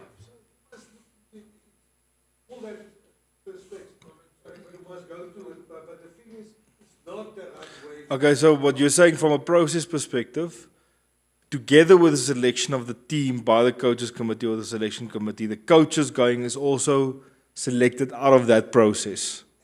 Not as a hard and fast rule, but they will decide who the coaches are that goes with the team. Is that correct?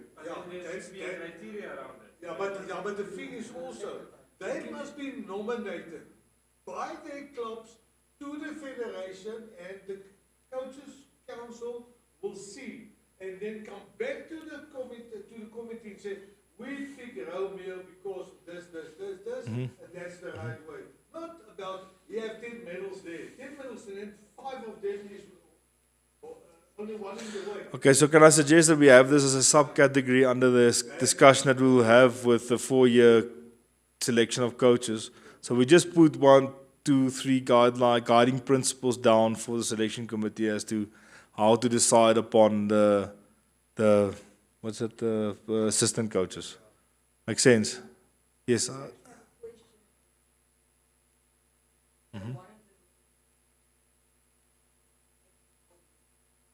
Yes.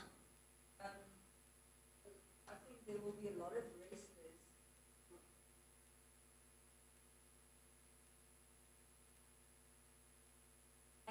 Exactly. That's the idea. starting them after 18. This with wrestlers, if they could start slightly earlier, so they don't join. They almost become so they qualify as a member. Yes. Junior, like at the age of Yeah. 50, they can utilize Yes. the services of the academy Yes. over weekends, whenever there's a Yeah. special tournament or training camp or whatever. So that's 100%. That's the academy side. So we have an elite side, and we have that is in the academy. But there's an academy side as well. So the academy side is Lazarus, Paulus, and they in the evening in mat time. They also join the same group, but that's not the elite wrestlers. That's just they join the academy. So what we also want to do is that we want to have Charles, for example, once a week at the academy, have the shishis and all the potential development guys also training so there's an academy side, and then there's an elite side. So the elite side is devoid of a club, but the academy is there to get talent identification. So if there's a really talented guy, we send him to the academy. Go and practice there, and so the head coach is Charles, if he's young, or Luis can really look at this guy, if he's really talented, if he can make it. So there's definitely the academy side of it, definitely, yeah. Yeah. Yes, Luis. Very good. Only the way for training, take into consideration the age of Mhm. for the training, for example, Little Romeo, Lazare, the training. Yes, no, exactly. Exactly. Mhm. Yeah. And remember, we do have in the academy, we do have the head coach and the understudy. Sam, for example, is available all day. So we also want to employ Sam from an academy perspective to, when the school's wrestling or whatever comes into play, that between 12 and 2, when there's nothing happening, because he trains from 10 to 12, and then only at 5:30 again. Now Sam is assisting at after school at the moment from 3 to 4 for the new small kids. Okay? So we gave him to after school and says, okay, Devin, he's the coach at after school, but he has a problem. He has the small guys, but there's new small guys coming in, and now he has to juggle both. We said, okay, you can take the small guys that are already 2-3 years there, and we have Sam getting the new guys started up. Now we can do the academy can do exactly the same for other clubs as well. We have, if we have at that point coaches that are available, we can say, okay, well, for the new entry program, we can assist you with another coach, we can assist there with another coach. Same as any case going up to Rundu in some time to assist with getting the club really up and running there. So the academy coaches, the understudy coaches of the academy is there to also be placed out, to the other clubs to assist with coaches coming up. So the academy is not only bringing people in, we want to sort of advance and help clubs through the academy also. Otherwise I'm paying them and they're sitting around doing nothing. So that's something that I don't like. Okay. So it is an elite wrestling and coaching academy. So the coaching training will be done by someone there to your left. Okay, can we go on? I understand. Still is. Yes. I think Rundu, Roots, and that club won't gain much. Of course, there is an academic group here as well. And more like, I don't like that stuff. It must be separate from clubs. And isn't that right? Separated. What's not separated? Like Sam, is Sam a coach at after school? No. He assists, he's a federation coach that we have sent to after school to assist until we can get a coach Okay, then he must to... also go 50% to Windhoek. No, 1 day a week in Windhoek, 1 day a week at after school and then to... So where there is need, we can fill the gap. Where there is no need, there's no need for us to fill the gap. If a club tells me he needs a coach for the next month, I will give him and try my best to provide a coach for him for the next month. We did that with Roots. Roots didn't have a coach. We sent Devin there for 2 weeks. And we made a plan with after school. So we don't have enough coaches to cover all the holes at the moment. Hopefully in the next 3 years, we will have enough coaches to be able to cover these holes. But I understand that. You must also see where it comes from. Sam is a genuine, not a better coach than most of them. Genuine, one of the best, not only in Namibia, in Africa. At least not. And he wasn't used. Windhoek identified and make him coach. Windhoek lent him to Roots for a day or two. And they come back and they say, we will pay him. And they make lots of promises they didn't do. And then what happened? But the thing is, he had a salary then more than 10,000 with his work and wrestling coaching and so. So they, and when he came to me and asked me, I said, listen, we can't stand in your way. You have to go. Because they promise him a private school for his kids, home and work and everything. But the thing is, now all of a sudden, he's paid by the federation. so The only one who benefit is after school. no, And I say it again. no. A genuine, the best. I think this is involved in It's a misconception. No, wait. It's a misconception. Remember, he's he's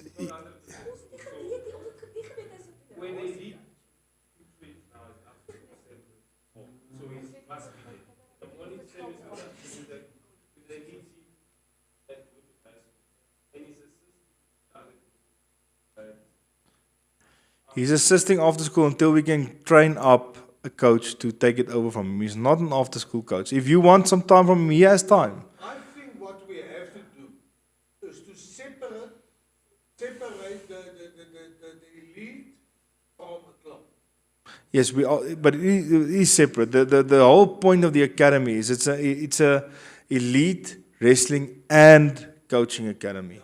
I have to be able to send the coaches at the academy to clubs to learn. I mean, not only to teach the other coach, but also to teach for him to be in a position to teach also new kids and new things.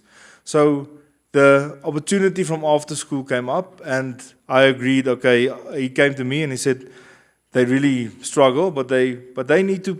They know they need to get a coach. It's not on a permanent basis. They need to get a coach for this other after school needs to get a coach. As soon as we get the minimum club requirements thing implemented, then obviously it can go a little bit faster because there's an issue with committee and stuff there. But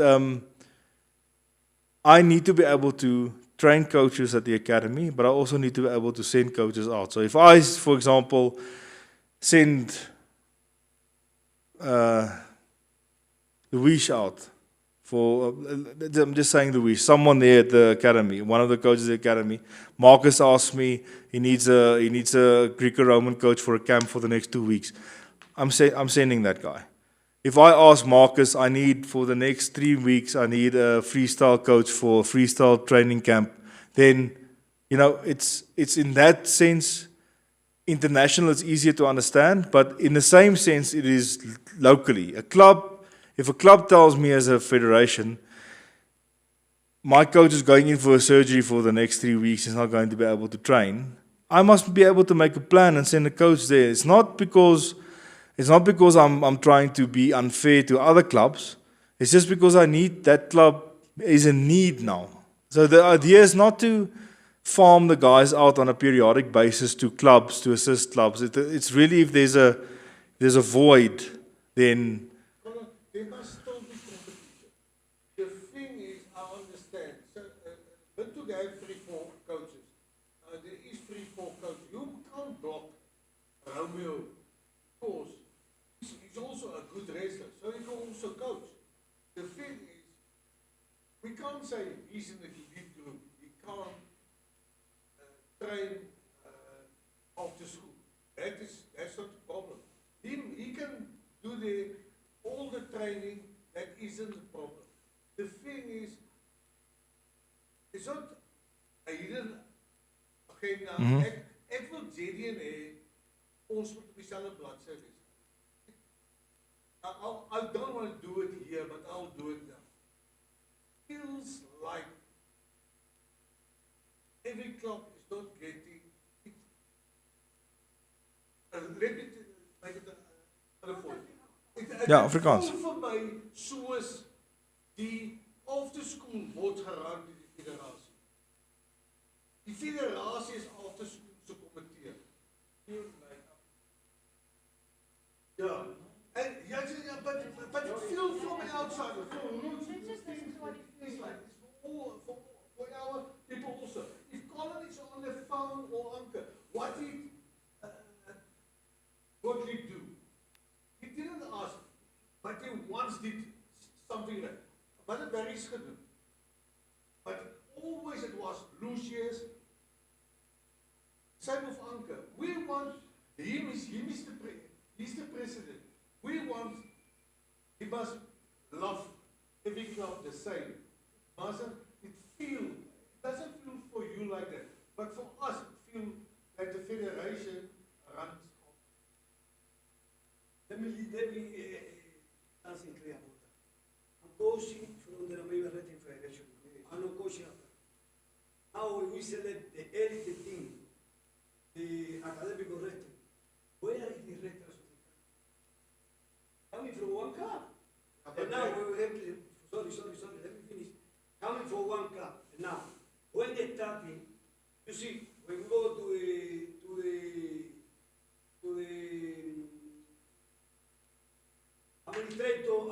administration course with Dekala here in Levati. Anche se tu mi attend the administration course. Now what they can say, guys, we prioritize, because in 4 years we prioritize. The rector, I can say to you, from 15 years old up, because when they start in the first international competition, the younger bambino, when you request to United Wrestling Federation, for example, money for develop younger bambino, United Wrestling Federation will not give money to you for younger bambino because they don't compete in African Championship. And now in that category under 17, they start in youth Olympic. Hey, the rector for the future. Now, this is one point. Right now, at the moment, what is the problem in the country? We don't have rectors in that level from the other club. Now everybody coming from the same. Me no defend at the club. We defend now wrestling academic because calling appointment me day the wrestling academy.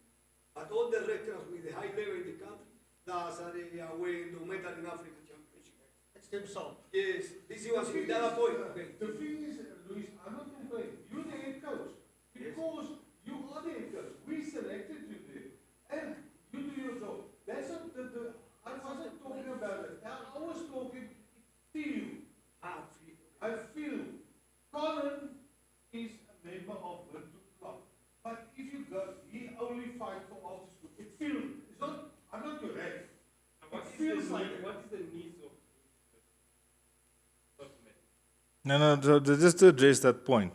So just on the group, if you go back on the group, if any of the club, I only asked the results if it wasn't posted.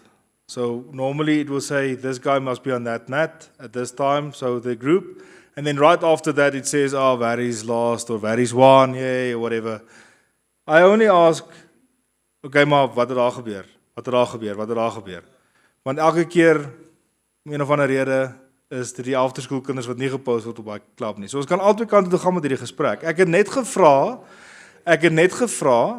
elke keer as daar nie 'n result was nie, het ek gevra, okay, maar wat was die result nou? Maar ek voel van 'n federasie perspektief af, en ek dink ons het die punt gemaak vroeër dat ek het vir julle sade deurgestuur. Geldgewys is daar nie een klub wat voorgetrek word die ander nie. In fact, ek dink nee, daar's nie een. Ons het vir elke klub dieselfde geleenthede gegee. So sekere klubs het meer mense gestuur, as julle byvoorbeeld het meer mense gestuur algemeen om Geldenhuis toe. Sorry, Luis. So you send more people to Avron Geldenhuis. Obviously, that equates to more money for Windhoek Wrestling Club than for Roots. But that's not your fault. I mean, we said you could take 10 people. For example, I'm just taking an example. There's no club that received any support from us as a federation more than any other club. The only thing that differs from there is transport. Now, that's not because we didn't organize transport for Windhoek Wrestling Club. That's because Windhoek Wrestling Club don't participate normally in the transport that we can organize. I can't organize flights. I can organize a bus. And I understand if I have the means not to send my kids on the bus, of course I would not send my kids on a bus. But that's not because ek sit nie die ander clubs, it's not because I'm promoting them to give them a bus. It's available for everybody. There's a choice whether you use it or not. I reimbursed everything that we gave accommodation-wise, that the Windhoek Wrestling Club parents decided they want to stay somewhere else. We still gave them the equivalent amount for that accommodation and food. We paid back. We are really puntenierig on not having one club above the other club. Now, personally, from my side, I'm very frustrated with after school because the committee is not running smoothly and it's not running the way it should be. I'm not taking over. Okay, I understand. I'm not taking over the committee. We're not. Moenie dink ek beskuldig julle van enigiets. Ek sê dit voel en daar jy die antwoord op gegee. After school se komitee doen julle werk. En dan moet die federasie instaan. En ek voel ook as daar 'n nuwe klub, jy het net ook gevra, wat moet 'n klub doen? 'n Klub moet sorg dat sy komitee Kry die volgende ding op. Okay, so let's go through to that now. So let's go to the next point. Because Anke did a very nice summary. Let's go through that because I think that resolves much of this, the issues that we are. So Wat noem jy die ding nou weer? Guidelines and requirements for establishing a wrestling club in Namibia. This is minimum standards, okay? So, Anke, wil jy dit kom doen? Of moet ek dit doen? Okay, so the objectives is every club, like he's asking, what's the next steps? We don't know. All of us don't. I don't know. She knows. I don't know. So, then there's a step-by-step. So, step 1, form a founding committee. There already is, that's the first step. It's not, I'm a coach and I want to start wrestling, let's open a club. Form a founding committee, okay? All of those things. Assemble a group of at least 5 founding members who share the goal of developing wrestling community. Elect the club management committee. There's a section 5 below that actually guides as to what that committee should look like. Now, this is for new clubs, but we're obviously going to retroactively implement this into existing clubs. I've got a meeting on Wednesday in Swakopmund with Siska, Marco Klein, Gabriel, and the Christian's nephew is also. So, not to take Gabriel's club, but to give him a committee. Give him a proper venue, and so that other kids in Swakopmund can also take part in the club. Because that's all we need. We don't need another club in Swakop. We need a committee that will that can govern the club and say, okay, here is another coach, Marco, he's an ex-Namibian wrestler, who wants to start coaching. It's just to provide structure, and that changes everything. Now, it's going to be a difficult meeting because there's certain things that's going to be difficult, but that's the idea, is to retroactively take all of this and implement it in existing clubs. Okay. Yes.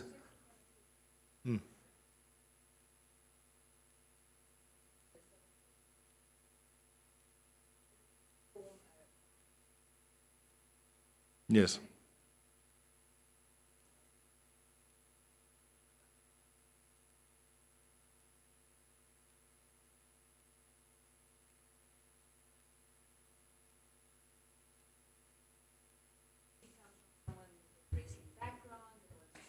Yes. Normally. Yeah.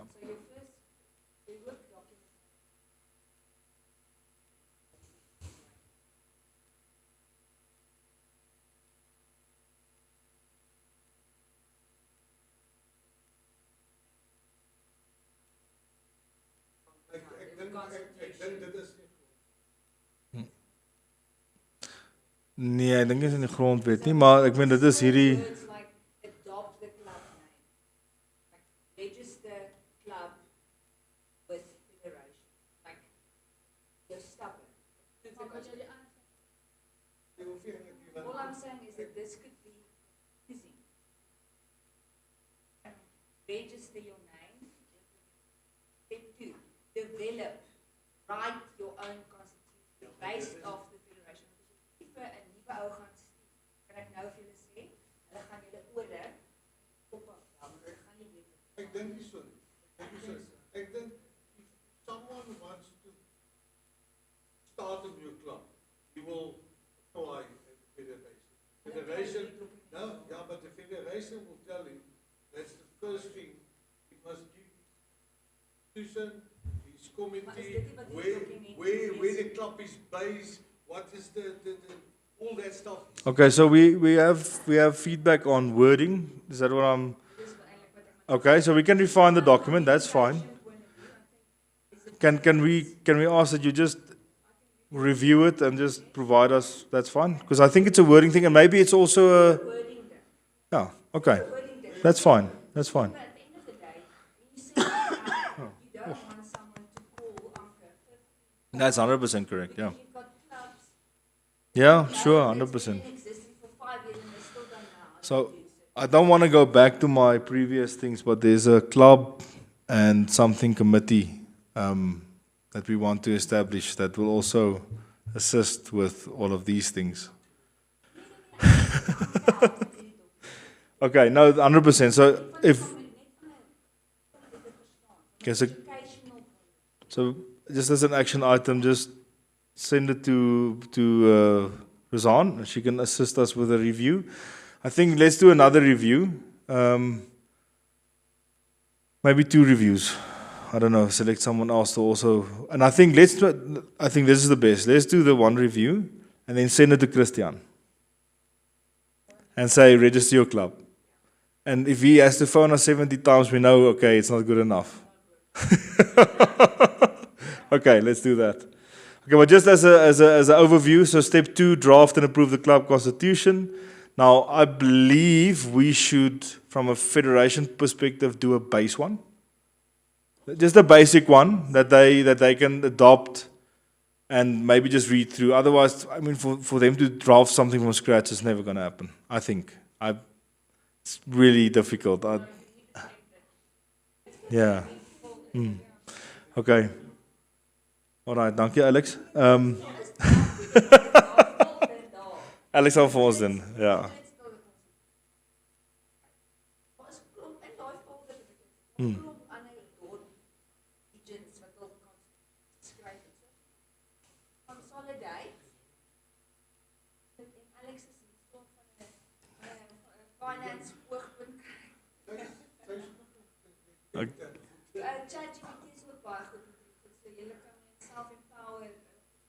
Nice. Yeah, ek doen dit.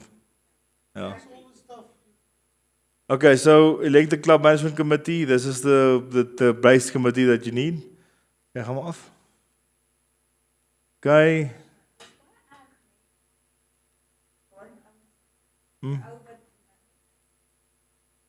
Ja. Ja, that is a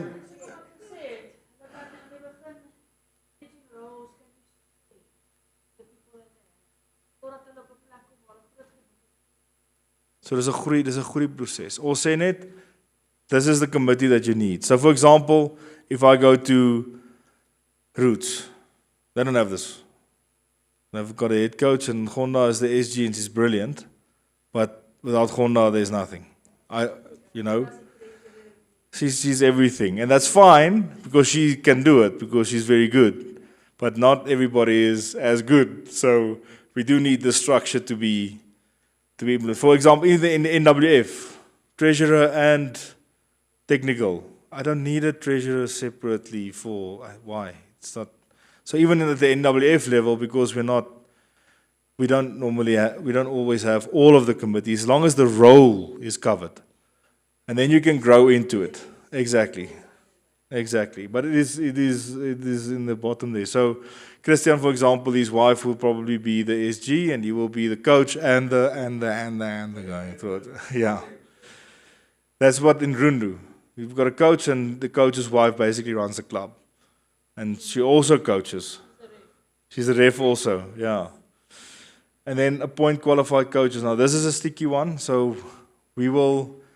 And that's where the academy also comes in. For new clubs, we want to be able to give a coach that is not necessarily the best coach in the country, but if I can say, okay, Winter Grazing Club, will Ivan be available for 2 weeks to go to Rundu and coach? I'm just as an example, if a club has more than enough coaches or if I have one spare, to sort of spread the coaching to new areas. So ultimately that become a regional responsibility. So if we have the regional hub set up, that regional hub will have the responsibility of ensuring that coaching, and they can come into the academy and say, listen, can we please have a coach, whatever. So it will be in a regional perspective also.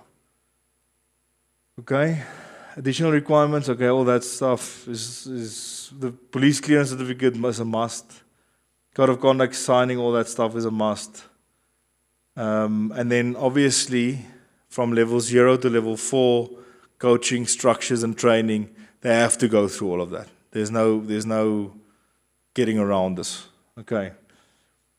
And then all of that stuff.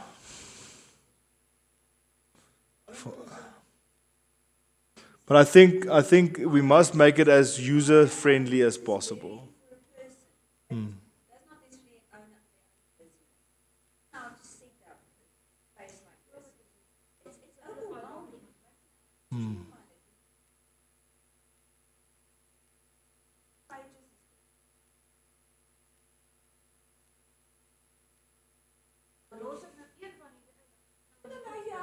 one document, it's also making the information that land.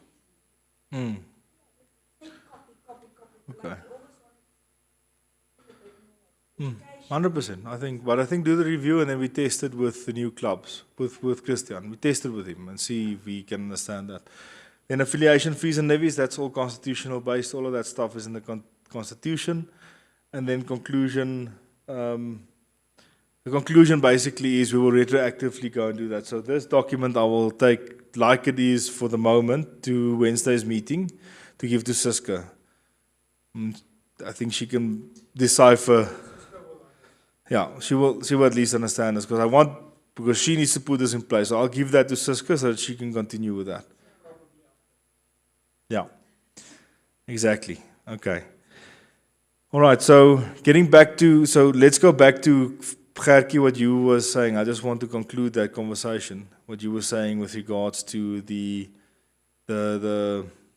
after school and the committee not working as it is. Yes, when the wrestling club committee from the start is set up like this and it is running like this. Other clubs have parts of it, so I can tell you that Maggie is doing her utmost best to get that club running. So I cannot fault that. I mean, we're giving them sand, which should have been there yesterday, which I'm pissed off about not being there yet. But for training beach wrestling course that she's organizing there, so she's really trying, but she doesn't have the committee structure in place. So parents not being involved is basically the biggest issue, and that's something that they need to resolve. And if they knock on our doors for some assistance, obviously I'm going to assist. The same as that I would assist with, you said, for example, that, and I know this because I'm in the club, picking up mats, Vika, SKW, it's an issue. So from a federation perspective, put the mats down in the hall and use it. It's there to be used. So we're trying to, on a point basis, assist where we can, but that's why the previous discussion, if the clubs can adhere to the constitution and provide that budget sheet and what for the year they're planning and where they need the assistance, it's easier for us to plan that assistance ahead. For now, it's ad hoc. Somebody phones and we really have a problem, and then we have to react. I cannot say no, we're not going to. And I can say no if it's really a ridiculous thing, but most of the time it's not a ridiculous thing. So basically, that comes back to the development structure. So just as a summary on the development structure, Shishi Ongoshi is club-based. Everybody's in the development team is still at the club. Okay, they're not at the academy. They can wrestle at the academy, but they're not at the academy. They're either when the wrestling club, they're with after school, they're with Fokop, whatever it is. That is where they reside. There's an elite system that we put in place for all the elites at the top that must be older than or must be out of school so that they can only be wrestlers and can attend every training session and follow the program 100%. But that doesn't mean that Lazarus is not training with the elite guys in the evening on the mat. That doesn't mean he is doing that. Then the implementation of the younger guys, we haven't started yet because we just haven't. We will start from next year also having a younger group, and we will give time slots for the younger guys that when they can train. And it probably will be between 3 and 5. It won't be after hours. After hours is when the elite guys train. And our venue at the moment doesn't allow for too many. If Winter Wrestling Club is there and the elite guys, then that's full house. Okay. Gertjie. Yes, Luis.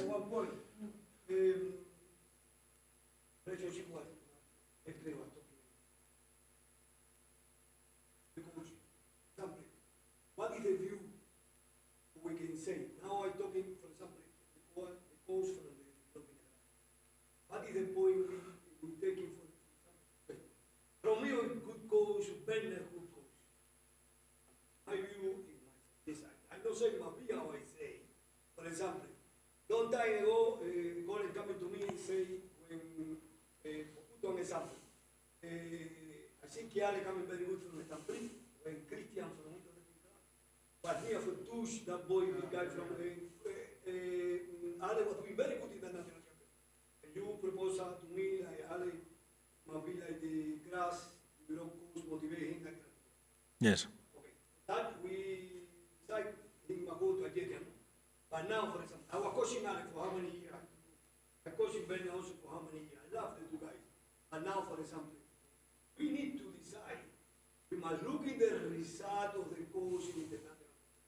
Like what they in South Africa now. Ale was in South Africa. And Benna was in South Africa. So who was the better result?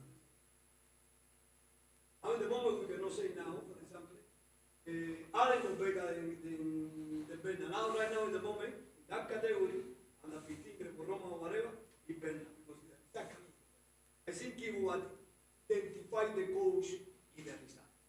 Okay. We are not working physical education, we are Okay. working result. 100%.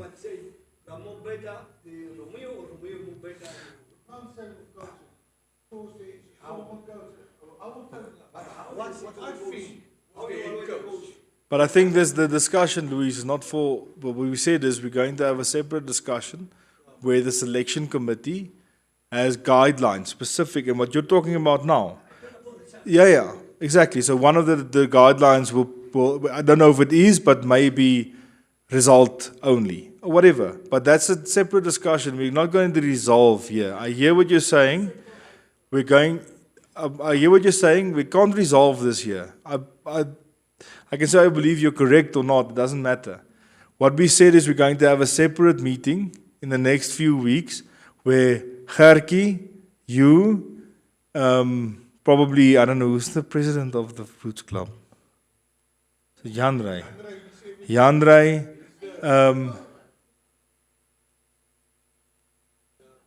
Whoever that is, but we need to get everybody that needs to have a say in this process together and really spend time on providing the guidelines of how to appoint the assistant coaches.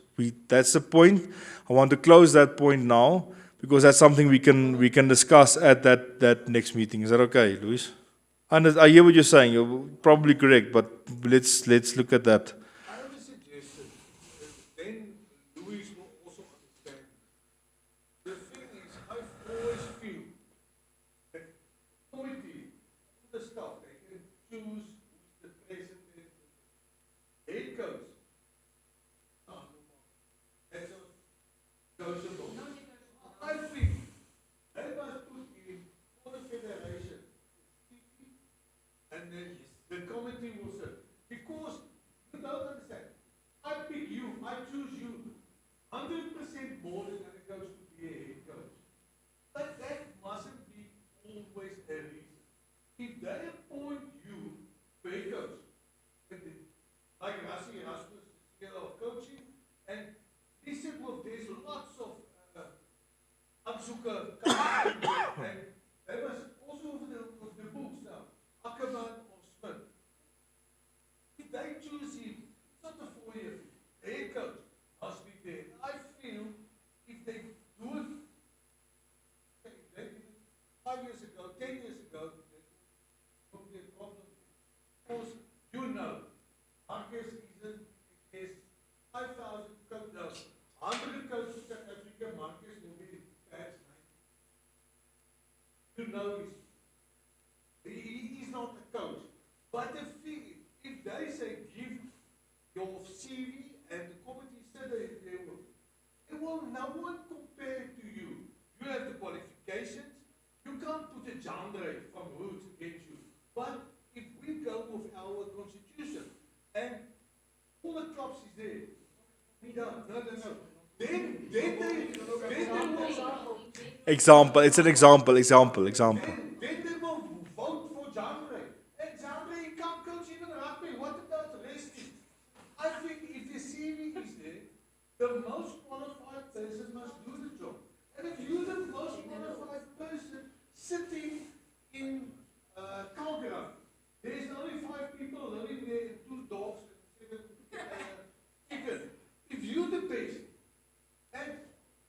sitting here with all the talent invented in the next 5,000 races, I will do better on championships, and now I must be a coach. No. You're the most qualified, that mustn't be a thing, and the head coach. That's a funny stuff. They must put that in the constitution. The head coach is the only person. Okay, secondly,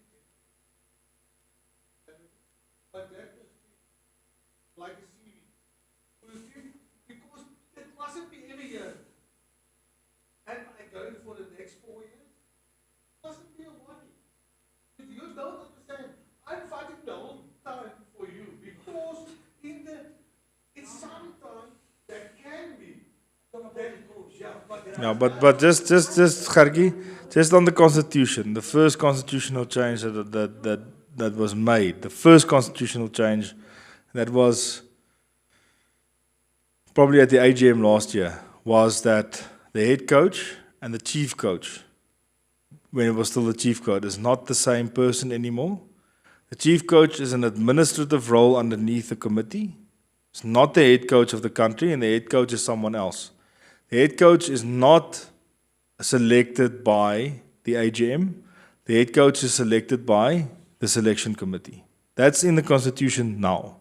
So the only thing that we need to update is to ensure and that's another guideline point that I think should become part of the guidelines of selecting a national coach, to say that, one, everybody must give a CV. If you want to be national head coach, give a CV. Two, CVs will be read by all the selection committee, and they will have a debate, and then they will select it, and they will provide it to the federation. The federation will just... So that's already in that process is not like that in the constitution, but the constitution does not allow an AGM to select a head coach anymore. It's separated now. There's a chief coach, which we now call the convener of selectors after today. So the convener of selectors, but that's not a coach. The head coach remains the head coach. Like Shaw will be head coach of the Shishis or the schools team until 2028. Luis will be the head coach of the Namibia national under-17 up team until 2028. And at that point in time, the selection committee can say, it's not necessary to select anybody anymore. We still want Luis, and that's fine. That's within the prerogative of the selection committee.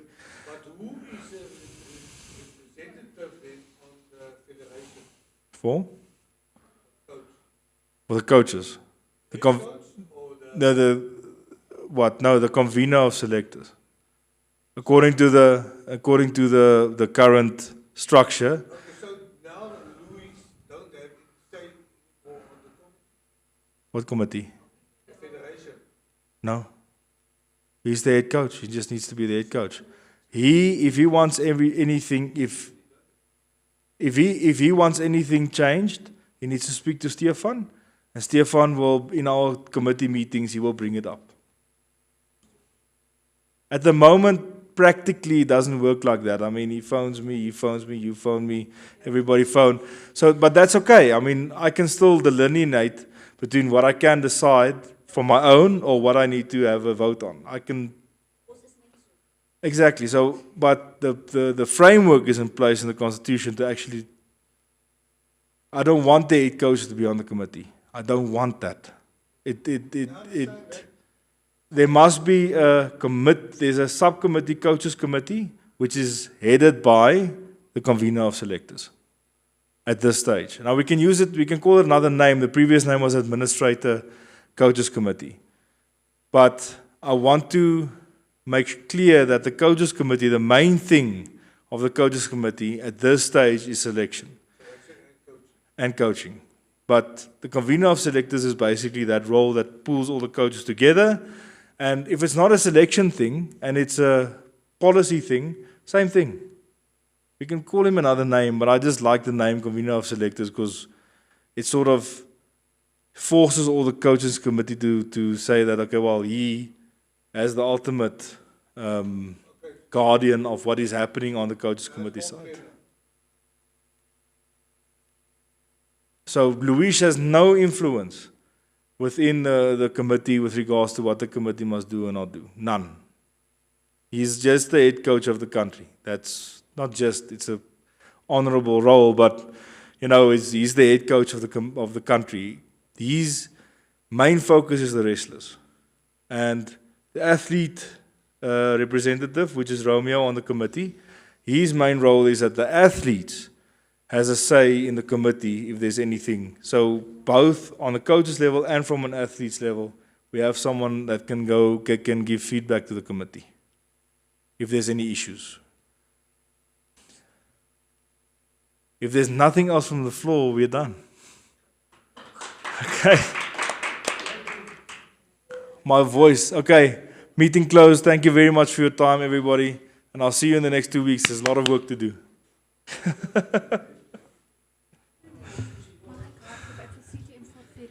Great. All right. Bye. Hoe werk jy? Ek kan nie afsit.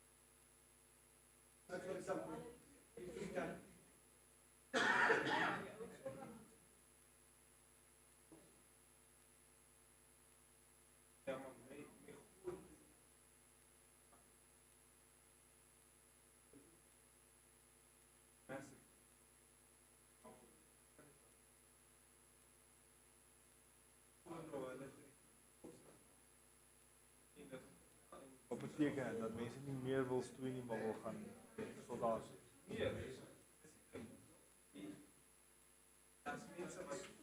Yes, man. Ja.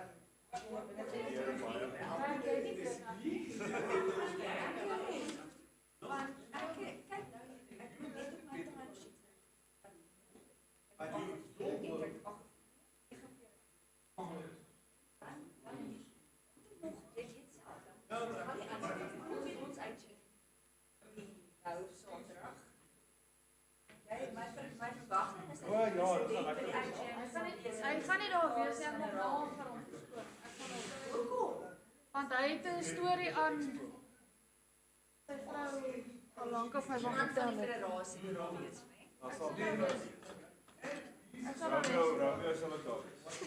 Ek sal hom. Athletes representative moet daar wees. Hy skryf eksamen.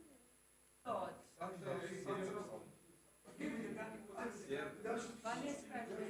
Nee, dis nou so die eerste. Jy wil nie meer so skryf. Ja, as ek van swaar word.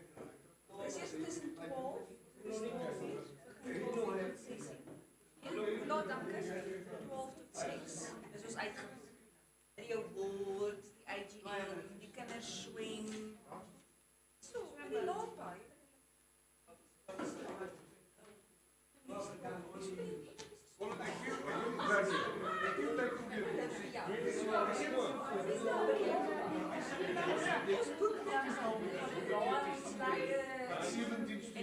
Al die kinders swem.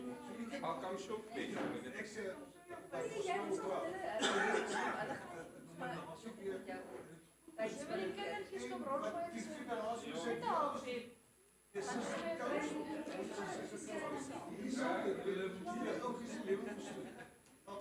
'n baie sekuriteit by my. Ja.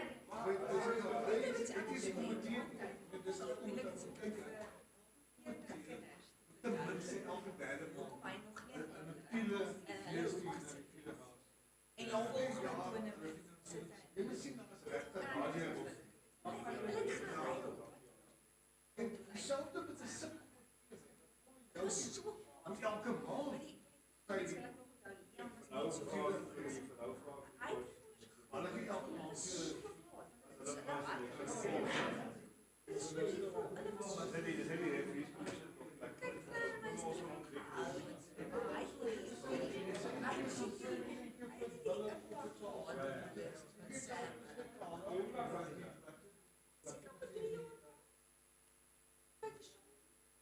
De federasie of statistiek of wat is dat? in Afrika is hulle die educator. Ja, o ja, ja, is reg. So hy word verplig en jy kan ook 'n aansoek doen dat hy verniet deur die right to interesting 1 keer in die jaar of 2 keer in die jaar die kursus. Dit is nie 'n probleem nie. Dieselfde wet af te ken. Ek sê daarbey vir hulle toe nie gekonstitueer word. Daar ou dis ligjare voor sakkie. Hy het ons nie teruggeskryf nie. Die mense weer insaai. Sê, as jy dan dood kom, was hy net. But heel graag begin ek weer doen, dan heel goed. Fantastic. Sometimes you don't understand that. And I will make, I'll let you know when the meeting is, but I think we once and for all must really put our minds together and correct thing now. Sign it into law, and nothing can, nobody can change it. And everyone, I have the program for the coach, but before we come to you, I said to him, I want to for him, he said, I think you must put more. High level, I want to say to him, I'm not coming only from him, coming also from look, I don't have, I'm skipping, I'm putting it in the I want it to be coach, training of the coach. Coach of the coach. I want all to work because that, I don't want to be on a committee, No, you I don't. will do it. Just the coach of Because the coach. what I want to do is, I will bring all this into it. So we can always define more for the portion of the money. Yeah, please. But also, you know, all the years I do it in South Africa, you were all back. I know stuff, but only up and above that grading. We have a grading course once time. Everyone passed. Everyone had.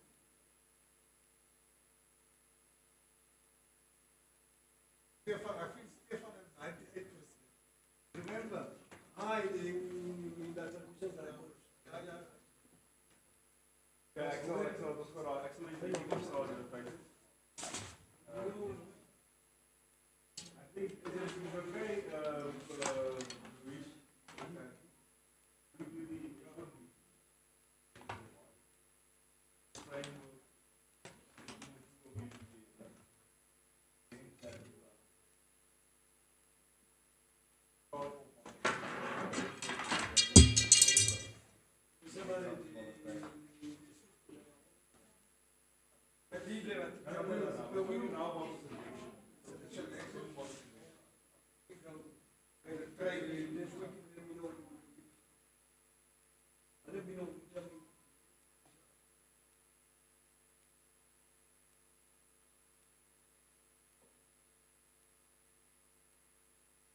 Please let the coach know that we are in soccer.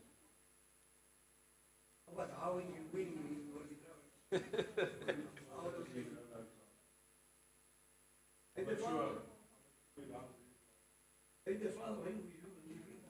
But now you are going to have a meeting. Two people against you. How will they? We not sense.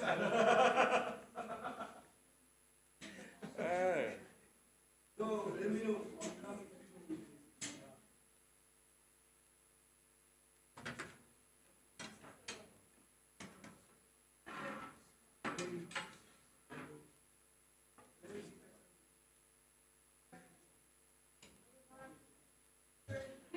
Sister Chal.